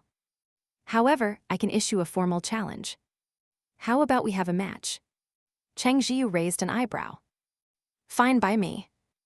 Just the two of us, Yang Kai quickly stipulated. No one else can interfere. If you don't agree, it means you're scared. He deliberately used the goading tactic to ensure Cheng Zhiyu would accept. Cheng Zhiyu had been holding back his fury for long enough. Cut the crap. If it's just us, it's just us. Yang Kai laughed inwardly. This Cheng Zhiyu was far too arrogant. He must have gotten used to hiding behind Cheng Mo and started to believe he was actually powerful. This was perfect. It was a golden opportunity to prove he was much stronger than Cheng Zhiyu. He would crush him mercilessly and show all those foolish commoners who was the superior one between them. Auntie Wang rushed over just in time to hear that Cheng Zhiyu and Yang Kai were going to fight. She was a little surprised that Yang Kai had been the one to propose it. Did he really think he could beat Cheng Zhiyu? After a moment's thought, however, she understood why. When Cheng Zhiyu killed the wild boar leader, Yang Kai had already fainted. He had never seen how formidable his opponent truly was. Upon hearing that Cheng Zhiyu was a plant ability user, his stereotype of the ability type made him subconsciously assume Zhiyu's combat strength was low. Auntie Wang relaxed, ready to watch Yang Kai make a fool of himself. The lackeys started shouting excitedly. Go, Brother Yang. Beat him to the ground. Make him call you daddy, haha. Break his legs. Make him kneel to you. Cheng Mo's eyes narrowed. In an instant, the lackeys felt as though their mouths had been slapped, and their lips swelled up grotesquely. Say another word, Cheng Mo said coldly, and it won't be as simple as a swollen mouth. The lackeys immediately fell silent, tears welling in their eyes as they looked to Yang Kai, hoping their leader would avenge them. Over on the other side, Yang Kai announced, "Let's begin." The moment the words left his mouth, he lunged forward, trying to seize the initiative and take Cheng Zhiyu down with a single blow. However, before he could even see clearly, Cheng Zhiyu had effortlessly dodged the attack. A sharp pain shot through his leg, and he fell to his knees. He gritted his teeth, trying to retaliate, but Cheng Zhiyu didn't even give him a chance to get back up. A sharp pain exploded in his chest, nearly making him cough up blood. Yang Kai wanted to scream, but Cheng Zhiyu gave him no opportunity. He felt himself being hauled up like a sandbag and was pummeled by a barrage of fists and feet. Sir, Yang Kai tried to forfeit, but his mouth was muffled, preventing him from speaking as the one-sided beating continued. He couldn't understand it. How had he lost so inexplicably? He was so powerful, how could he lose to a mere plant ability user? It wasn't even a matter of losing. He was utterly powerless to fight back. The lackeys, who had been hoping their leader would avenge them, were dumbfounded by the scene. Wait, was that person being used as a punching bag, capable only of whimpering in pain, really their leader? Why did he seem so weak? An odd thought crossed their minds. I think even I could do better than him. Gritting his teeth, Yang Kai knew his performance was utterly humiliating. If this continued, he would have no prestige left in the base. No, I can't let this happen. He gathered all his remaining ability power and launched a vicious attack at Cheng Zhiyu. It was a lethal blow. If it landed, Cheng Zhiyu would be dead or crippled. Seeing the attack about to connect, Yang Kai's face twisted into a grin. Ha ha ha, Cheng Zhiyu, I'll fucking kill you. But in the next second, his expression turned to one of terror. Something had wrapped around his leg and violently flung him to the side, right in front of Cheng Zhiyu, positioning him to block his own attack. The full force of his all-out assault slammed directly into his own body. Aeg! Yang Kai let out a blood-curdling scream before passing out. Cheng Zhiyu emotionlessly retracted Xiao Huan. He had only intended to teach Yang Kai a lesson so he would stop harassing Yanyan, but he never expected the man to try to kill him. In that case, he could only reap what he sowed. Cheng Mo hurried over and began inspecting Cheng Zhiyu from top to bottom, left and right. Only after confirming he was uninjured did he breathe a sigh of relief. He glanced at the bloody, unconscious heap that was Yang Kai and sighed. Zhiyu, you're far too kind. Yang Kai's lackeys were speechless. Cheng Zhiyu chuckled. He never knew he was such a kind person. Auntie Wang, who had been watching from the side, immediately spoke up. From start to finish, little Cheng was just pulling his punches. It was Yang Kai who tried to use a killing move when he couldn't win. This is him getting what he deserves. No one can blame little Cheng for this. She said this to publicly absolve Cheng Zhiyu. Even if Yang Kai wanted to cause trouble later, he would have no grounds to do so. Cheng Zhiyu let Cheng Mo hold his hand and said to Auntie Wang with genuine gratitude, "Thank you." Auntie Wang waved her hand, indicating it was nothing. Meanwhile, Yang Kai's lackeys finally came to their senses. They realized that for all his daily bragging about how amazing he was, Yang Kai was no match for Cheng Zhiyu at all. They had been willing to follow him because they thought he was strong, but now they saw just how lame he really was. The lackeys defected on the spot. They turned to Cheng Zhiyu and asked, "Brother Cheng, are you looking for followers?" "We're willing to follow you." Cheng Mo's face instantly darkened. "Do you think you're worthy of being Zhiya's followers?" The lackeys scratched their heads. "Huh? Does Brother Cheng already have followers?" Cheng Mo declared proudly, "I am one." The lackeys were stunned. Someone this powerful is content with being just a follower to Cheng Zhiyu. Suddenly, they felt that Cheng Zhiyu was terrifyingly formidable. But since they couldn't follow Cheng Zhiyu, they turned their attention to Cheng Mo. "Then, are you looking for followers?" "Get lost," Cheng Mo snapped. Cheng Zhiyu looked at Cheng Mo, exasperated. "What follower? I don't see you as a follower." Cheng Mo whined, "Every status that allows me to be close to you belongs to me." Heat crept up Cheng Zhiyu's ears. Does this guy even know what he's saying? "Brother." Cheng Zhiyan had heard the news from somewhere and rushed over with Tian Kaio and the others, afraid her brother would be at a disadvantage. Instead, she arrived to see Yang Kai lying on the ground in a bloody mess. Sun Yu stepped in front of her, blocking the view so she wouldn't be frightened. Cheng Zhiyu walked over to his sister and patted her head, his voice gentle. "Yan, if anything happens in the future, you have to tell me." Cheng Zhiyan felt a sting in her nose and nodded. "Okay." She wiped her eyes and looked at him with admiration. "Brother, you're amazing. If I'd known you were this strong, I would have told on him a long time ago. By the way, is Yang Kai dead?" She sounded worried as she tried to peer around Sun Yu. Her concern wasn't for Yang Kai, of course, but for the trouble his death might bring her brother. She strained to see, but Sun Yu blocked her view completely. He felt that Cheng Zhiyan was still a young girl and shouldn't see such things, fearing it would leave a psychological scar. "He's not dead," Cheng Zhiyu reassured her. "He just reaped what he sowed." Cheng Zhiyan cursed Yang Kai for being shameless, then relaxed. As long as the blame couldn't be pinned on her brother, everything was fine. Yang Kai certainly wasn't going to die. While such severe injuries would be dangerous for an ordinary person, it was a different story for an ability user. Their bodies were much tougher. He would likely be fine after a month or two of recovery. Moreover, he was the one who had proposed the duel. He had no one but himself to blame for his injuries. Even if he wanted to make trouble for Cheng Zhiyu, he had absolutely no justification for it. Presumably, after this, Yang Kai would learn his lesson and not dare to harass Cheng Zhiyan again. As the crowd dispersed, Yang Kai lay on the ground like a dead dog. His few lackeys were reluctant to deal with him, looking back and forth at one another until they finally resigned themselves to their fate. They carried him to his bed and began cleaning his wounds. It wasn't that they were particularly loyal.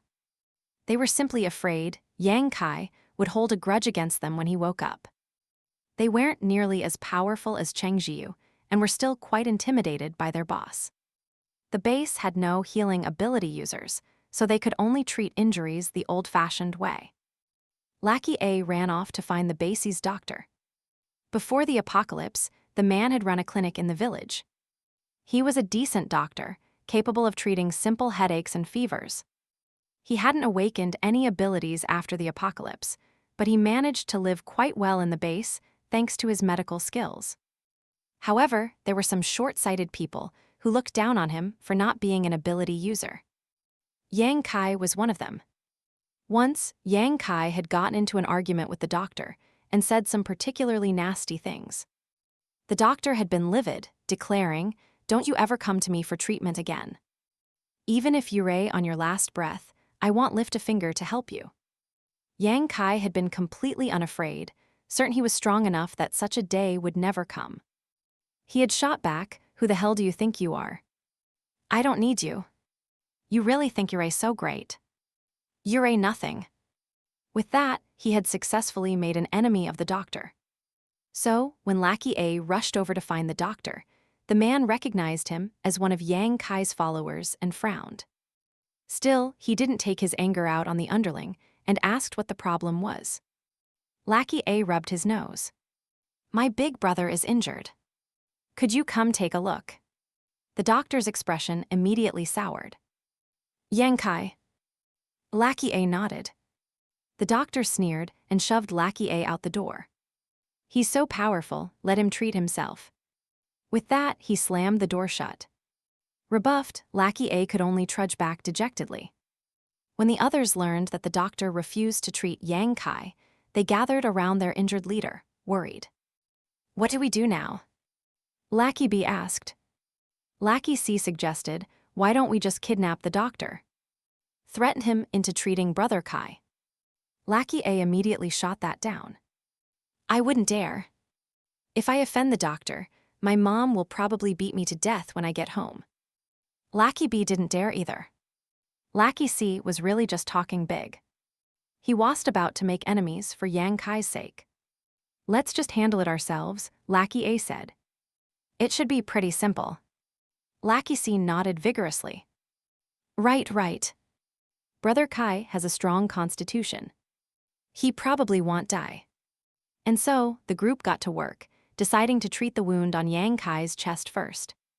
It had to be said, the recovery abilities of ability users were formidable. Despite how severe the chest wound was, the bleeding had already stopped on its own. The men fumbled around, trying to remove Yang Kai's clothes, which were stuck to the wound and difficult to pull off. Lackey A gave a hard yank. The unconscious Yang Kai twitched twice from the pain. The other two glanced at him, cleared their throats, and also began yanking at the clothes.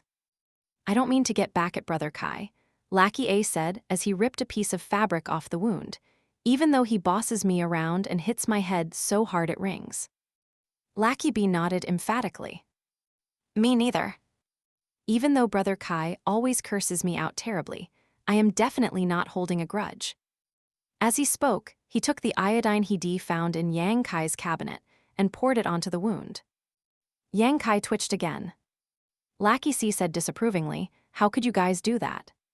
He then held his hand out to Lackey B. Let me have a go. In this manner, Yang Kai twitched an unknown number of times as his lackeys haphazardly bandaged his wounds. Lackey B rubbed his stomach. I am getting hungry. I am going to eat. You guys coming? Let's go. Behind them, Yang Kai lay alone on the messy bed, cutting a desolate and bleak figure. Later, after dinner, the Cheng family retired to their respective rooms. When Cheng Zhiyu came out of his room for a moment, he found his mother in the courtyard. Mother Cheng was sitting there, staring into space, lost in thought. Cheng Zhiyu walked over. Mom, what are you doing out here? Why aren't you sleeping?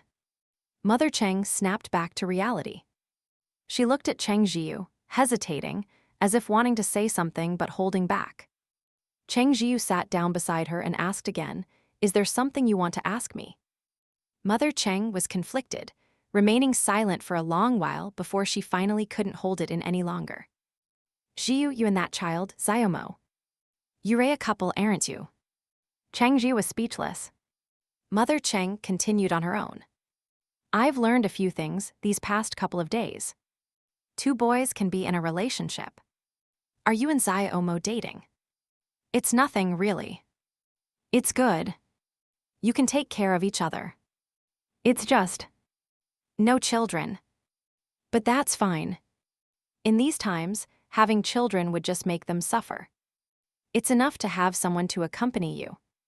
It was clear that Mother Cheng had been thinking about this for a long time, and it was a mystery how she had managed to persuade herself to accept it. Cheng Zhiyu had difficulty speaking. Mom, it's not what you think between us.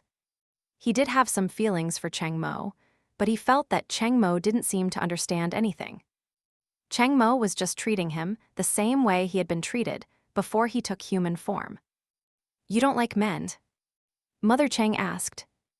Cheng Zhiyu didn't know how to talk about this. He lowered his head. I do like men. Mother Cheng wore a look of utter confusion. You like men, but you're not dating Xiaohe Mo. Yet you two are always hugging, and you even sleep in the same room. Cheng Zhiyu fell silent. Hearing it laid out like that, it did sound a little. His mother was now looking at him as if he were a scumbag. She hesitated for a long time before finally saying, "Son, Xiaohe Mo is a good kid. You can't just bully him like this." Cheng Zhiyu was helpless. "Mom, I don't know how to explain it to you. It's complicated." "Never mind complicated or not. I just don't think two men with a normal friendship would be hugging each other all the time like you two." Mother Cheng dropped a bombshell. "Would your father and Uncle Tian hug each other like that?" Cheng Zhiyu pictured it and was instantly repulsed. "Think about it carefully," Mother Cheng said seriously. "Don't break that child Xiaohe Mo's heart." With that, she shook her head and went back to her room. She had originally been struggling with the fact that her son was gay. Now, Shed suddenly discovered that not only was her son gay, he was also a scumbag. There was no need to struggle anymore. Now she had to convince her son to make things official with Xiaohe Mo. No, wait, what was this all about? Mother Cheng's expression was world-weary. As she reached her bedroom door, she ran into Father Cheng, who was about to go out. "I was just about to look for you," he said. "What are you doing outside, so late instead of sleeping?" Mother Cheng glanced at her husband and shook her head. "You wouldn't understand." Father Cheng was confused. "What do you know?" Mother Cheng said. "You don't know anything. What was she on about so late at night?"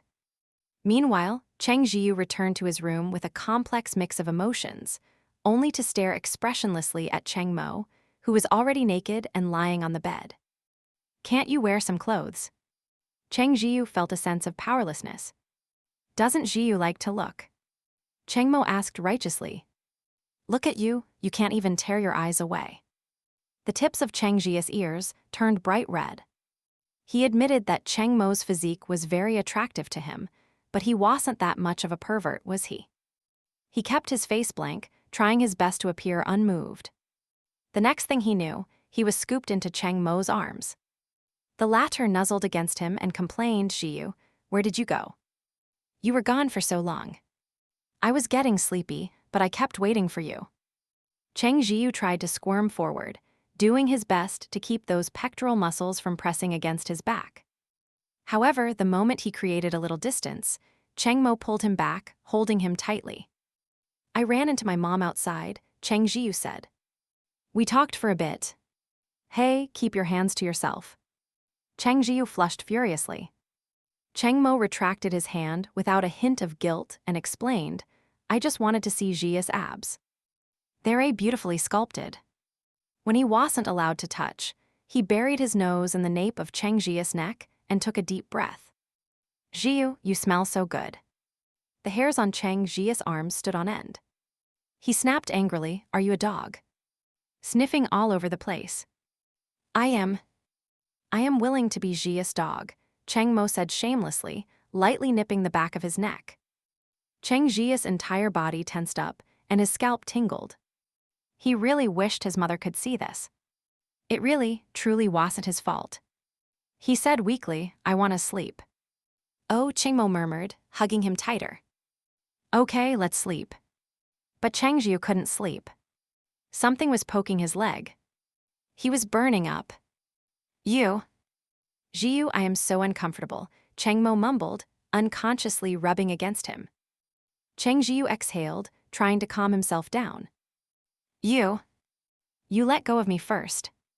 Cheng Mo loosened his grip slightly. "Zhiyu." Cheng Zhiyu glanced down and was stunned. As expected, beasts and humans really were different. His throat felt unusually dry. He averted his eyes and said in a fluster, "Go take care of it yourself in the bathroom." "How do I take care of it?" Cheng Mo's eyes were hazy with confusion. He reached for Cheng Zhiya's hand, his handsome, heart-stopping face filled with a pleading look. "Zhiyu, help me." Cheng Zhiyu lied. I don't know how." Cheng Mo clasped his hand, his voice raspy. "Please, just help me." Cheng Zhiyu desperately wanted to yank his hand away and declare loudly, "We're just friends." You're crossing a line. But the reality was, his mind had gone completely blank. He made no move to resist, letting his hand be held captive. Cheng Mo's soft sighs filled his ears, and Cheng Zhiyu felt his heart thrumming with a numb electricity, as if his adrenaline was surging. The room fell quiet, punctuated only by the occasional, intimate sound that made one's ears burn. Cheng Zhiyu stared blankly at Cheng Mo, his Adam's apple bobbing. Damn it, his heart was pounding. Only after it was over did he snap back to his senses. Cheng Mo looked at Cheng Zhiyu, his eyes seeming a little moist. While the other was still dazed, he leaned in and kissed the corner of his lips. Zhiyu. You're up too, Cheng Mo chuckled. Let me help you. Cheng Zhiyu felt like his entire body was on fire. You don't have to, he said. However, what happened next made his scalp tingle. He was completely powerless to push the other man away, ending up in a state of half resistance, half compliance. Cheng Mo didn't know any fancy tricks. He just touched him repetitively, striving to attend to every part of little Zhiyu. His fingers, rough with calluses, scraped against sensitive skin, sending a shiver through Cheng Zhiyu's entire body. He buried his face in Cheng Mo's chest and, heedless of everything else, bit down hard. Cheng Mo let out a soft hiss. Outside, the wind began to blow, making the tree branches sway gently. When they finished, both men were drenched in sweat. Before Cheng Zhiyu could process what had happened, Cheng Mo leaned in and kissed him again, taking a deep breath. Zhiyu, why do you smell so good? You smell amazing. Aya. Cheng Zhiyu shoved Cheng Mo away and scrambled into the bathroom. Cheng Mo's head smacked against the bed. He rubbed his head and whined, ow. Why did you push me? Like a big dog, he got off the bed and walked to the bathroom door, knocking gently. Zhiyu, open up. Zhiyu. Cheng Zhiyu. Was it not good? Are you angry?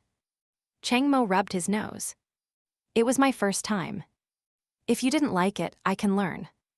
Inside the bathroom, awash in post-coital clarity, Cheng Zhiyu splashed his face with water. He thought he must be going insane. If this kept up, it wouldn't be surprising if he ended up sleeping with Cheng Mo one day. No, this can't happen again. The next time a situation like this arose, he had to refuse, seriously and firmly. A moment later, Cheng Zhiyu opened the bathroom door. He thought he had calmed down, but the sight of Cheng Mo made his heart race again. His face was expressionless. Cheng Mo, from now on, wear your clothes. Cheng Mo, who had been inexplicably scolded, was confused. Was it really that bad? He wondered. So I am inexperienced, is that a reason to be so harsh? Cheng Mo felt deeply wronged, and he cast a mournful glance at Cheng Zhiyu. Under that gaze, Cheng Zhiyu suddenly felt like a complete scumbag. He cleared his throat, his voice softening. You should go wash up. Just smelling that scent made his body heat up again. Oh, Cheng Mo replied. He went into the bathroom, first looking in the mirror. Sure enough, he saw a bite mark on his pectoral muscle. A smile spread across his face. He went back to Cheng Zhiyu and pointed at it. Cheng Zhiyu, look what you did. Cheng Zhiyu felt a pang of guilt. Cheng Mo muttered to himself, and you say you don't like looking at me. See? This bite mark is proof. I think you not only like to touch me, you want to bite me too. Cheng Zhiyu thought, there's no way I can explain this. Cheng Mo stole a glance at him and cleared his throat. But I can let you touch me.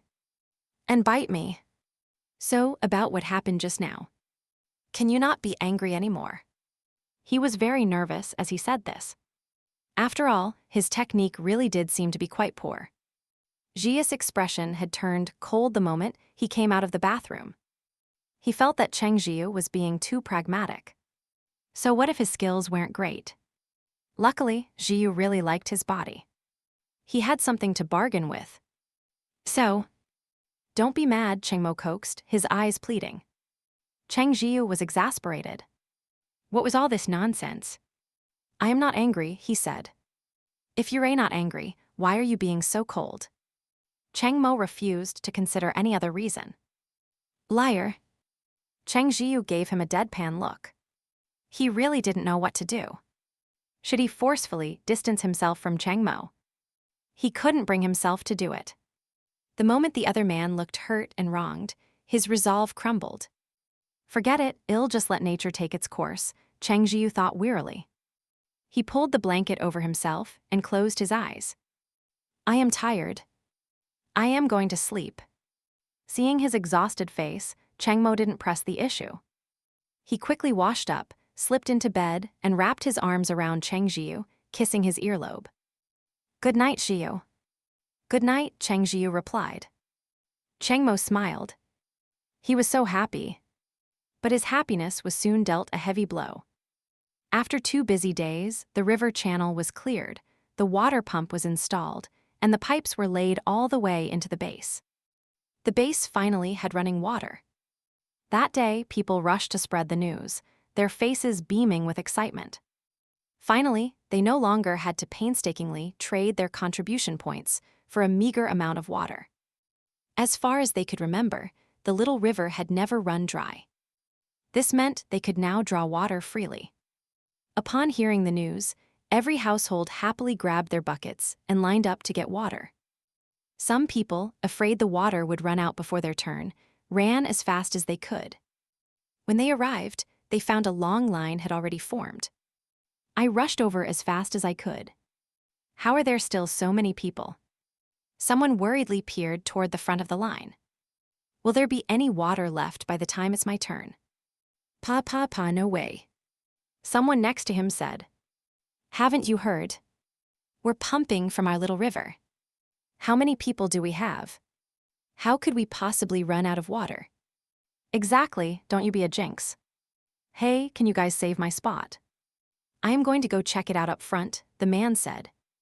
Though he spoke confidently, he was still a little anxious, so he conferred with the others. The others were just as worried, so they quickly agreed. Go on then. See if there's still plenty of water. So the man went to the front to look. A few moments later, he returned with a smile, reassuring them. I saw the pump. The water is flowing out super fast. It fills a bucket in no time. There's plenty of water, we'll definitely get some. Hearing this, the others instantly felt relieved. That's great, that's great. Someone on the spot burst into tears. This is wonderful. We finally have water to drink. No one laughed at the crying person. They felt like crying too. Just as the man had said, the line moved quickly. Those who had already filled their buckets walked back with a full container in each hand, beaming with joy. When asked, one of them said, Ha, if I'd known, I wouldn't have run so fast. We'd get it sooner or later anyway. There's plenty of water for everyone. It doesn't matter if you're early or late. I bet you're just saying that. If you had to do it again, you'd still run like the wind. Everyone around them burst out laughing. The man who was teased wasn't annoyed, just grunted, as if you didn't want to run fast. I am not talking to you guys anymore. I am heading back. When it was their turn, those in line would first take a big gulp. The river water was sweet, not only quenching their thirst, but also filling their hearts with sweetness.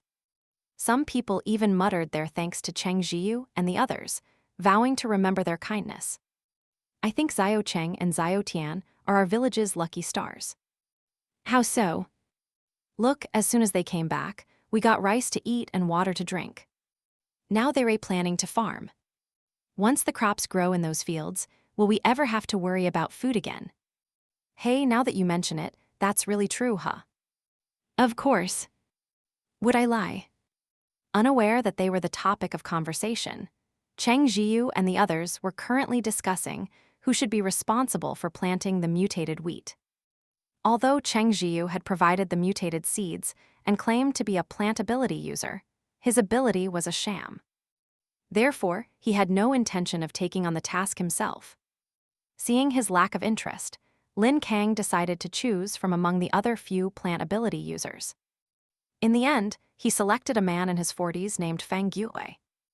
Unlike the other plant ability users who felt compelled to farm because of their powers, Fang Yue was different. He genuinely loved farming. Before the apocalypse, he was a farmer. He was truly happy when he discovered his ability could be used for cultivation. Among the 5 plant ability users, he was the most dedicated farmer and had made the most progress. Cheng Zhiyu realized that even if he hadn't brought the mutated seeds, Fang Yue would have eventually cultivated seeds suitable for large-scale planting on his own. It just would have taken him a bit longer. Compared to the other 4, however, his progress was quite fast. He was already cultivating the 5th generation of mutated rice. Unfortunately, the yield was low, and the seeds from the 5th harvest would be enough to plant only half a mu of land at most. But he estimated that the 6th generation would likely bring a qualitative leap. Once half a mu of mutated seeds was harvested, they would have enough to plant a much larger area. The other 4, in contrast, had only managed to cultivate enough for a small, unstable patch. It wasn't that they weren't trying hard. They just lacked a certain passion for it. When Fang Yue learned he had been chosen to manage the planting of the mutated seeds, he was at a loss, feeling he couldn't handle such a great responsibility. Why not choose Xiaocheng? I think he's much more capable than I am, the simple, middle-aged man said, rubbing his hands together uneasily, lacking confidence. He looked at Cheng Zhiyu with unconcealed admiration. Cheng Zhiyu felt a little embarrassed. Truthfully, if it weren't for his system space, how could he possibly compare to Fang Yue? Lin Kang smiled. Brother Fang, since you were chosen, it means everyone believes you're up to the task. Lin Kang was in his 30s. Calling Fang Yue uncle would have made him sound too old, so he went with brother. As for Xiaocheng, he's an all-around talent. There are other areas where he's needed more, Lin Kang explained. This farming project is a matter of life and death for the base. Can you guarantee Yao'll do a good job? Fang Yue's heart surged with emotion. He already loved farming, and with Lin Kang putting it that way, he immediately declared, Team Leader Lin, don't you worry. I, old Fang, will look after this land like it's my own child. After he finished speaking, he rubbed his nose sheepishly and looked at Cheng Zhiyu. It's just, if I run into any problems, can I ask Xiaocheng? Cheng Zhiyu felt the pressure mounting. Uncle Fang, I am probably not as skilled at farming as you are. Aren't you being too modest? Fang Yue didn't believe him for a second. How could you be less skilled than me when you managed to cultivate so many mutated seeds? Fang Yue immediately made a promise. Don't worry. I'll never bother you with anything I can solve myself. I'll only come to you if I am really stuck. How does that sound? With things put that way, what could Cheng Zhiyu say? He could only bite the bullet and agree. Seeing him agree, a smile spread across Fang Yue's honest face. Xiaocheng is just too humble, he remarked with a sigh. How could your farming skills possibly be worse than mine? Ilha. Cheng Zhiyu felt helpless. I am really not being humble. He turned his head and noticed Cheng Mo smirking. Cheng Zhiyu shot him a look. Cheng Mo wiped the smile off his face and said pretentiously, Zhiyu is too modest. Is there anything you can't do? Not understanding the subtext, Fang Yue laughed heartily. Right. The young have a promising future. Annoyed, Cheng Zhiyu pinched Cheng Mo's waist. It didn't hurt him in the slightest. Cheng Mo just blinked and said, Zhiyu, is it really appropriate to be getting so handsy in front of all these people? Cheng Zhiyu's ears turned red as he snatched his hand back, deciding to ignore Cheng Mo for the time being. Seeing that Cheng Zhiyu was ignoring him, Cheng Mo grew anxious and leaned in close. Zhiyu, are you angry? Zhiyu, are you really not going to talk to me? His handsome face drew nearer, almost touching Cheng Zhiyu's. The latter put up a finger, pressed it against Cheng Mo's forehead, and gave a gentle push. Stop messing around. Seeing that he was speaking again, Cheng Mo broke into another smile and wheedled, Zhiyu, I'll transform and let you touch my ears when we get back. Don't be angry anymore, okay? Cheng Zhiyu wanted to refuse, but having seen that handsome face topped with a pair of fluffy ears, who could possibly say no? How about it? Cheng Mo pressed. Do you want to touch them? Yes, Cheng Zhiyu conceded. Cheng Mo was pleased. It seemed he was still quite attractive to Zhiyu. Fang Yue was put in charge of managing the farming, and the other 4 plant ability users had no objections. They truly weren't as serious or as skilled at farming as he was. Besides, Fang Yue was their senior, so they didn't mind taking orders from him. "Just the 5 of you definitely won't be enough," Lin Kang said. "We mentioned before that we need to recruit a group of skilled farmers. Brother Fang, you'll be in charge of them from now on. How about you handle the recruitment?" A smile appeared on Fang Yue's face. "Of course, that's great. It's just, are there any age requirements?" Lin Kang raised an eyebrow. "Do you already have someone in mind?" Fang Yue scratched his head, looking a little embarrassed. "Not exactly. I was just thinking of recruiting as many older folks as possible. First, we're all country people born and raised. Aside from the young ones, who here doesn't know how to farm. But if you're talking about real experience, it's the elders who have it. Second, some of the elderly are having a hard time. If they have a way to earn contribution points, their lives will get a little better."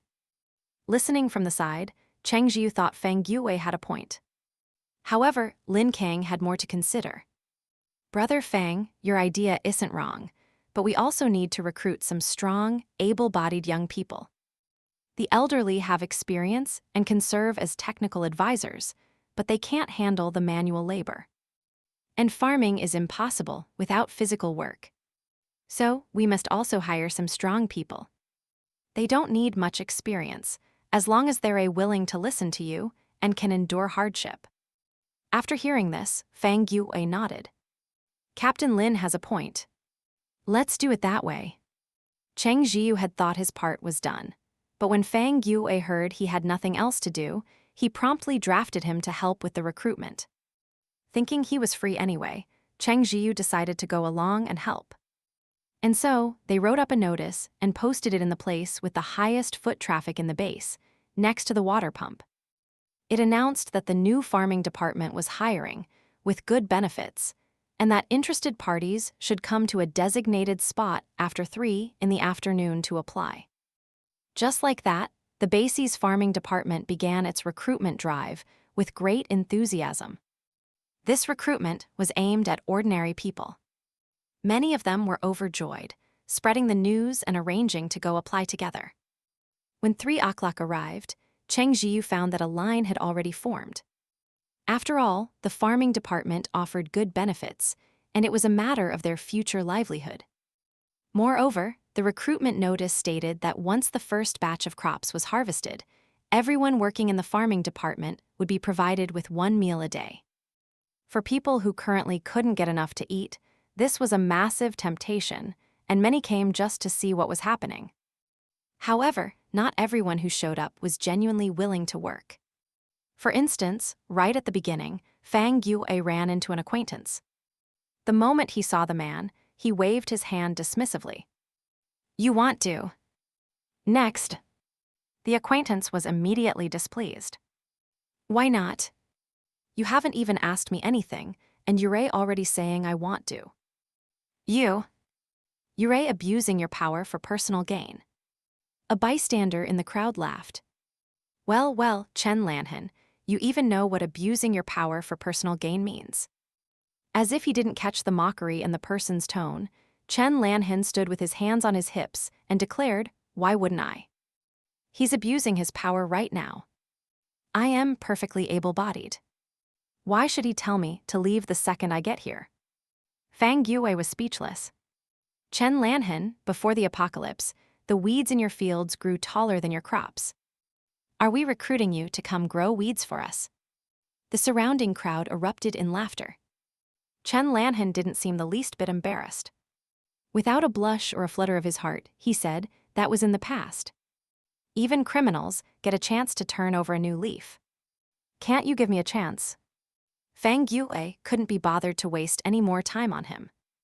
He was here to hire people, not to put on a show for everyone. He waved his hand again. Enough nonsense.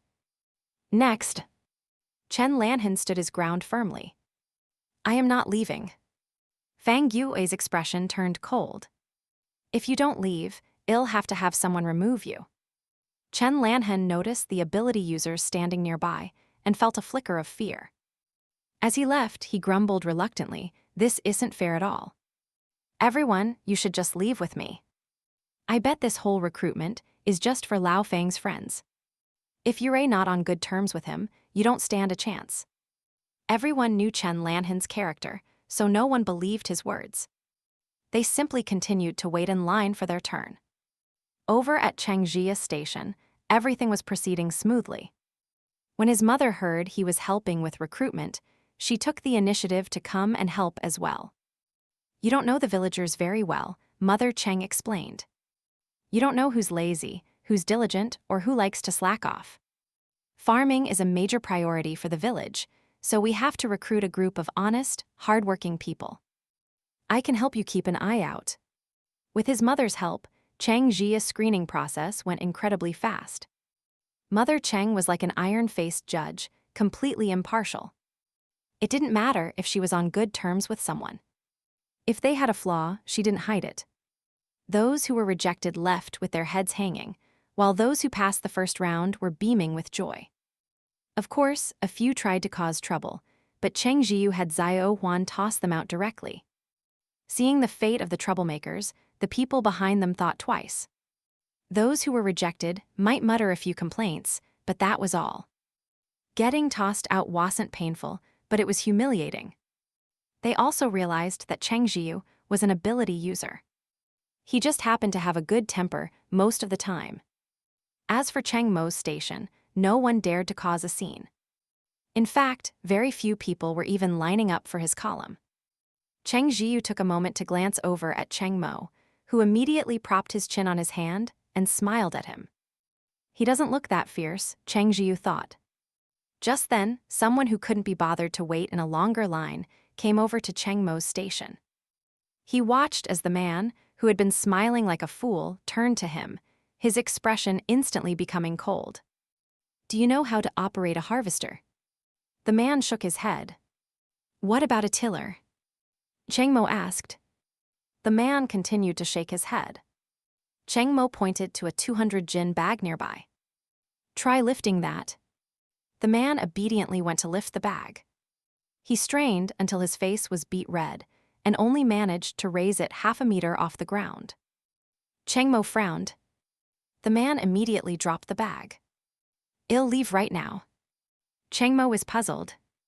"I haven't said anything yet." Oh well, he thought. He wasn't qualified anyway.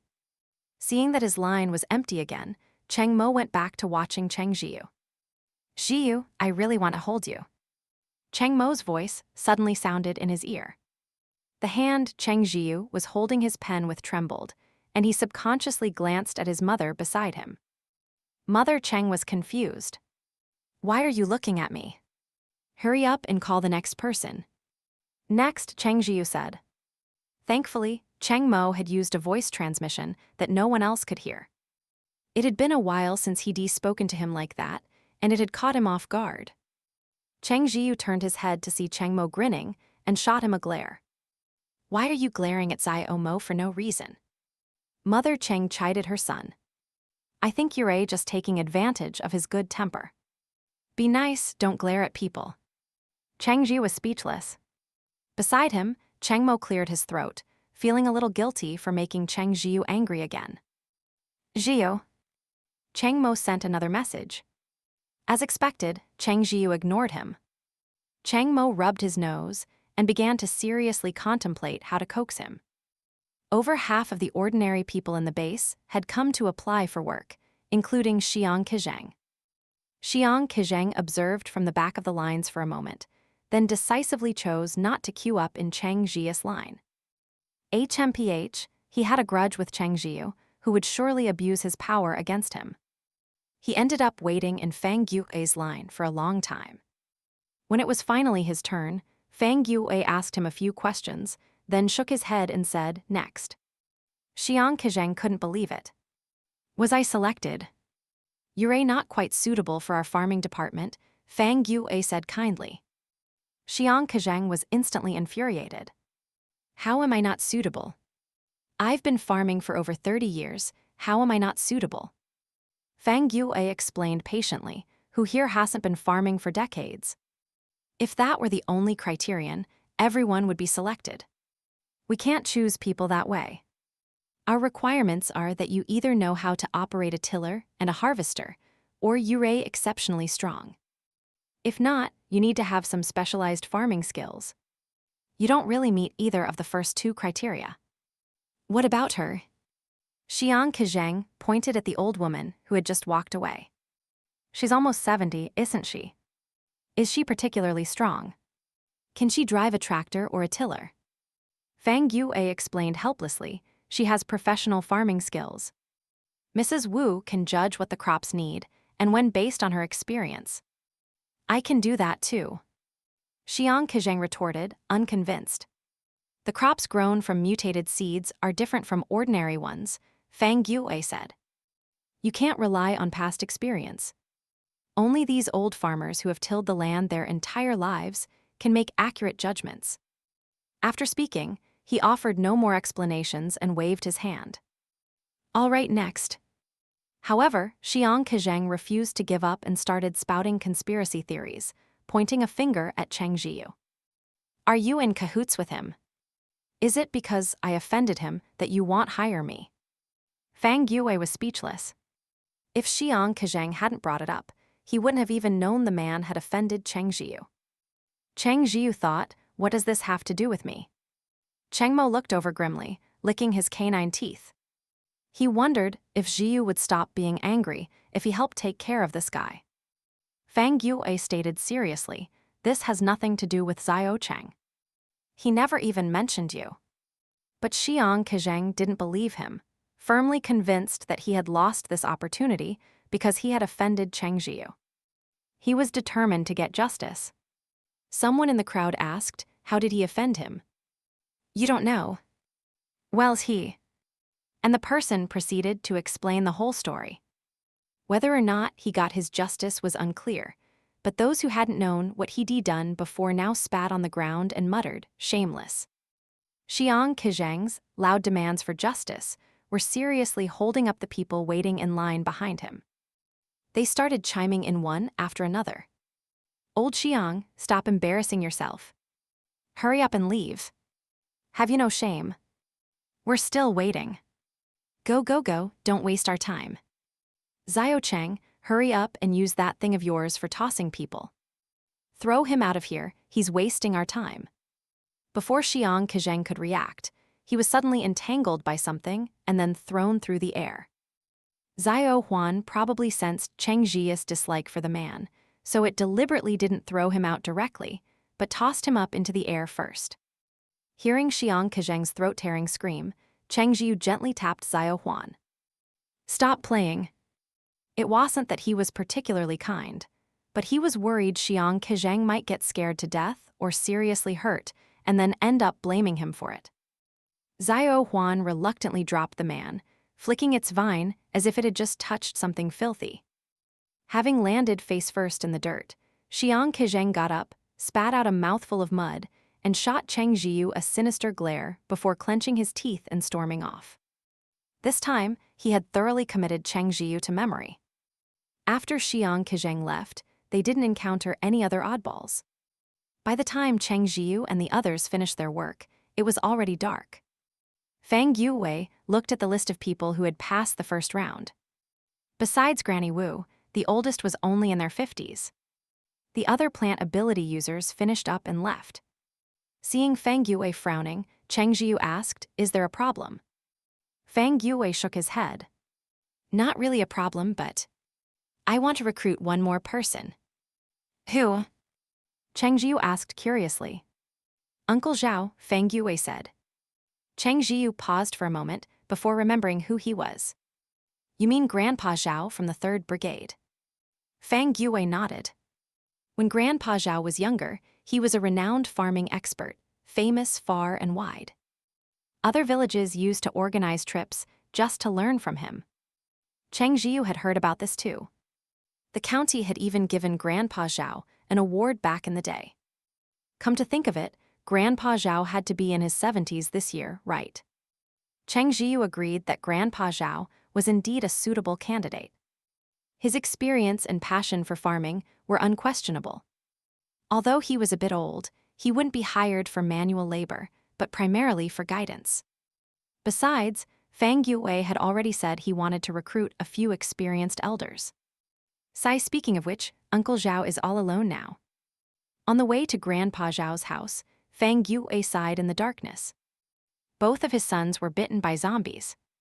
He also has a daughter who married into another village, and there's been no word from her since the apocalypse began. His grandson was working out of town.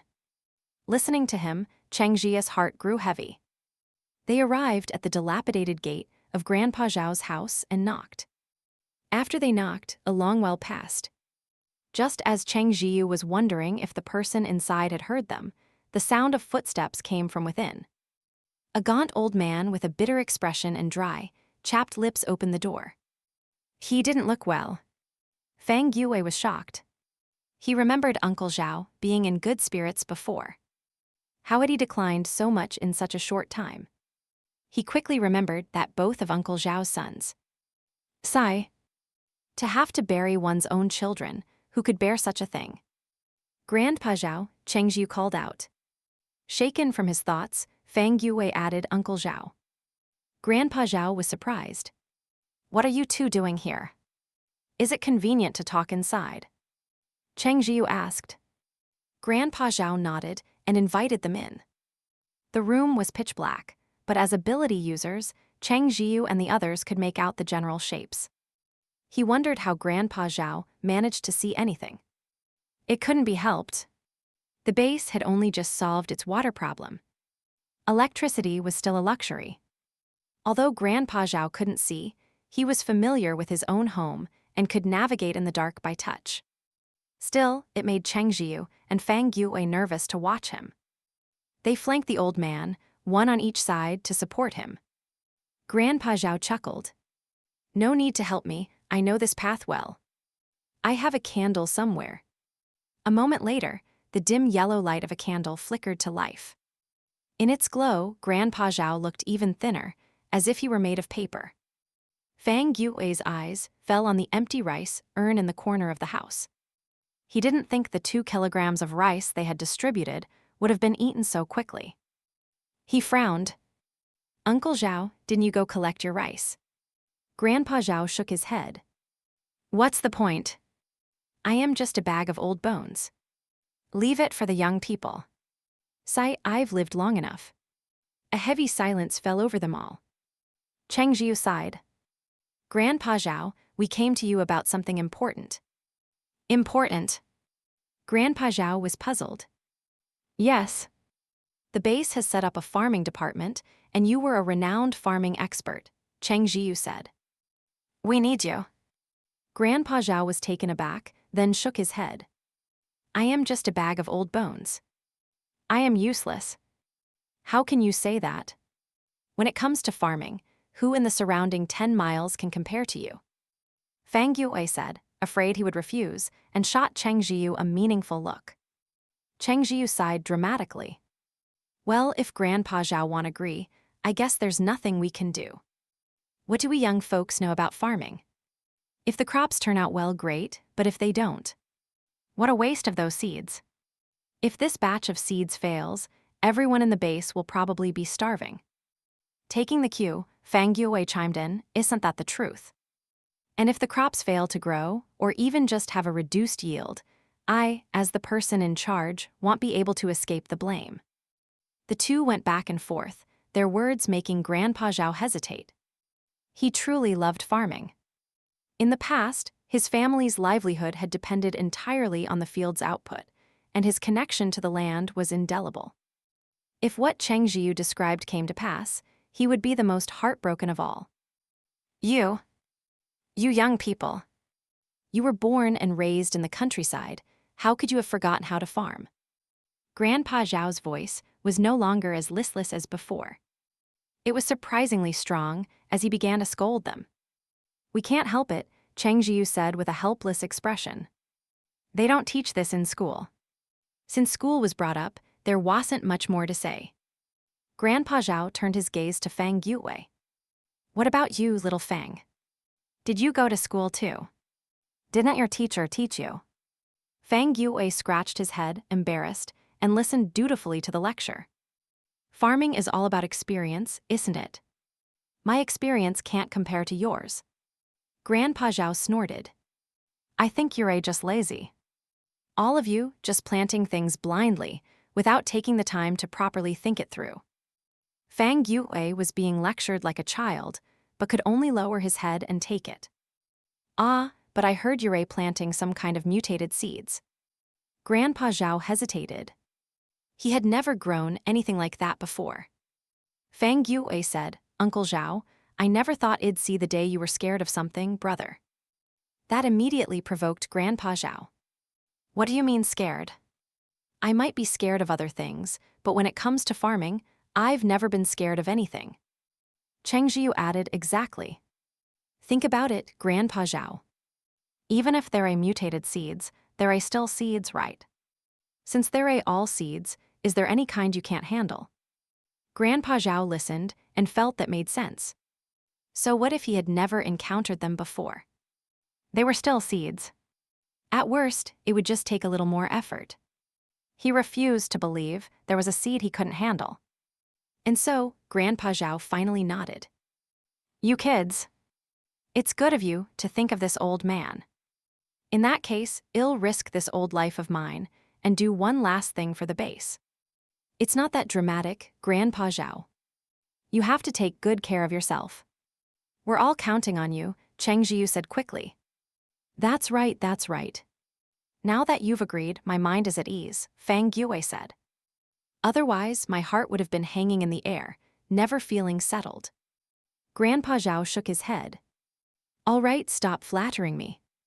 I've already agreed, and I won't go back on my word. Cheng Zhiyu and Fang Yue exchanged a smile. Cheng Zhiyu took out 2 kilograms of rice. Grandpa Zhao, I collected your rice for you. Perfect, let me make you some porridge. The old man hadn't eaten much for a long time, so it was best not to give him anything hard to digest. Porridge was a better choice. Before the old man could refuse, Cheng Zhiyu said, you need to build up your strength so you can better contribute to the base. Grandpa Zhao opened his mouth, but in the end, he couldn't bring himself to refuse. Sai you child. He looked at Cheng Zhiyu and was reminded of his own grandson. The boy had been on his way back from another city. Since there was no news of his grandson yet, there was still a sliver of hope. But he knew that people like Cheng Zhiyu were likely few and far between. Life was so unpredictable. He had originally planned to go down and join his old wife, but now that the base needed an old man like him, he supposed he could live a little longer. Cheng Zhiyu moved quickly to make the kanji. With Cheng Mo's help and the simplicity of the task, it was ready in no time. Grandpa Zhao accepted the bowl of pristine white kanji and took a sip. The rich fragrance of rice filled his mouth, and he subconsciously took another mouthful. A bit of color seemed to return to his cheeks. Seeing this, Cheng Zhiyu was completely relieved. Grandpa Zhao was actually in good health. He had just been neglecting himself. He still needed to recuperate properly. He made a mental note to find an excuse to bring Grandpa Zhao more food later to help him regain his strength. Cheng Mo knew exactly what Cheng Zhiyu was thinking. Sai Zhiyu really is kind-hearted. Cheng Zhiyu washed the pot, and after Grandpa Zhao finished eating, he washed the bowl as well. Grandpa Zhao couldn't stop him. Watching him bustle about, he said helplessly, it's not like I can't do it myself. It's no trouble at all, Cheng Zhiyu said with a smile. Besides, I don't have anything to do when I get back anyway. It was late and pitch black outside. He didn't feel comfortable leaving Grandpa Zhao to work alone. It truly was no trouble. You child.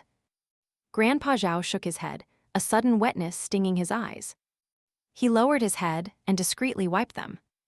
Cheng Zhiyu knew Grandpa Zhao didn't want to be seen, so he pretended not to notice. After finishing up and making sure there was nothing else to do, he said, Grandpa Zhao, you should get some rest. Well, be going now. All right, off you go. Grandpa Zhao started to get up to see them out. Please don't bother. Cheng Zhiyu quickly persuaded him to stay put, then left with Cheng Mo, closing the main gate for the old man on his way out. The moonlight was exceptionally bright tonight, casting a layer of silvery white frost on the ground.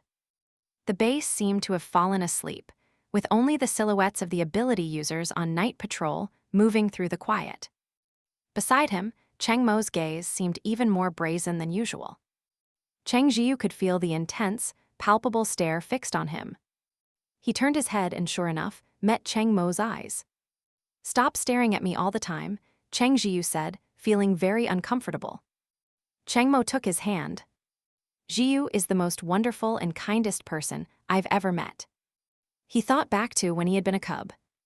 Cheng Zhiyu couldn't even guarantee his own safety, yet he had still taken him in and cared for him so diligently. Cheng Zhiyu looked off into the distance. "I was just helping out where I could." A smile spread across Cheng Mo's face. "See? That's just how you are." Cheng Zhiyu was really not used to such sentimental moments. He tried to shake his hand free, but couldn't. With a light cough, he said, "Let's walk faster. I am hungry." He hadn't eaten much all day. He really was hungry. Cheng Mo chuckled softly, leaned closer to Cheng Zhiyu, and placed a light kiss on his cheek. Cheng Zhiyu was speechless. Was he missing a memory somewhere? Why could Cheng Mo perform that action so naturally?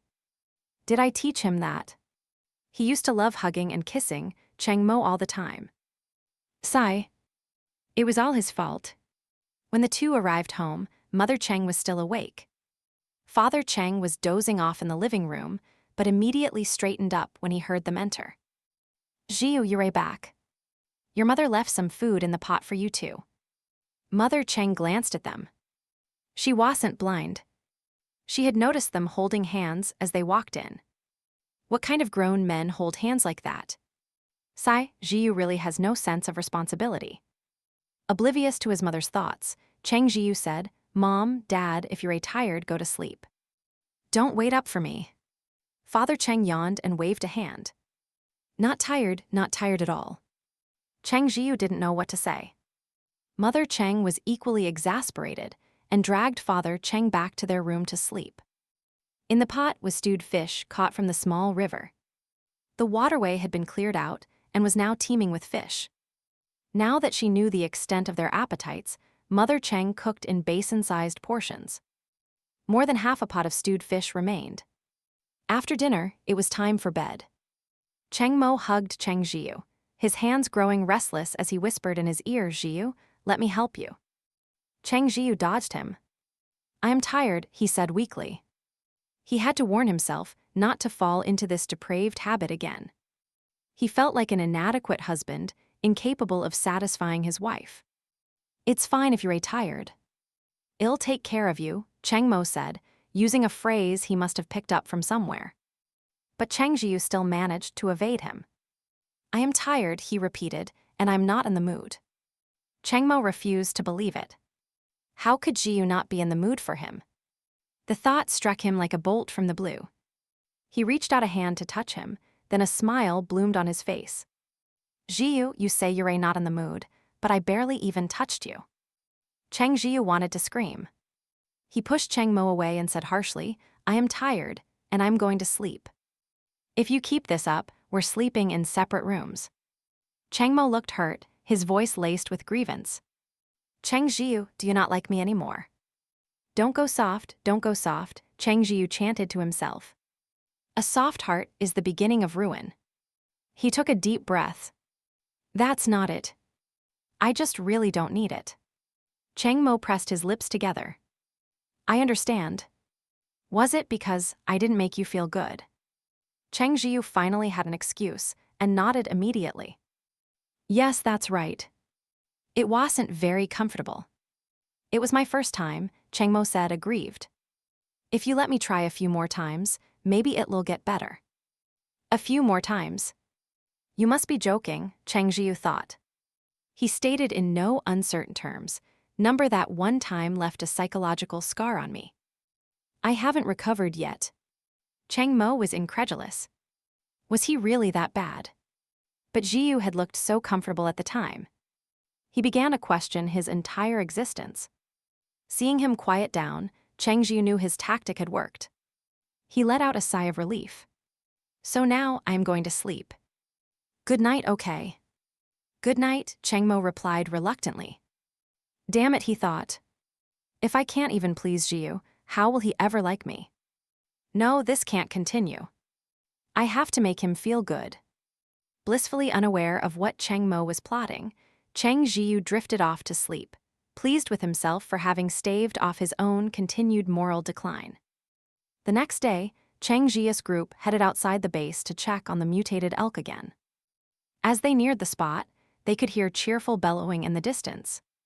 Hey, the elk is welcoming us, Zhou Min said delightedly. He waved from afar, calling out a greeting. Hello. Did you miss us? The elk ran over. Zhou Min was about to pet it, but the creature bypassed him completely and trotted straight to Cheng Zhiyu, gently nudging him with its antlers. Cheng Zhiyu, nearly knocked over by the antlers, stood his ground. If he fell on his butt right now, it would be far too embarrassing. Hello, little elk, he said, patting its head. Zhou Min was incredulous and a little sour. Why? Why is it so affectionate with you? Tian Kaio laughed and asked their translator, Lin Jiashu, what's the little elk saying? Lin Jiashu stifled a laugh. It's saying, human, hurry up and give me that yummy yellow round thing. Cheng Zhiyu was speechless. Zhou Min burst out laughing. How hot. So it's not you it's attached to, it's the pumpkin. Resigned, Cheng Zhiyu took out the prepared pumpkin and offered it to the elk. The moment it saw the pumpkin, the elk stopped nuzzling Cheng Zhiyu and lowered its head to munch on the treat, eating with gusto. Tian Manman stared intently at the elks. Pumpkin. Is pumpkin that good? Sensing danger, the elk immediately turned its backside to the group. Everyone was at a loss for words. Tian Kaio sighed and patted Tian Manman. If you want pumpkin, you can have some when we get back. Stop staring at the poor elks. Tian Manman scratched his cheek, embarrassed. Cheng Zhiyu sighed and glanced at Zhou Min, who nodded and moved closer to inspect the leg that had been infected by the zombie virus. The virus hasn't spread, Zhou Min announced. Cheng Zhiyu had worried the virus would spread, albeit much more slowly. He hadn't expected this outcome. It made them even more curious. Was this a unique ability of this particular elk, or did all powerful mutated beasts have such resistance? They leaned toward the former theory. After all, humans and mutated beasts were leveling up, but so were the zombies. It didn't make sense for only mutated beasts to become more powerful. It was highly likely that this elk possessed an innate ability. However, the zombified leg was not without its effects. The elk couldn't use its full power, and the leg clearly caused it discomfort. Even as it ate the pumpkin, it would occasionally shift the afflicted limb. They had come today, intending to treat the elk's injury.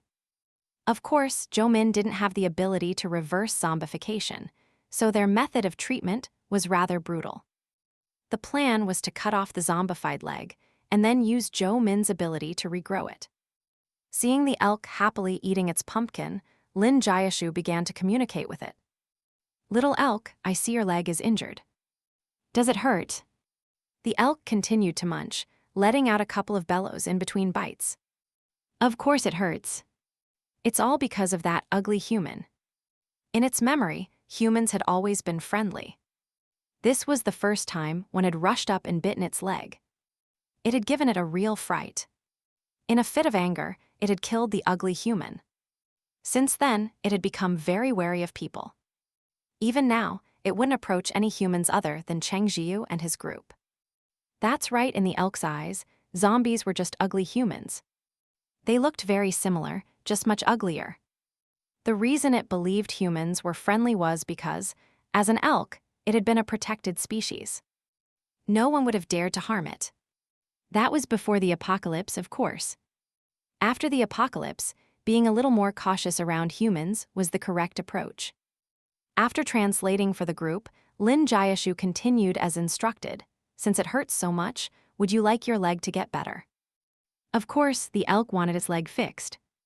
Ever since it was bitten, the leg had felt strange, as if it had no sensation, and it often found it hard to control.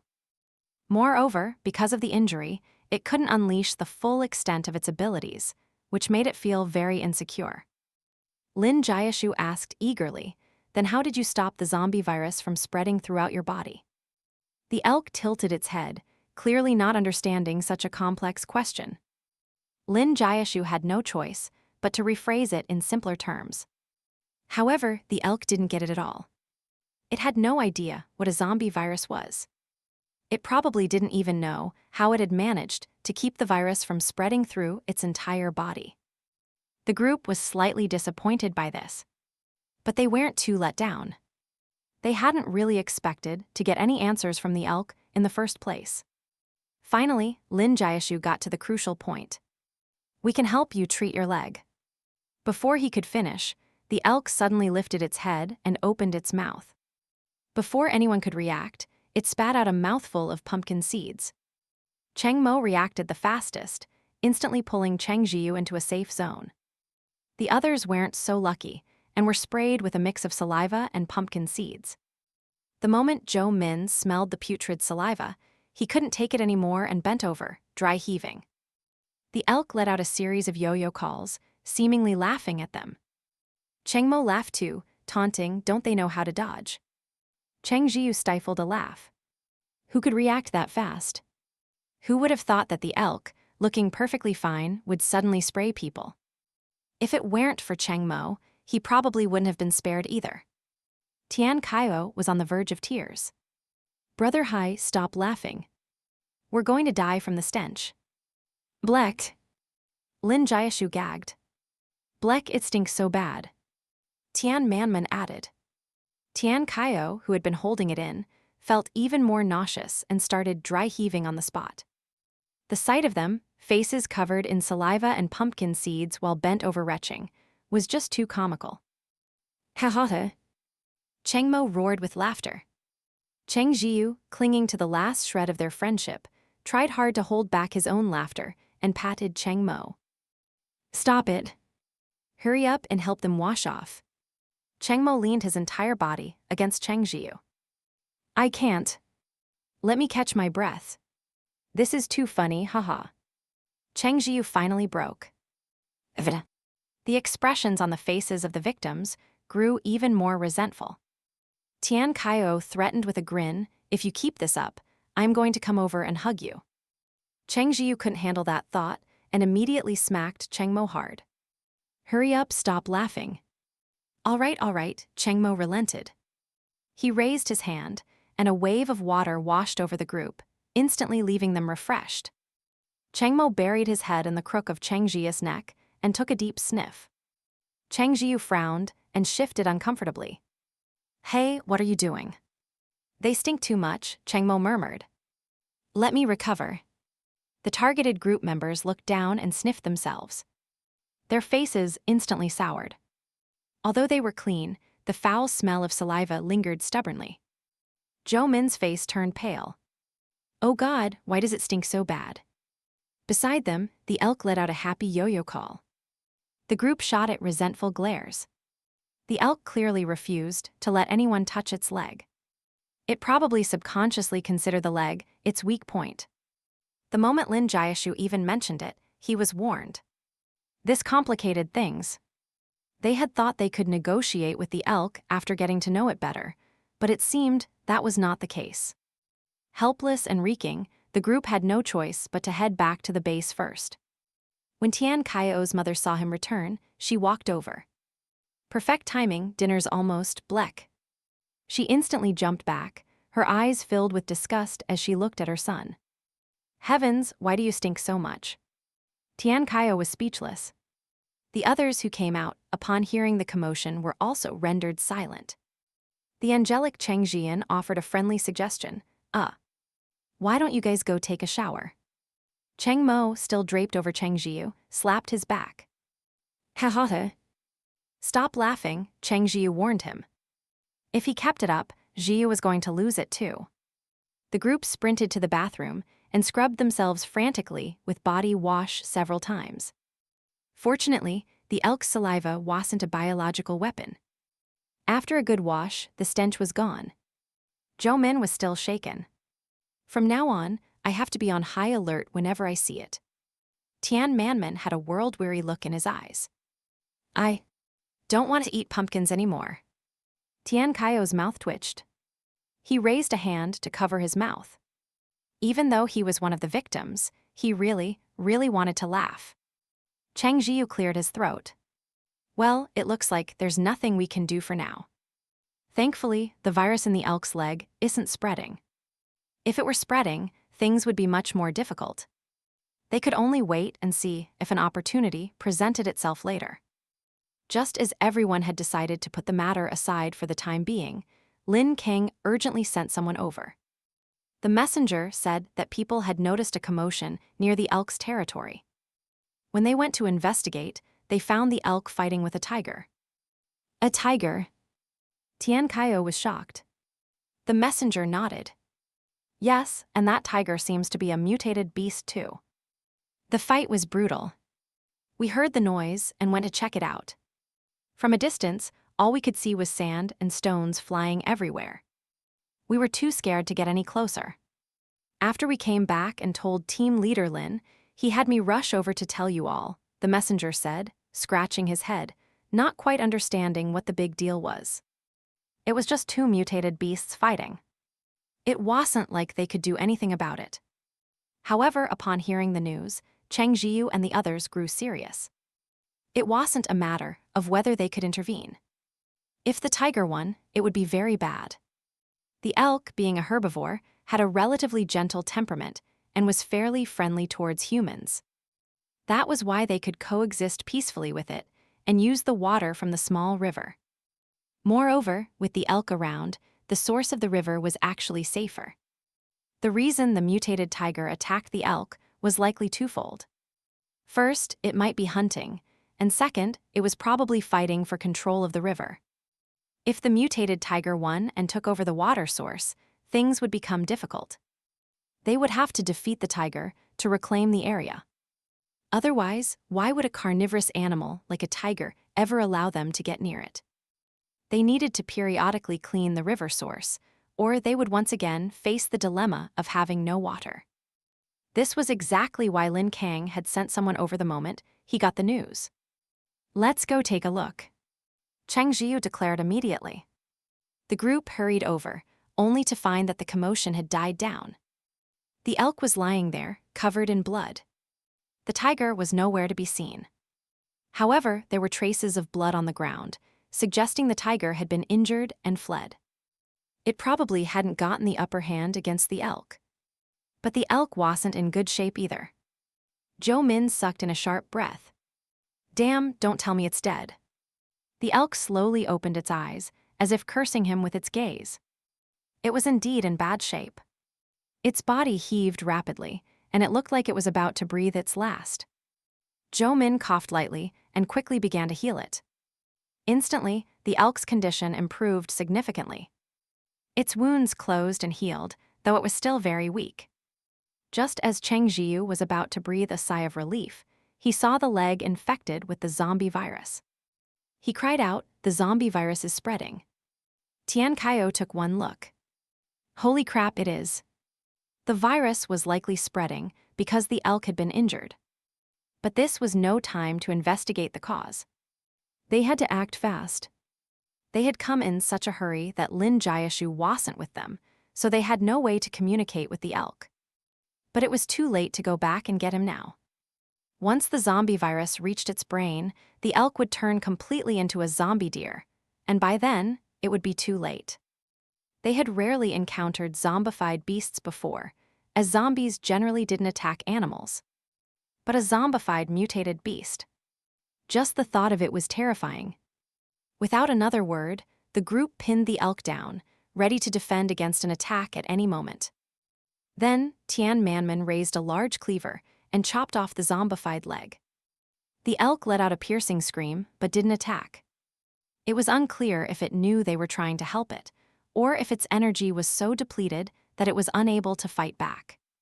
Whatever the reason, Zhou Min seized the opportunity and used his healing ability. Fortunately, once the zombified leg was severed, the virus stopped spreading upwards. Under Zhou Min's treatment, the leg that had been chopped off began to grow back, bit by bit. The elk, weak with its eyes half open, gently nuzzled Zhou Min, whose lips had turned pale from the exertion. Zhou Min pulled his hand back and said peevishly, "HMPH, so now you know I'm useful." The elk blinked its big eyes, its gaze pleading. It was hard to tell if it understood what Zhou Min had said. The elk's energy was now completely drained and would likely take some time to recover. Although the tiger had fled and also seemed to be injured, meaning it probably wouldn't return anytime soon, the group was still worried. Fearing that something else might take advantage of the elk's weakened state, they decided not to leave. They would wait until the elk had recovered before heading back. At first, the elk lay there weakly. But it was a mutated beast after all. After Zhou Min gave it some water, it was finally able to move. It looked at Cheng Zhiyu with pleading eyes and nudged him again.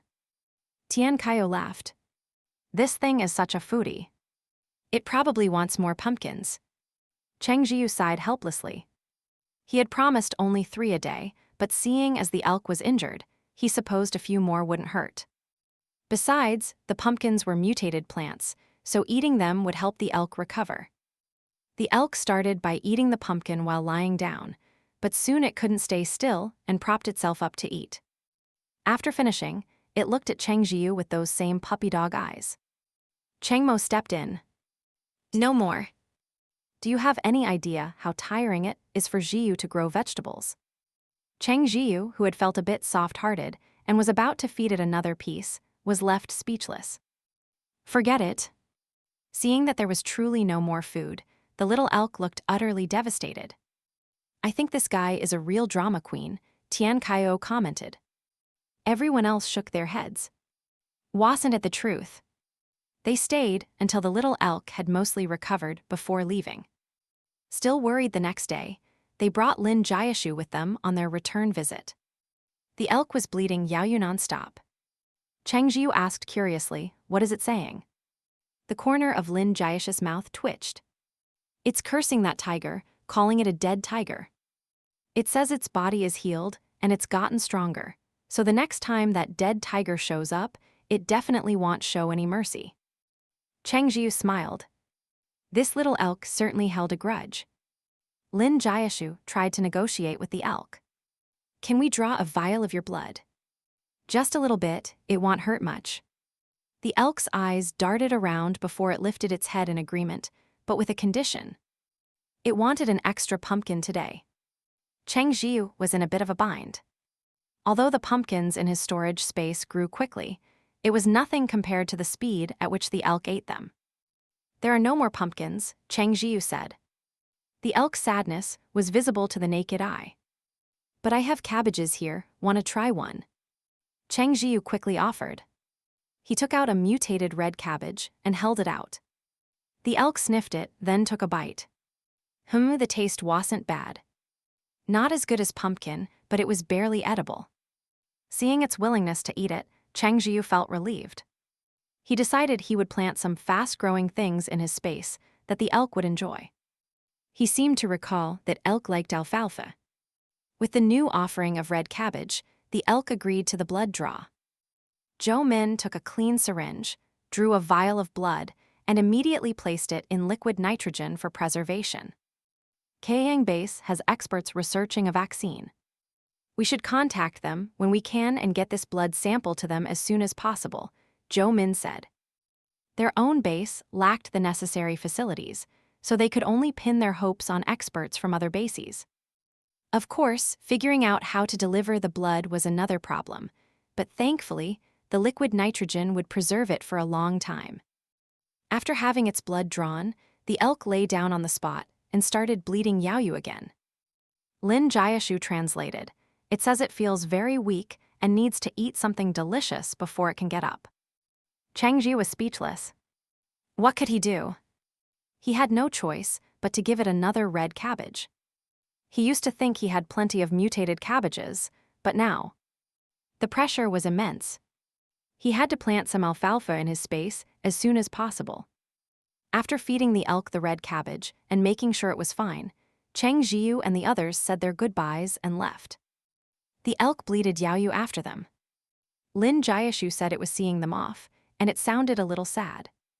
Tian Kaio scratched his head. We don't live that far away. Can't we come back anytime? It takes a foodie to know a foodie.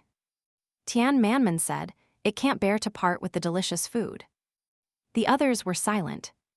That made a lot of sense. All right, it seemed they had been overthinking things.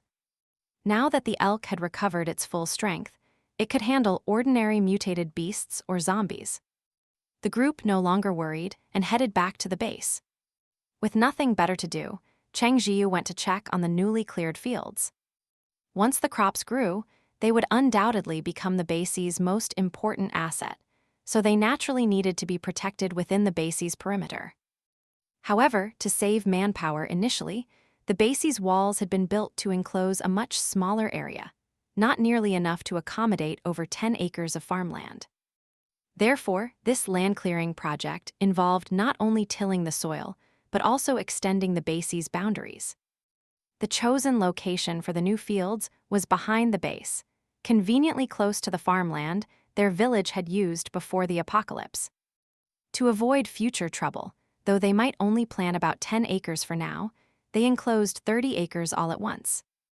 This would save them the hassle of building more walls if they decided to expand later. As for why they didn't claim more, after all, the surrounding kilometers were all ownerless land. Lin Kang explained, we can't. The base is short on people.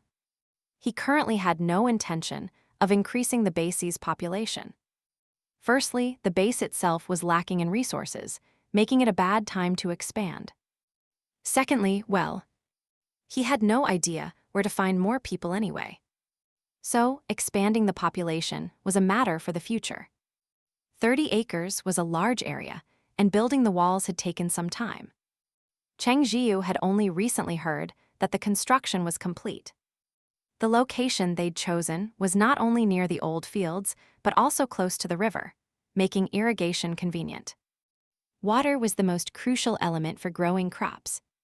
However, when Cheng Zhiyu arrived, he found several people looking glum. They had run into the biggest hurdle right at the start. It hasn't rained once since the apocalypse began. This ground is too dry, Grandpa Zhao said, shaking his head. If it's this dry, even the mutated seeds probably won't survive after being planted. Fang Yue was also worried. They had experience planting mutated seeds, but always on a small scale, usually just a small plot of land where watering wasn't a major issue. But now they were planting over 10 acres. Watering that much land would take forever. Our only choice is to draw water from the river to irrigate, Fang Yue said with a sigh. A nearby plantability user sighed. Drawing it bit by bit will take an eternity. Another plantability user added, you're right. It's been so dry that even the river looks a lot narrower. A third plantability user was daydreaming. The sky has been looking pretty overcast lately. Maybe it's going to rain, then we wouldn't have to go through all the trouble of pre-soaking the soil. Watering the ground once before planting was called pre-soaking. The moist soil made it easier for seeds to sprout. The alternative was to grow seedlings first, but raising seedlings for over 10 acres of wheat. Only a madman would do that. It was even more trouble than pre-soaking. Grandpa Zhao shook his head. Don't count on the heavens. There's always a way, it's just a bit more troublesome. Since Grandpa Zhao had joined the farming department and been given something to do, his spirits had lifted considerably. His eyes were no longer lifeless. They now held a spark. Cheng Zhiyu glanced up at the gloomy sky. Without the sun, it was true that the heat wasn't as scorching, but in its place was a different kind of discomfort. With the sun, it was a dry heat. Now, under the overcast sky, it was a humid, muggy heat that made one feel stifled. His skin was constantly damp and sticky, which was even more unpleasant. Would it rain? Looking at the sky, Cheng Zhiyu felt a sense of unease. Something about it felt strange. If it did rain, it probably wouldn't be a normal shower. It would likely cause some kind of trouble. His words proved prophetic. That night, Cheng Zhiyu was awakened by a pattering sound outside, occasionally punctuated by the excited voices of people. He snapped his eyes open. Cheng Mo was holding him tightly. His fluffy tail had appeared at some point and was now wrapped around his waist. The tip of the tail was restless, having slipped slightly inside his pajamas. As it twitched against his skin, a shiver ran through Cheng Zhiyu. "Is it raining outside?" Cheng Zhiyu asked as he tried to push Cheng Mo away. Cheng Mo frowned, opening his eyes in dissatisfaction. "Yeah, it's raining." Cheng Zhiyu got out of bed and went to look outside. Father and Mother Cheng had woken up at some point and were standing outside, wrapped in clothes, talking. Mother Cheng's voice was filled with laughter. "Good heavens, it's finally raining." Father Cheng was just as pleased. "Rain is good. A good rain will ease the drought." Cheng Zhiyu's hearing was much better than before, and he could hear others outside who had also woken up. Most of the villagers were overjoyed to see the rain. It was a welcome relief after a long drought. However, a few people muttered, "Too much rain isn't a good thing either." Someone next to them shot back, "What nonsense are you talking about? This rain isn't even that heavy. You think it's going to cause a disaster."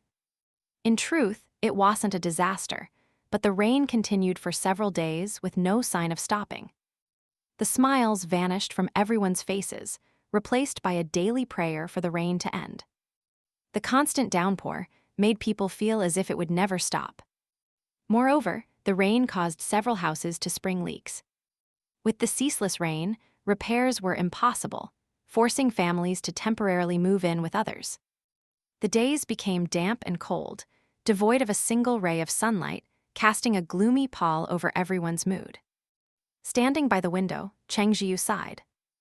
When will this rain ever stop?" "Zhiyu, don't worry about it."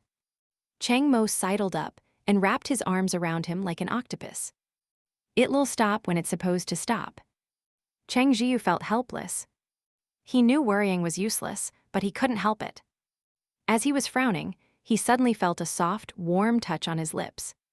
He turned his head and met Cheng Mo's smiling eyes. Cheng Zhiyu paused, then said, "You. Don't just kiss me like that." Cheng Mo brought up the past again, about how Cheng Zhiyu used to hold him and kiss him all the time. "That's different. You're a person now," Cheng Zhiyu said. "When have you ever seen two people just casually kissing each other?" Cheng Mo replied with perfect confidence, "I have. But they don't kiss like I did. They bite each other's mouths." "Zhiyu, want to try it with me?" Cheng Zhiyu was speechless. Damn it, who was doing that? Couldn't they make out at home? "No, absolutely not," Cheng Zhiyu refused sternly. A simple kiss like the one Cheng Mo just gave was one thing, but making out. What would that even be? Good Lord, only after thinking it did he realize how much his standards had slipped, bit by bit. He changed the subject. "Sai, I wonder how the little elk is doing." Cheng Mo was displeased. "What could happen to it? It's a mutated beast. You think it can't handle a little rain?" Cheng Zhiyu looked at Cheng Mo's face, which was as perfect as a 3D model, and felt a wave of exasperation. "You."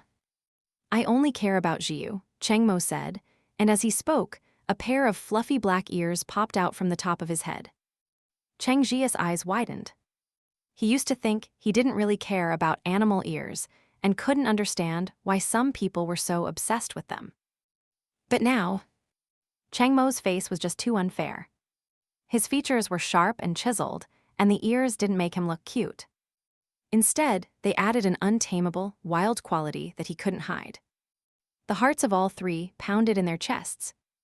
This was just unfair. To make matters worse, the man wore an expression that practically screamed, "You can touch me." Who could possibly resist? Cheng Zhiyu couldn't tear his eyes away. Cheng Mo was secretly thrilled. He reached up and began unbuttoning his shirt. He was wearing a pure black button-down today. One by one, he undid the buttons, revealing a beautiful, mouth-watering physique, determined to see his seduction through to the end. His skin wasn't pale but a tanned wheat color, which, like his features, exuded a wildness. "Zhiyu, wanna touch?" You can touch me anywhere, Cheng Mo murmured, his voice low and naturally magnetic without any deliberate effort. A tingling numbness spread from Cheng Zhiyu's ears, which were now burning bright red. As if bewitched by a demon of temptation, he unconsciously reached out and touched Cheng Mo's chest. Cheng Mo sighed. I knew you liked it here. Cheng Zhiyu's fingers trembled, and he swallowed hard. Zhiyu. Cheng Mo chuckled softly. He reached out, took Zhiyu's wrist, and moved his hand slightly to the side. Remember, this is where you bit me last time. It's a shame the mark disappeared so quickly. Zhiyu, do you want to leave your mark here again? Cheng Zhiyu's throat was painfully dry, as if he were desperately craving something. His skin was fair and hadn't tanned much despite being in the sun. Now his face was flushed crimson, and his breathing grew ragged. And that guy, Cheng Mo, had even let his tail out. Its tip was now gently brushing against the side of Cheng Zhiyu's waist. Cheng Zhiyu felt his legs go weak. He had completely lost the ability to think, relying solely on Cheng Mo's guidance. He lowered his head and bit down hard on the spot his hand had just touched. Cheng Mo made a sound, and Zhiyu looked up in a panic, only realizing how hoarse his own voice was when he spoke. Did I hurt you? But as he spoke words of concern, he was stunned to see a shimmer of moisture in Cheng Mo's eyes. It didn't make him look pitiful. On the contrary, it felt like being targeted by a ferocious beast. The look in his eyes was one of wanting to devour him whole. Zhiyu. A tear slid from the corner of Cheng Mo's eye. In that instant, Cheng Zhiyu was completely captivated, stunned by the beautiful sight before him. He unconsciously raised a hand to wipe the tear away. Who would have thought that Cheng Mo, who always wore such a cool expression, would cry at a time like this? In that moment, Cheng Zhiyu realized he might be a little twisted. Not only did Cheng Mo's body and looks perfectly match his tastes, but even that single tear seemed to fall directly onto his heart. I can't control it, Cheng Mo said, looking down awkwardly when he saw Zhiyu staring blankly at him. But then, he felt a warmth at the corner of his eye. Cheng Zhiyu had kissed him there. Cheng Mo's eyes widened slightly, filled with delight. This was the first time Zhiyu had ever initiated a kiss since he'd taken human form. Cheng Mo immediately wondered, does Zhiyu like this? He couldn't control his tears whenever he felt good. If he had known Zhiyu liked it, he wouldn't have held back. A wave of regret washed over Cheng Mo, feeling as though he had missed out on so much. He seized the opportunity to act spoiled. Zhiyu, let me help you again. It'll definitely make you feel good this time. As he spoke, his hand started to pull at Zhiyu's clothes. Cheng Zhiyu's ears were scarlet. He wanted to refuse. He had to stand firm and not let this happen again. But he had just kissed and touched him, and now he was going to refuse. That Cheng Mo was his real species an incubus. Cheng Zhiyu's head was spinning. He was utterly incapable of refusing Cheng Mo, letting him do as he pleased. Seeing that he wasn't being rejected, Cheng Mo was ecstatic, determined to prove himself this time. The last time was his first. He was sure he had improved. As long as he could make Zhiyu feel good, he was certain the other man wouldn't reject him in the future. It never once occurred to him that the issue wasn't about whether it felt good or not. Just as Cheng Mo's hand made contact, a voice suddenly shouted from outside, "A zombie horde is attacking the base." Cheng Zhiyu's expression instantly turned serious. He cooled down in a flash, pushed Cheng Mo away, and quickly dressed before rushing out the door. Cheng Mo, his clothes in disarray, was left speechless. Damn those zombies. Why did they have to come at a time like this? Tian Kaio and the others also heard the commotion and hurried out into the rain, only to see that Cheng Zhiyu and Cheng Mo were already there. However, Cheng Mo looked to be in a foul mood. His face was terrifyingly dark, giving off the feeling that he might randomly kill the next person who annoyed him. Tian Kaio figured Cheng Mo must be grumpy from being woken up. With no time for words, the group hurried to the base's perimeter wall. Sure enough, in the distance, a horde of zombies was advancing through the rain. At a glance, it was a dense, dark mass, a staggering number of them. Why are there so many? Even Zhou Min, who had seen his fair share of battles, felt his scalp tingle. There were far too many, more than the entire population of the base combined. A high-level zombie must be commanding them, Cheng Zhiyu said. Lin Kang was already leading a group to fight them. There were still many ordinary people inside the base. They couldn't let the horde break through their defenses. They also spotted Yang Kai. It had to be said, the recovery rate of ability users was astounding. In such a short time, Yang Kai showed no signs of his previous injuries and was busy killing the zombies attacking the wall. He noticed Cheng Zhiyu and immediately shot him a glare. This wasn't the time for personal grudges. Cheng Zhiyu took out a zombie next to Yang Kai with a single shot and said flatly, "Are you trying to get yourself killed by getting distracted right now?" Yang Kai's expression soured, and he quickly refocused on dealing with the zombies. Even though Cheng Zhiyu had defeated him last time, he still believed it was a fluke. He was just a plant ability user. What was there to be so arrogant about? Cheng Zhiyu concentrated on the zombies, completely ignoring what Yang Kai was thinking. Cheng Mo, having had his chance to prove himself interrupted, was radiating a terrifying aura. He furiously cleaved through the zombies, using his water ability to shred them to pieces, a sight that made one's skin crawl. Tian Kaio winced. Terrifying.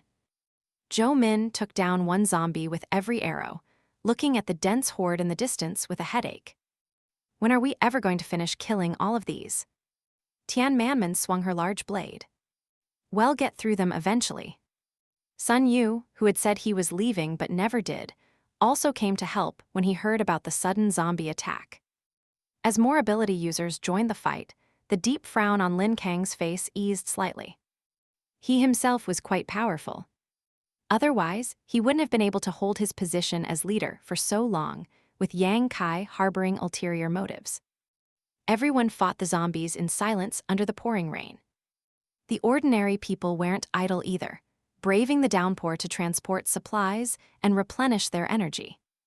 The zombies attacked relentlessly. Even as ability users, their stamina would eventually be depleted. The battle raged from day into night without a moment's rest. Fatigue was etched on everyone's faces, yet the zombies suddenly intensified their assault. Lin Kang's brow furrowed tightly. His confidence was wavering. At this rate, how much longer could they hold out? Cheng Zhiyu's lips pressed into a thin line. He finally summoned Xiaohe. He hadn't let Xiaohe out since it had reached level 5. The moment it appeared, it joyfully rubbed against Cheng Zhiyu.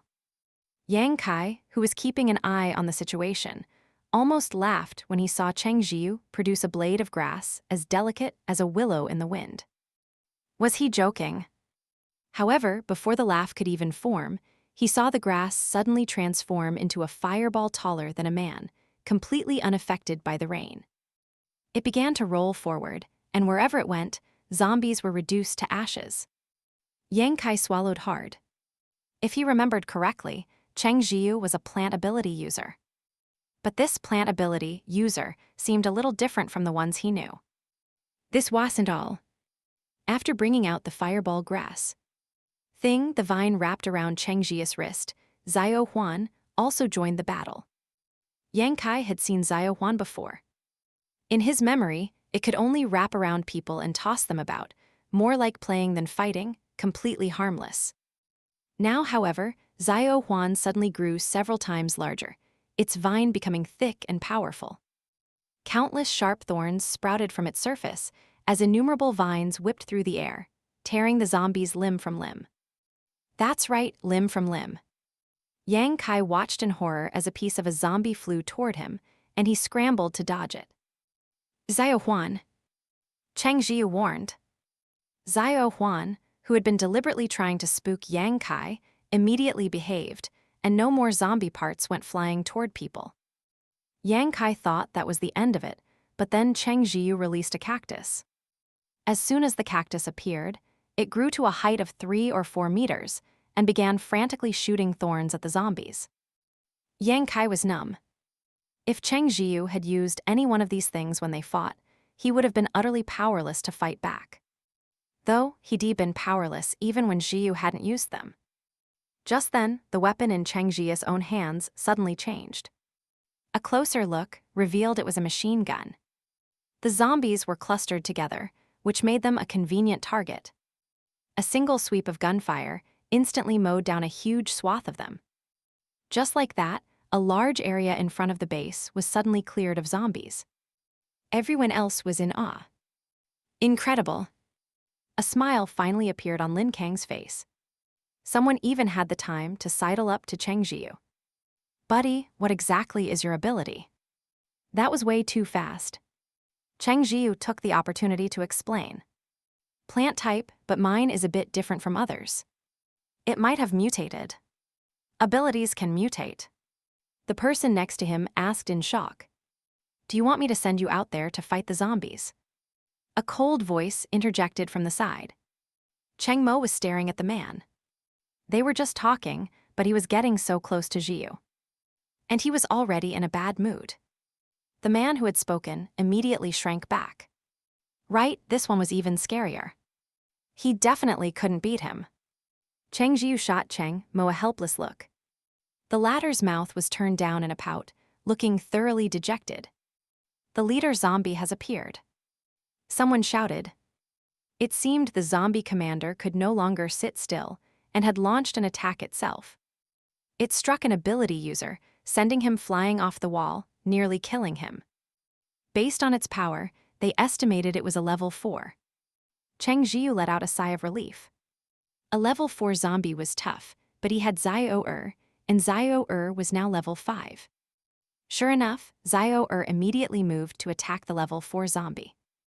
However, its opponent was a water element user, which made it a somewhat difficult fight for the fire-based Xiaohe. By difficult, it meant the zombie couldn't be eliminated instantly, but the two were evenly matched, trading blows back and forth. The people who had turned pale with fright at the sight of the level 4 zombie were stunned. It seemed they didn't need to be afraid anymore. While they finished off the low-level minions, they nervously watched Xiaohe's battle. Fortunately, the level 4 zombie was finally injured and seemed to be trying to flee. "Don't let it get away," Cheng Zhiyu shouted immediately. High-level zombies possessed a degree of intelligence. If it escaped and held a grudge, they would never have a peaceful day again. Xiaohe did everything it could to block the zombie. Perhaps enraged, the creature began attacking the base indiscriminately. Cheng Mo raised a hand, and a barrier of condensed water formed outside the base. When the zombies' water bullets struck, they were neutralized by the identical element, silently merging into the barrier and losing all their offensive power. Because the zombie was so focused on its vengeful assault on the base, it let its guard down for a moment, giving Xiaohe the opening it needed. Xiaohe's body solidified, turning into a fiery cannonball. With a loud boom, it detonated right where the zombie stood, blasting a massive crater in the ground. The zombie's body was blown to pieces, but its head remained intact. It tried to make one last desperate stand against Xiaohe, but the plant gave it no chance, extinguishing the final spark of its life. In an instant, cheers erupted throughout the base. With the high-level zombie defeated, the remaining zombies lost their commander and scattered. The ability users quickly finished them off. Lin Kang walked over to Cheng Zhiyu, his expression complex. "Thank you for this." Cheng Zhiyu smiled.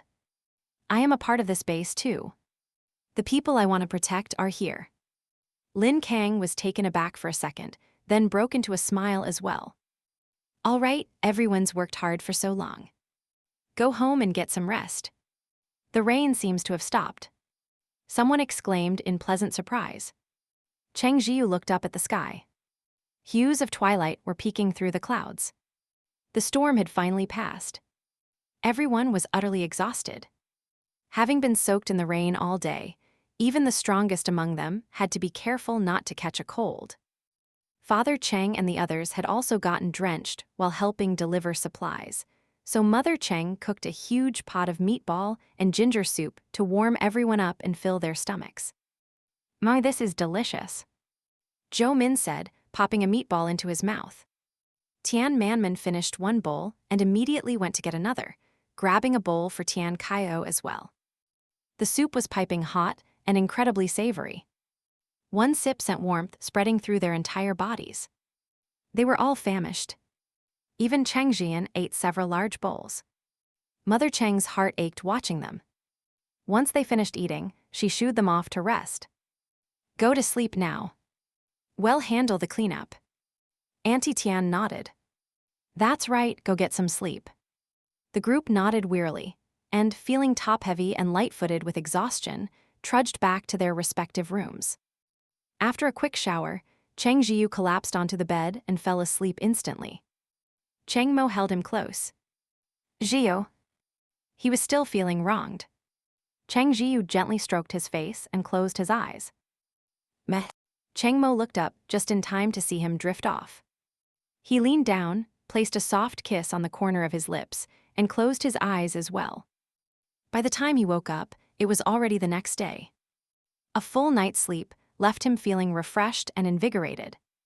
Outside, the sun was shining brightly. The rain had finally stopped for good.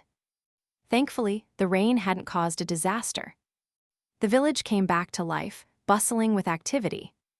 People whose houses had leaks were either fixing them themselves or asking for help. The atmosphere was lively and industrious. The rain wasn't entirely a bad thing either. The ground was no longer parched. It was thoroughly soaked. However, it was now too wet to plant anything, so they would have to wait a few days. Cheng Zhiyu and his group planned to check on the elk. After raining for so long, the elk didn't even have a cave for shelter, and they had no idea how it was doing. Fortunately, when they arrived, the elk was as lively as ever, though it was caked in mud. It trotted over and rubbed against Cheng Zhiyu, smearing him with dirt. Cheng Zhiyu was speechless. He fed the elk some mutated Chinese cabbage. Standing nearby, Zhou Min suggested, "Why don't we build it a shelter from the rain?" During the hotter days, the elk had rested in the shade of a large rock, but that clearly wouldn't protect it from the rain. It must have been soaked for days. It looked quite pitiful. Cheng Zhiyu found it amusing. Couldn't you find a place to take shelter yourself? The elk let out an even more aggrieved bellow. Lin Jiashu translated, "It says it was afraid that blasted tiger would come and take its territory." That tiger still hasn't given up. Tian Kaio asked. The elk says it comes by to check every now and then, Lin Jiashu explained, but it hasn't made a move because of its injuries. It seemed the tiger was quite determined to claim this spot. But the elk clearly considered this place its home now and refused to yield. Since that was the case, they might as well build a proper shelter for it. For convenience, they decided to use materials from the surrounding area. They chopped down a tree for the roof and gathered some stones to pave the ground, which would keep it much cleaner. The elk seemed particularly excited about getting a new house. It stretched its neck out, peering at them, watching one person for a moment before turning to another. The stones they found in the wild were naturally not perfectly square, but with Tian Manman there, she simply and brutally chopped them into shape.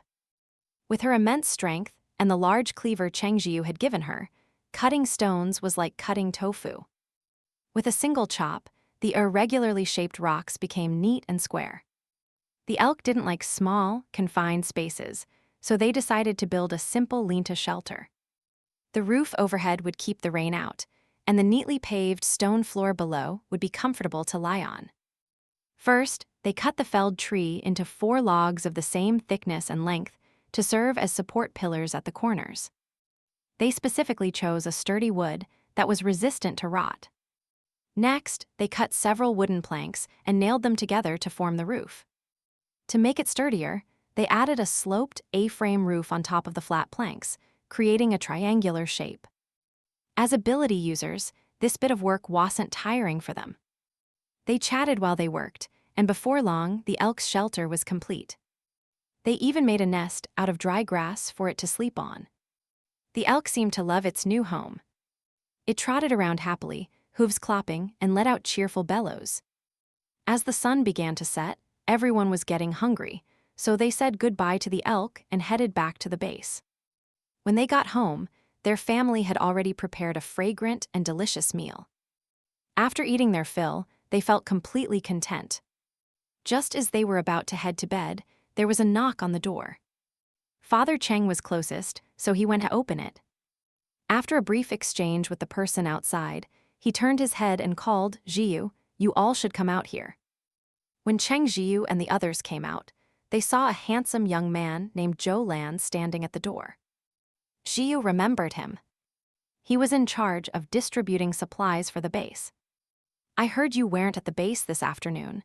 Zhou Lan explained why he had come so late. "I figured I'd wait until you were back to deliver this." Tian Kaio eyed the bag in Zhou Lan's hand, confused. "What is it?" "It's crystal cores," Zhou Lan said. Team leader Lin sent people out, and it took them a whole day to dig them all up. During the zombie horde attack, the sheer number of zombies meant they had no time to harvest crystal cores. Their priority was to eliminate the threat. Once the battle was over, they were all exhausted.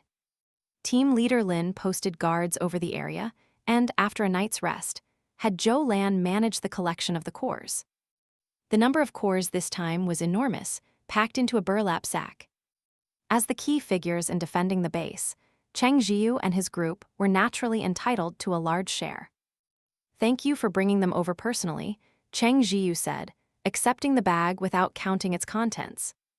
"It was no trouble at all," Zhou Lan said with a smile.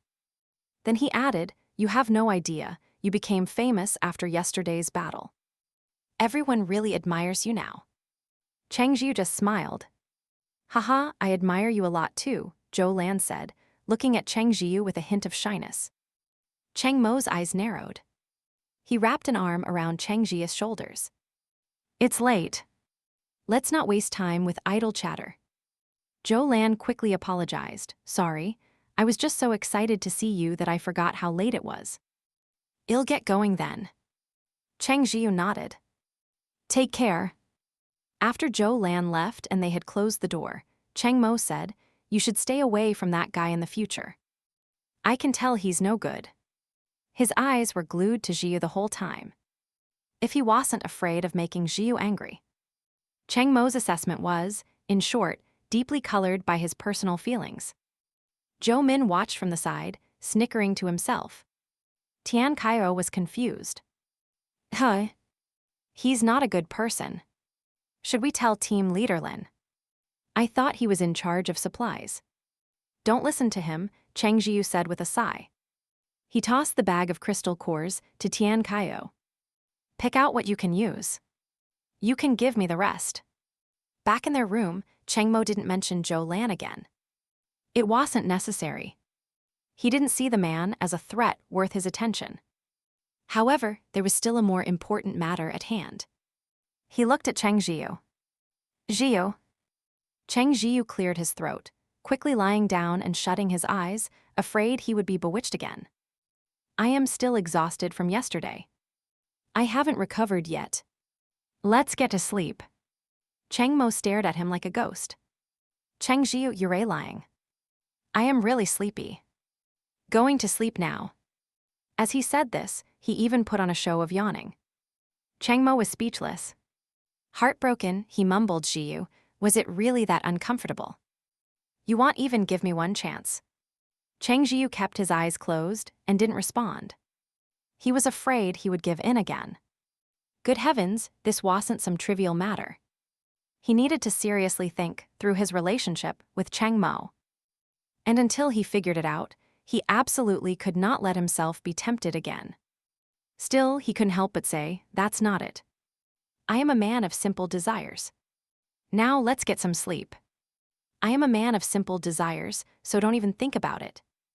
Cheng Mo's expression fell. It seemed he really had made him uncomfortable, so much so that Zhiyu was now claiming to lead a chaste life. A sense of crisis washed over him. He couldn't let this continue. What if Zhiyu really started to dislike him? Cheng Mo pressed his lips together and lay down silently beside Cheng Zhiyu. Cheng Zhiyu, who had only been pretending, soon drifted off to sleep. He was completely unaware that Cheng Mo had slipped under his covers and was moving downward. When consciousness returned to Cheng Zhiyu, His scalp tingled. He looked down to see Cheng Mo lying there. Cheng Mo gave him a gentle lick before enveloping him completely. Cheng Zhiyu. He was half convinced he was dreaming. To make matters worse, Cheng Mo had even cunningly manifested his fluffy ears and tail.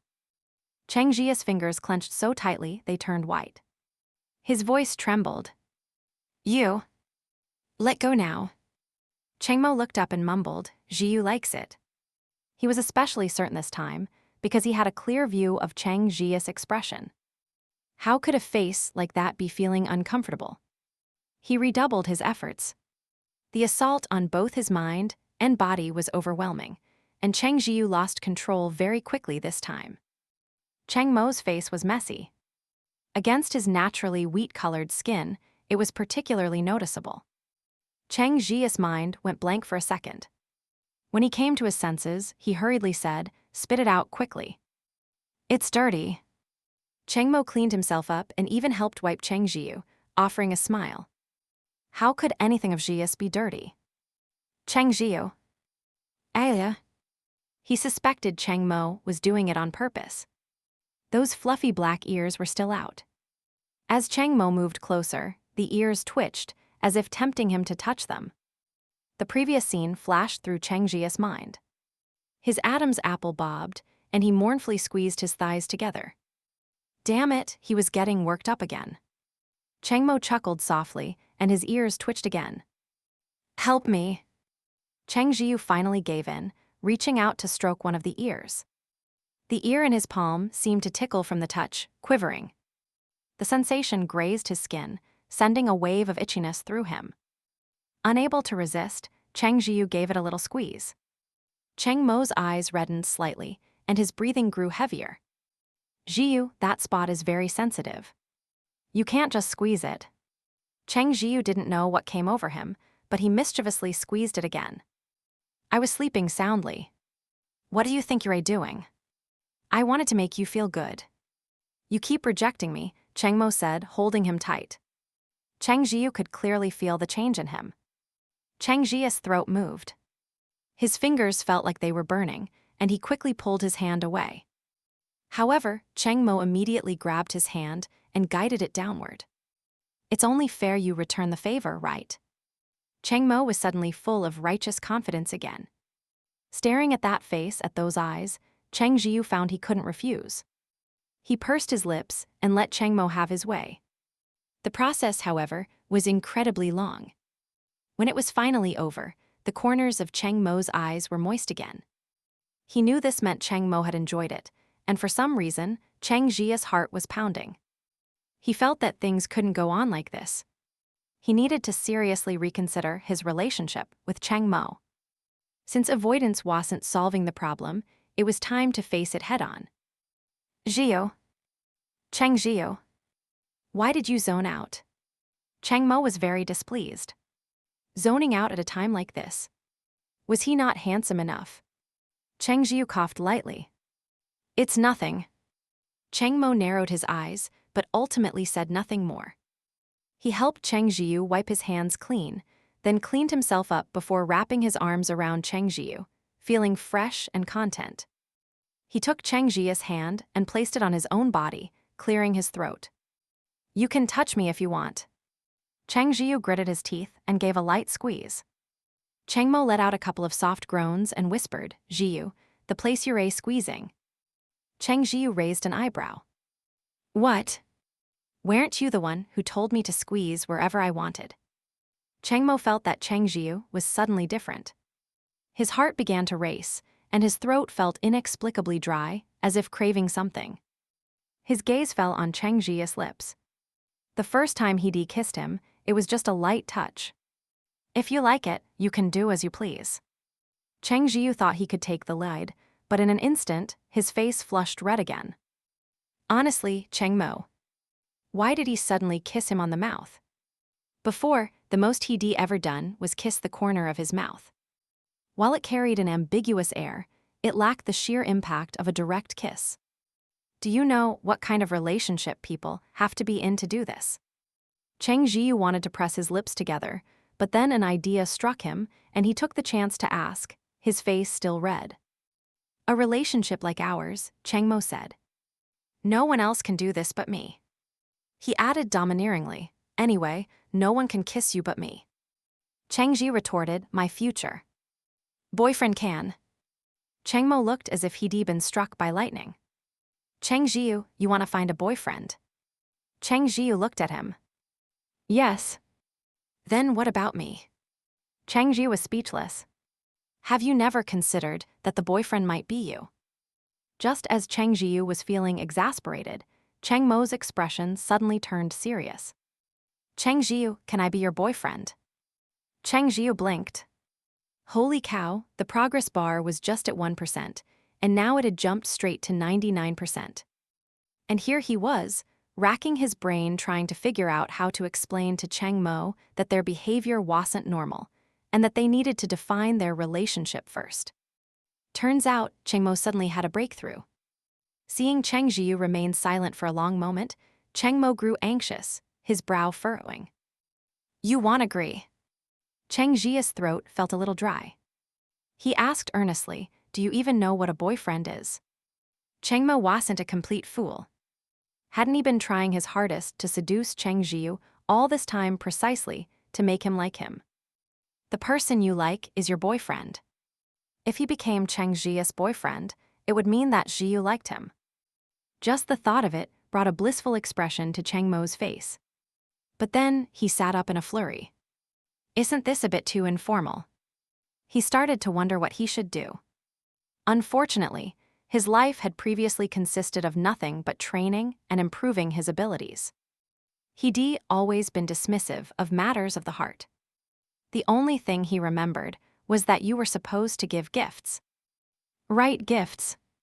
Cheng Mo stood up, ready to go find a gift for Cheng Zhiyu. Yes, that would increase the chances of him agreeing to be his boyfriend.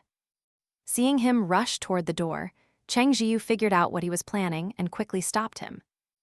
You don't need to. I don't need anything. Cheng Mo disagreed.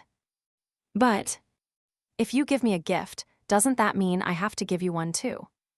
Exchanging gifts back and forth is such a hassle, Cheng Zhiyu said helplessly. Cheng Mo stated matter-of-factly, Zhiyu, you don't have to give me anything. I want to be your boyfriend with all my heart. Cheng Zhiyu pinched his cheek, annoyed. And I don't. Cheng Mo froze, his handsome face looking a bit dazed. Cheng Zhiyu smiled at him. I am willing to. Cheng Mo felt a little dizzy. Happiness had come too suddenly. Cheng Zhiyu waved a hand in front of his face. Are you stunned? Cheng Mo grabbed his hand. It feels like I'm dreaming. Cheng Zhiyu was about to laugh when he heard Cheng Mo say, Zhiyu, can you do something to make me feel like this is real? What do you have in mind? Cheng Zhiyu asked, confused. Kiss me, Cheng Mo said. You just said boyfriends can kiss. As he spoke, he leaned in closer. Cheng Zhiyu's eyelashes fluttered, and he held his breath without realizing it. Cheng Mo's lips pressed against his. The warm touch sent a shiver through them both. Cheng Zhiyu expected something more, but Cheng Mo pulled back, a look of pure satisfaction on his face. Cheng Zhiyu. That's it. From what he'd seen, Cheng Mo had all sorts of tricks up his sleeve, letting him touch, asking to be touched, touching each other. But in the end, it was just a peck. Not even a proper kiss. Fine, maybe everything before was just instinct, a feeling that touching each other felt good. Cheng Zhiyu's Adam's apple bobbed. In that case, he would be the one to teach him. He grabbed Cheng Mo's collar, pulling him close. His tongue slid gently into Cheng Mo's mouth. Cheng Mo seemed to catch on instantly, instinctively plundering the air from Cheng Zhiyu's lungs. Cheng Mo had seen people embrace before, holding each other close. He'd always found it distasteful and had never been interested in a second glance. Only now did he realize, so this was kissing. He loved it. By the time they finally broke apart, Cheng Zhiyu's lips were numb. But just as he caught his breath, Cheng Mo was leaning in again. Cheng Zhiyu held up a hand to stop him. That's enough for now. Disappointment was clearly visible in Cheng Mo's eyes, but fine, he would listen to his boyfriend. Boyfriend. A smile spread across his lips. Cheng Mo felt he couldn't treat Cheng Zhiyu shabbily. He took out a token-like object and placed it in the other's hand. Cheng Zhiyu had no idea what it was. The material was strange, like metal but also like jade, yet it emitted a glow that neither possessed. Carved on it was a dog with wings. What is this? Cheng Zhiyu asked, puzzled. It's a token of my winged clan, Cheng Mo said. After he finished, he looked a little embarrassed. It's not very useful here. I really regret not bringing my assets with me. In truth, a token of the winged clan was not something given away lightly, reserved only for incredibly important people. After all, possessing the token was like having a pass to go almost anywhere. Moreover, the token's significance was extraordinary. But Cheng Mo still felt he was treating Cheng Zhiyu poorly. The man deserved the very best. Cheng Zhiyu, on the other hand, was a bit stunned. He was finally, belatedly, realizing that Cheng Mo was apparently not a dog, nor a dog demon. The winged clan, Cheng Zhiyu said slowly. Guilt-ridden, Cheng Mo still confessed everything to Cheng Zhiyu in earnest. After hearing it all, Cheng Zhiyu was speechless. It completely shattered his worldview. Holy crap, aliens were real, and he was dating one. Cheng Zhiyu was surprisingly adaptable, though. After all, he used to think Cheng Mo was a dog demon. A dog demon wasn't really any better than an alien. Zhiyu, I kept this from you. Cheng Mo let his ears pop out calculatingly. You can hit me or scold me, but I am not giving up my status as your boyfriend. Cheng Zhiyu didn't think it was a big deal. He didn't believe that partners had to know every single secret about each other. Besides, they had only just made their relationship official. Seeing that Cheng Zhiyu wasn't angry, Cheng Mo breathed a sigh of relief and confessed again, actually, I am not 18. Cheng Zhiyu had wanted to say that for a long time. You don't look 18. He narrowed his eyes. Fess up. How old are you? Can I not say? Cheng Mo was reluctant. What if you think I'm too old and don't want me anymore? Cheng Mo decided he wouldn't give Cheng Zhiyu the chance to reject him. So, it'd better not say. Cheng Zhiyu was speechless again. So, what was the point of confessing at all? He'd admit he wasn't 18, but then refused to say his real age. Cheng Mo declared shamelessly, I didn't want to lie to you anymore. Then just tell me the truth. Cheng Zhiyu was truly curious and started guessing. You're not a few thousand years old, are you? He was just exaggerating, but Cheng Mo predictably panicked. How could I be that old? Even my father isn't that old. I am only almost 100. Cheng Zhiyu fell silent. That's not much better. 100. Cheng Zhiyu's eyes widened. Cheng Zhiyu, you really think I'm old, don't you? Cheng Mo's eyes widened as he tried to hold back his sorrow, scrambling to justify himself. In the winged clan, we only come of age at 100. It's roughly the equivalent of a human turning 18. I am just a little shocked, Cheng Zhiyu quickly reassured him. But, do the winged clan have long lifespans? My father is almost 1,000, I think. And he's still in his prime. Cheng Zhiyu pursed his lips. By the time I am 100, it'll probably be ashes. Cheng Mo frowned. Don't be ridiculous. 100 is still just a kid. Even while comforting Cheng Zhiyu, he couldn't resist slipping in a self-serving remark. Not for humans, it isn't, Cheng Zhiyu thought. Zhiyu, once things are settled here, will you come with me to my home galaxy? Cheng Mo asked. Now that I have a partner, of course we have to be together for a long, long time. I won't let you turn to ashes at 100. Cheng Zhiyu was actually quite pragmatic about it. People in relationships break up all the time. He was only in his 20s. There was no need to worry about something so far in the future. He smiled. We can talk about that later. If we're still together by then, he added silently. Cheng Mo had no idea what Cheng Zhiyu was thinking and just nodded. Okay. My father always used to say I'd never find a partner and would die alone, Cheng Mo said smugly. But I found you just before coming of age. That old man didn't start courting my mother until he was over 500, and it took him more than a century. I'll have to mock him properly when I go back. Cheng Zhiyu laughed. Is it really okay to talk about your own father like that? Then he paused. Wait. Father King. Mother Queen. He suddenly realized that his brand new boyfriend wasn't just an alien.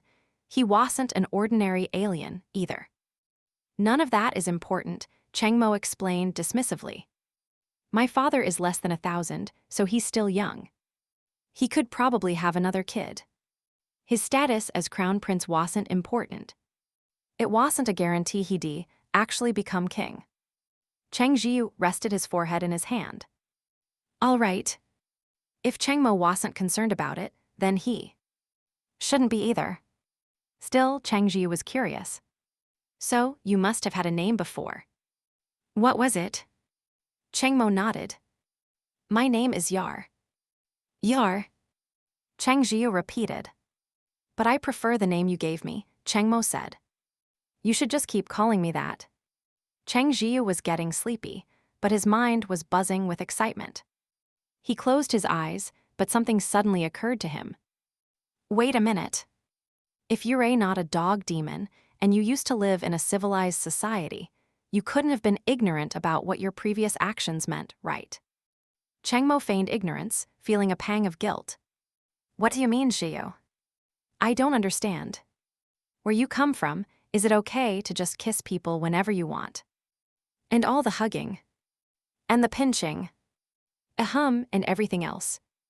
Cheng Zhiyu was wide awake now, his gaze sharp as he stared at Cheng Mo.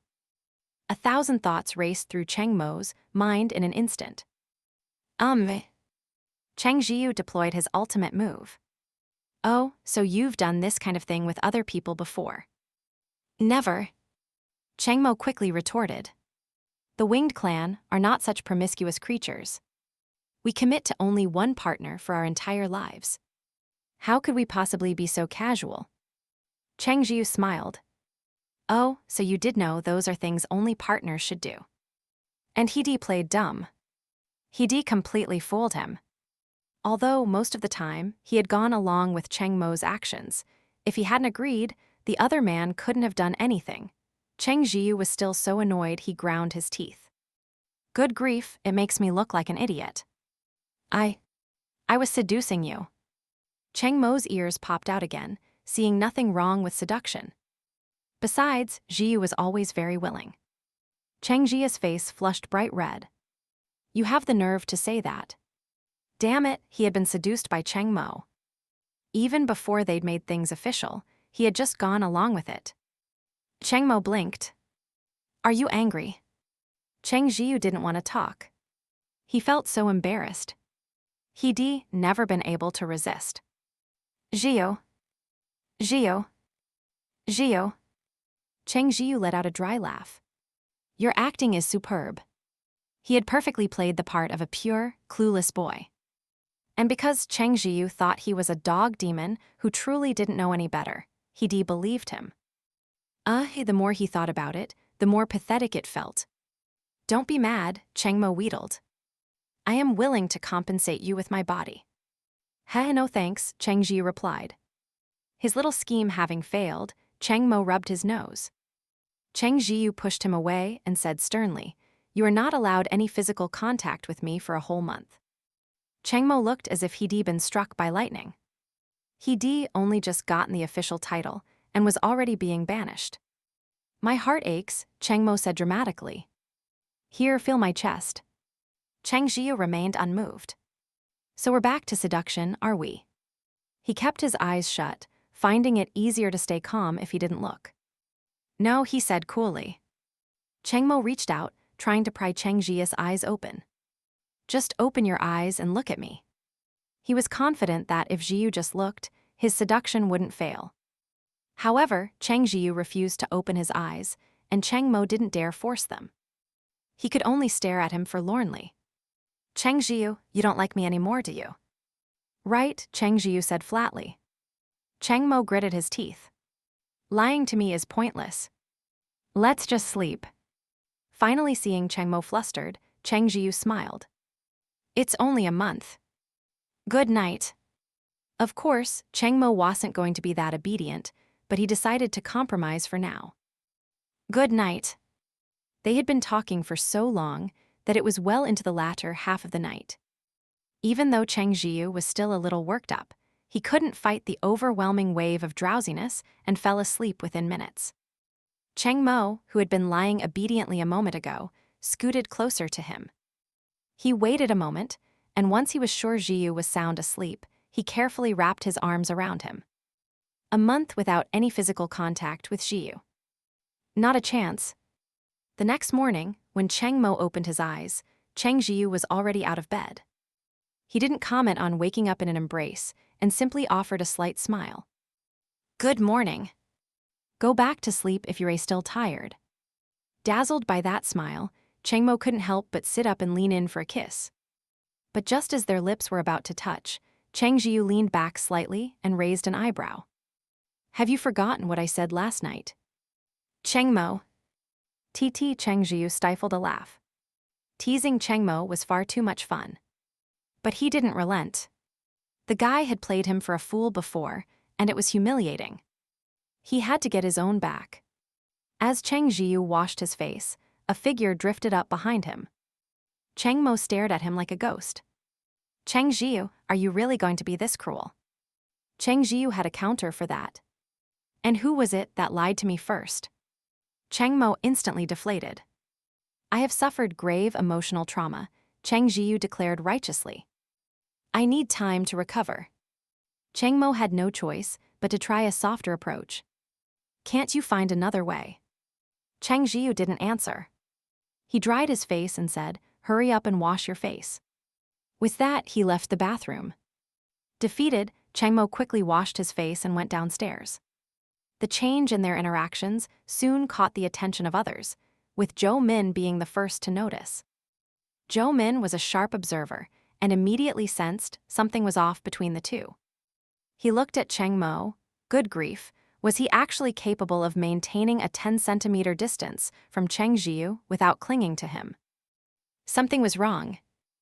Definitely wrong. Did they have a fight? Zhou Min started to worry. Next, Mother Cheng also noticed something was amiss and pulled her son aside. What's going on with you and Xiaohe? Cheng Zhiyu blinked. What do you mean? Did you two have a fight? Mother Cheng asked. You need to be more understanding of Xiaohe. It hasn't been easy for him, following you here to our home where he doesn't know anyone. Don't you dare bully him. Cheng Zhiyu was at a loss for words. Mom, we didn't have a fight, he said helplessly. Don't worry about it. Xiaohe is so good to you, Mother Cheng advised earnestly. You two need to get along, you hear. What could Cheng Zhiyu say? He could only nod. I know. But wait, why was his mom acting like Shed already accepted him and Cheng Mo being together? If he remembered correctly, they had only gotten together last night, right? To this, Mother Cheng said, you two are already sharing a room and you're still not together. She looked at Cheng Zhiyu as if he were a scumbag. Cheng Zhiyu was speechless. All right, fine. A little later, even the usually unperceptive Tian Kaio noticed something was off. Unafraid of Cheng Mo, he sidled up to him and asked, Hey, Cheng Mo, did you and Cheng Zi have a fight? How could I possibly fight with Zhiyu? Cheng Mo replied instantly. Then you two are. The way they were acting now was how normal friends behaved. But they were usually so intimate that this sudden change made it seem like they'd had a fight. We didn't fight, Cheng Mo emphasized again, then added with an eager tone, All right, I have good news for you. I am Zhiya's boyfriend now. Tian Kaio, who had always thought his childhood friend was straight, gaped. He would rather believe his own ears were failing him. Male friend. Boyfriend, Cheng Mo stressed. If I just met a male friend like you, would I need to make a special announcement? This. Tian Kaio was left in a daze. Wait, wasn't Cheng Zi straight? After Cheng Mo walked away, Zhou Min sidled over conspiratorially. What were you guys just talking about? Tian Kaio answered instinctively, Cheng Mo said he's Cheng Zi's boyfriend now. Huh? Hasn't that been the case for a while now? Zhou Min scratched his head. Tian Kaio was speechless. He had to go and confirm it with Cheng Zhiyu himself, and he received an affirmative answer. Cheng Mo listened from the side with a smug expression. He finally had an official title. Tian Kaio was still in a daze. Let me process this. Cheng Zhiyu patted his shoulder, telling him to take his time, and then headed out the door. Cheng Mo followed beside him. Zhiyu, have you cooled down yet? No, Cheng Zhiyu said, cold and heartless. Cheng Mo sighed. A whole month. It was only the first day, and he already couldn't stand it. They arrived at the Basie's fields. After several days of rain, the previously cracked, dry earth had become much more moist. The ground had been too wet to plant for the past few days, but after letting it dry out, the seeds could finally be sown today.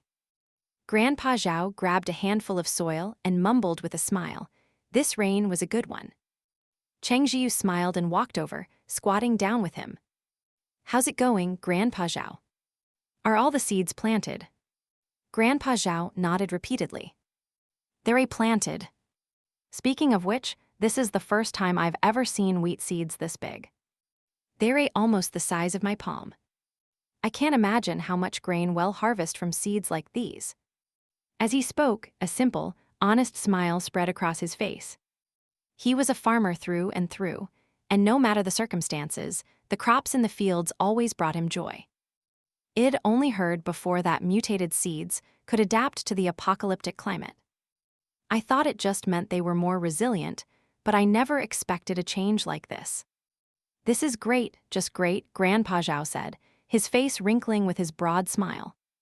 After chatting with Grandpa Zhao for a while and seeing that everything was in order, Cheng Zhiyu estimated that the wheat would sprout very soon. The winter wheat they used to plant needed to lie dormant for a whole winter, only reawakening to grow slowly when the weather warmed. Mutated wheat clearly didn't need this step. It could grow and produce grain as soon as it sprouted. Before long, the base would be self-sufficient in terms of grain. Besides wheat, they had also planted some fast-growing vegetables, like lettuce. They planted about an acre of it, which meant the base would have fresh lettuce to eat in about a month. In its early stages, the wheat required very little management, leaving the people in the farming department with free time. They asked if there were any more mutated seeds. Cheng Zhiyu naturally had more. He hadn't given them too many varieties at first, afraid they would be overwhelmed. Now that they were asking, after some discussion, he gave them potatoes and pumpkins. In the absence of a staple food, potatoes could serve as a temporary substitute. They were filling and tasted good. As for pumpkins, he chose them simply because they were so prolific. Fang Yue thanked him and led his team back to work. They had cleared a lot of land at once, so they didn't need to clear more and could just plant directly. Villagers would occasionally pass by to take a look. In fact, some of them weren't just passing by.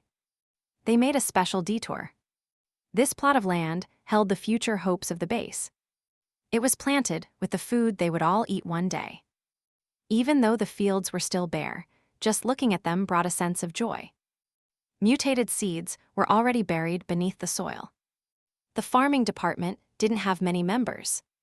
Some of the villagers who passed by would offer to help for free, happy to do so. They all thought that if they helped plant a little more would grow, and they would have a little more to eat. Seeing that no help was needed here, Cheng Zhiyu went to find Lin Kang. Lin Kang had just sent someone to find him, asking him to come over. Cheng Zhiyu went with Cheng Mo. When they entered Lin Kang's office, he was sitting at his desk, writing something. Seeing Cheng Zhiyu enter, he smiled. You're here. He stood up and poured them some tea. I just got some tea leaves. Perfect for you too. Cheng Mo took a sip from his cup, but couldn't make out any particular flavor. Cheng Zhiyu didn't know much about tea either, but after a sip, he found it quite fragrant. It was indeed good tea. Xiao Cheng, you truly impressed me during the zombie siege, Lin Kang said, his expression complex. Honestly, when I saw that many zombies, I wasn't as calm as I appeared. I was already thinking that if it came down to it, we'd hold them off while the ordinary people evacuated first. But unless it's the absolute last resort, who would want to leave their home? Not to mention, our base has only just started to get back on its feet. Cheng Zhiyu simply said, I am also a member of the base. It's what I should do. Lin Kang smiled. After this, I believe everyone, whether they're an ability user or not, will be convinced by you. Cheng Zhiyu didn't know what he meant by that, so he didn't respond. To be honest, I used to have so many grand ambitions, Lin Kang recalled. So, when the apocalypse came, I immediately felt I should organize people to fight the zombies. I didn't have any noble ideas at the time. I just wanted to be the first one to step up. Regardless of your reasons, the base owes you a great deal, Cheng Zhiyu said sincerely. Lin Kang shook his head with a wry smile. I was full of ambition at the beginning, but along the way, I've felt completely powerless. I am not suited for management. You've done a great job, Cheng Zhiyu said. Lin Kang sighed. I was just toughing it out before. I know Yang Kai has always wanted to take my position. Frankly, if he had a brain to go along with his strength, I would have willingly given it to him. But with him being the way he is, wouldn't I be bringing disaster upon the base by stepping down?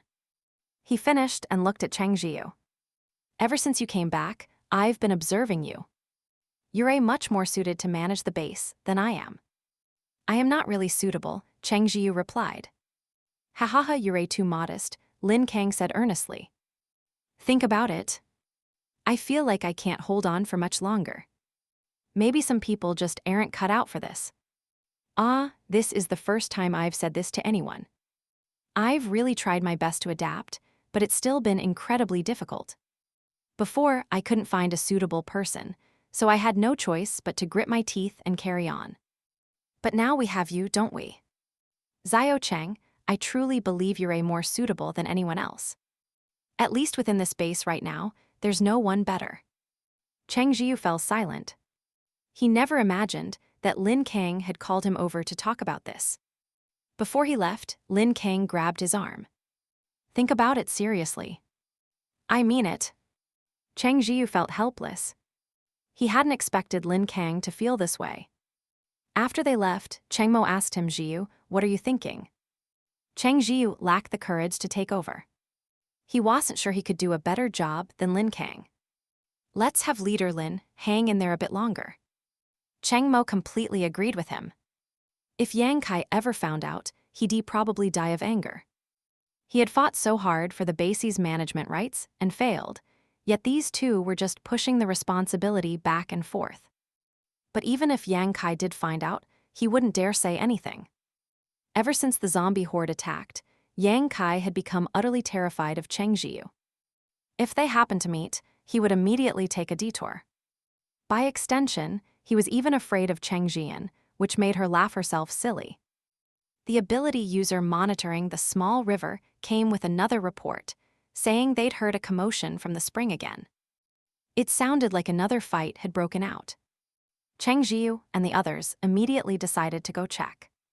Although the little elk had said the tiger would be no match for it if it came back, they were still a little worried. As expected when they arrived, they saw dust and stones flying everywhere. The mournful cries of the little elk reached their ears, and their hearts tightened as they hurried over. Unexpectedly, the tiger was lying on the ground, completely silent. The little elk, on the other hand, had only a few minor injuries and was otherwise fine.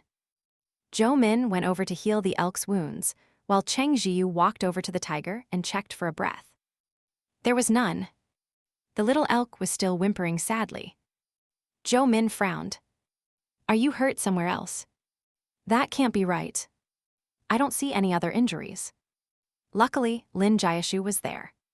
She translated, the little elk is sad. The tiger smashed its home. Everyone looked and saw that the linta they had built was indeed in pieces. It's okay, we'll build you a new one, Cheng Zhiyu comforted the elk. But the elk was still sad. That stinking tiger had insisted on provoking it. It had a gentle nature and didn't want to fight with other animals at all. Although it guarded the spring, it had no control over the river. If the tiger wanted water, it could have easily gone to the river to drink. But it had to come and fight for this territory. Mutated beasts were very protective of their territory. How could it be willing to yield? So the two beasts had fought again. The tiger had fully recovered from its previous injuries, but it hadn't expected that, with its leg healed by Zhou Min, the little elk had regained its full strength. The tiger was simply no match for it.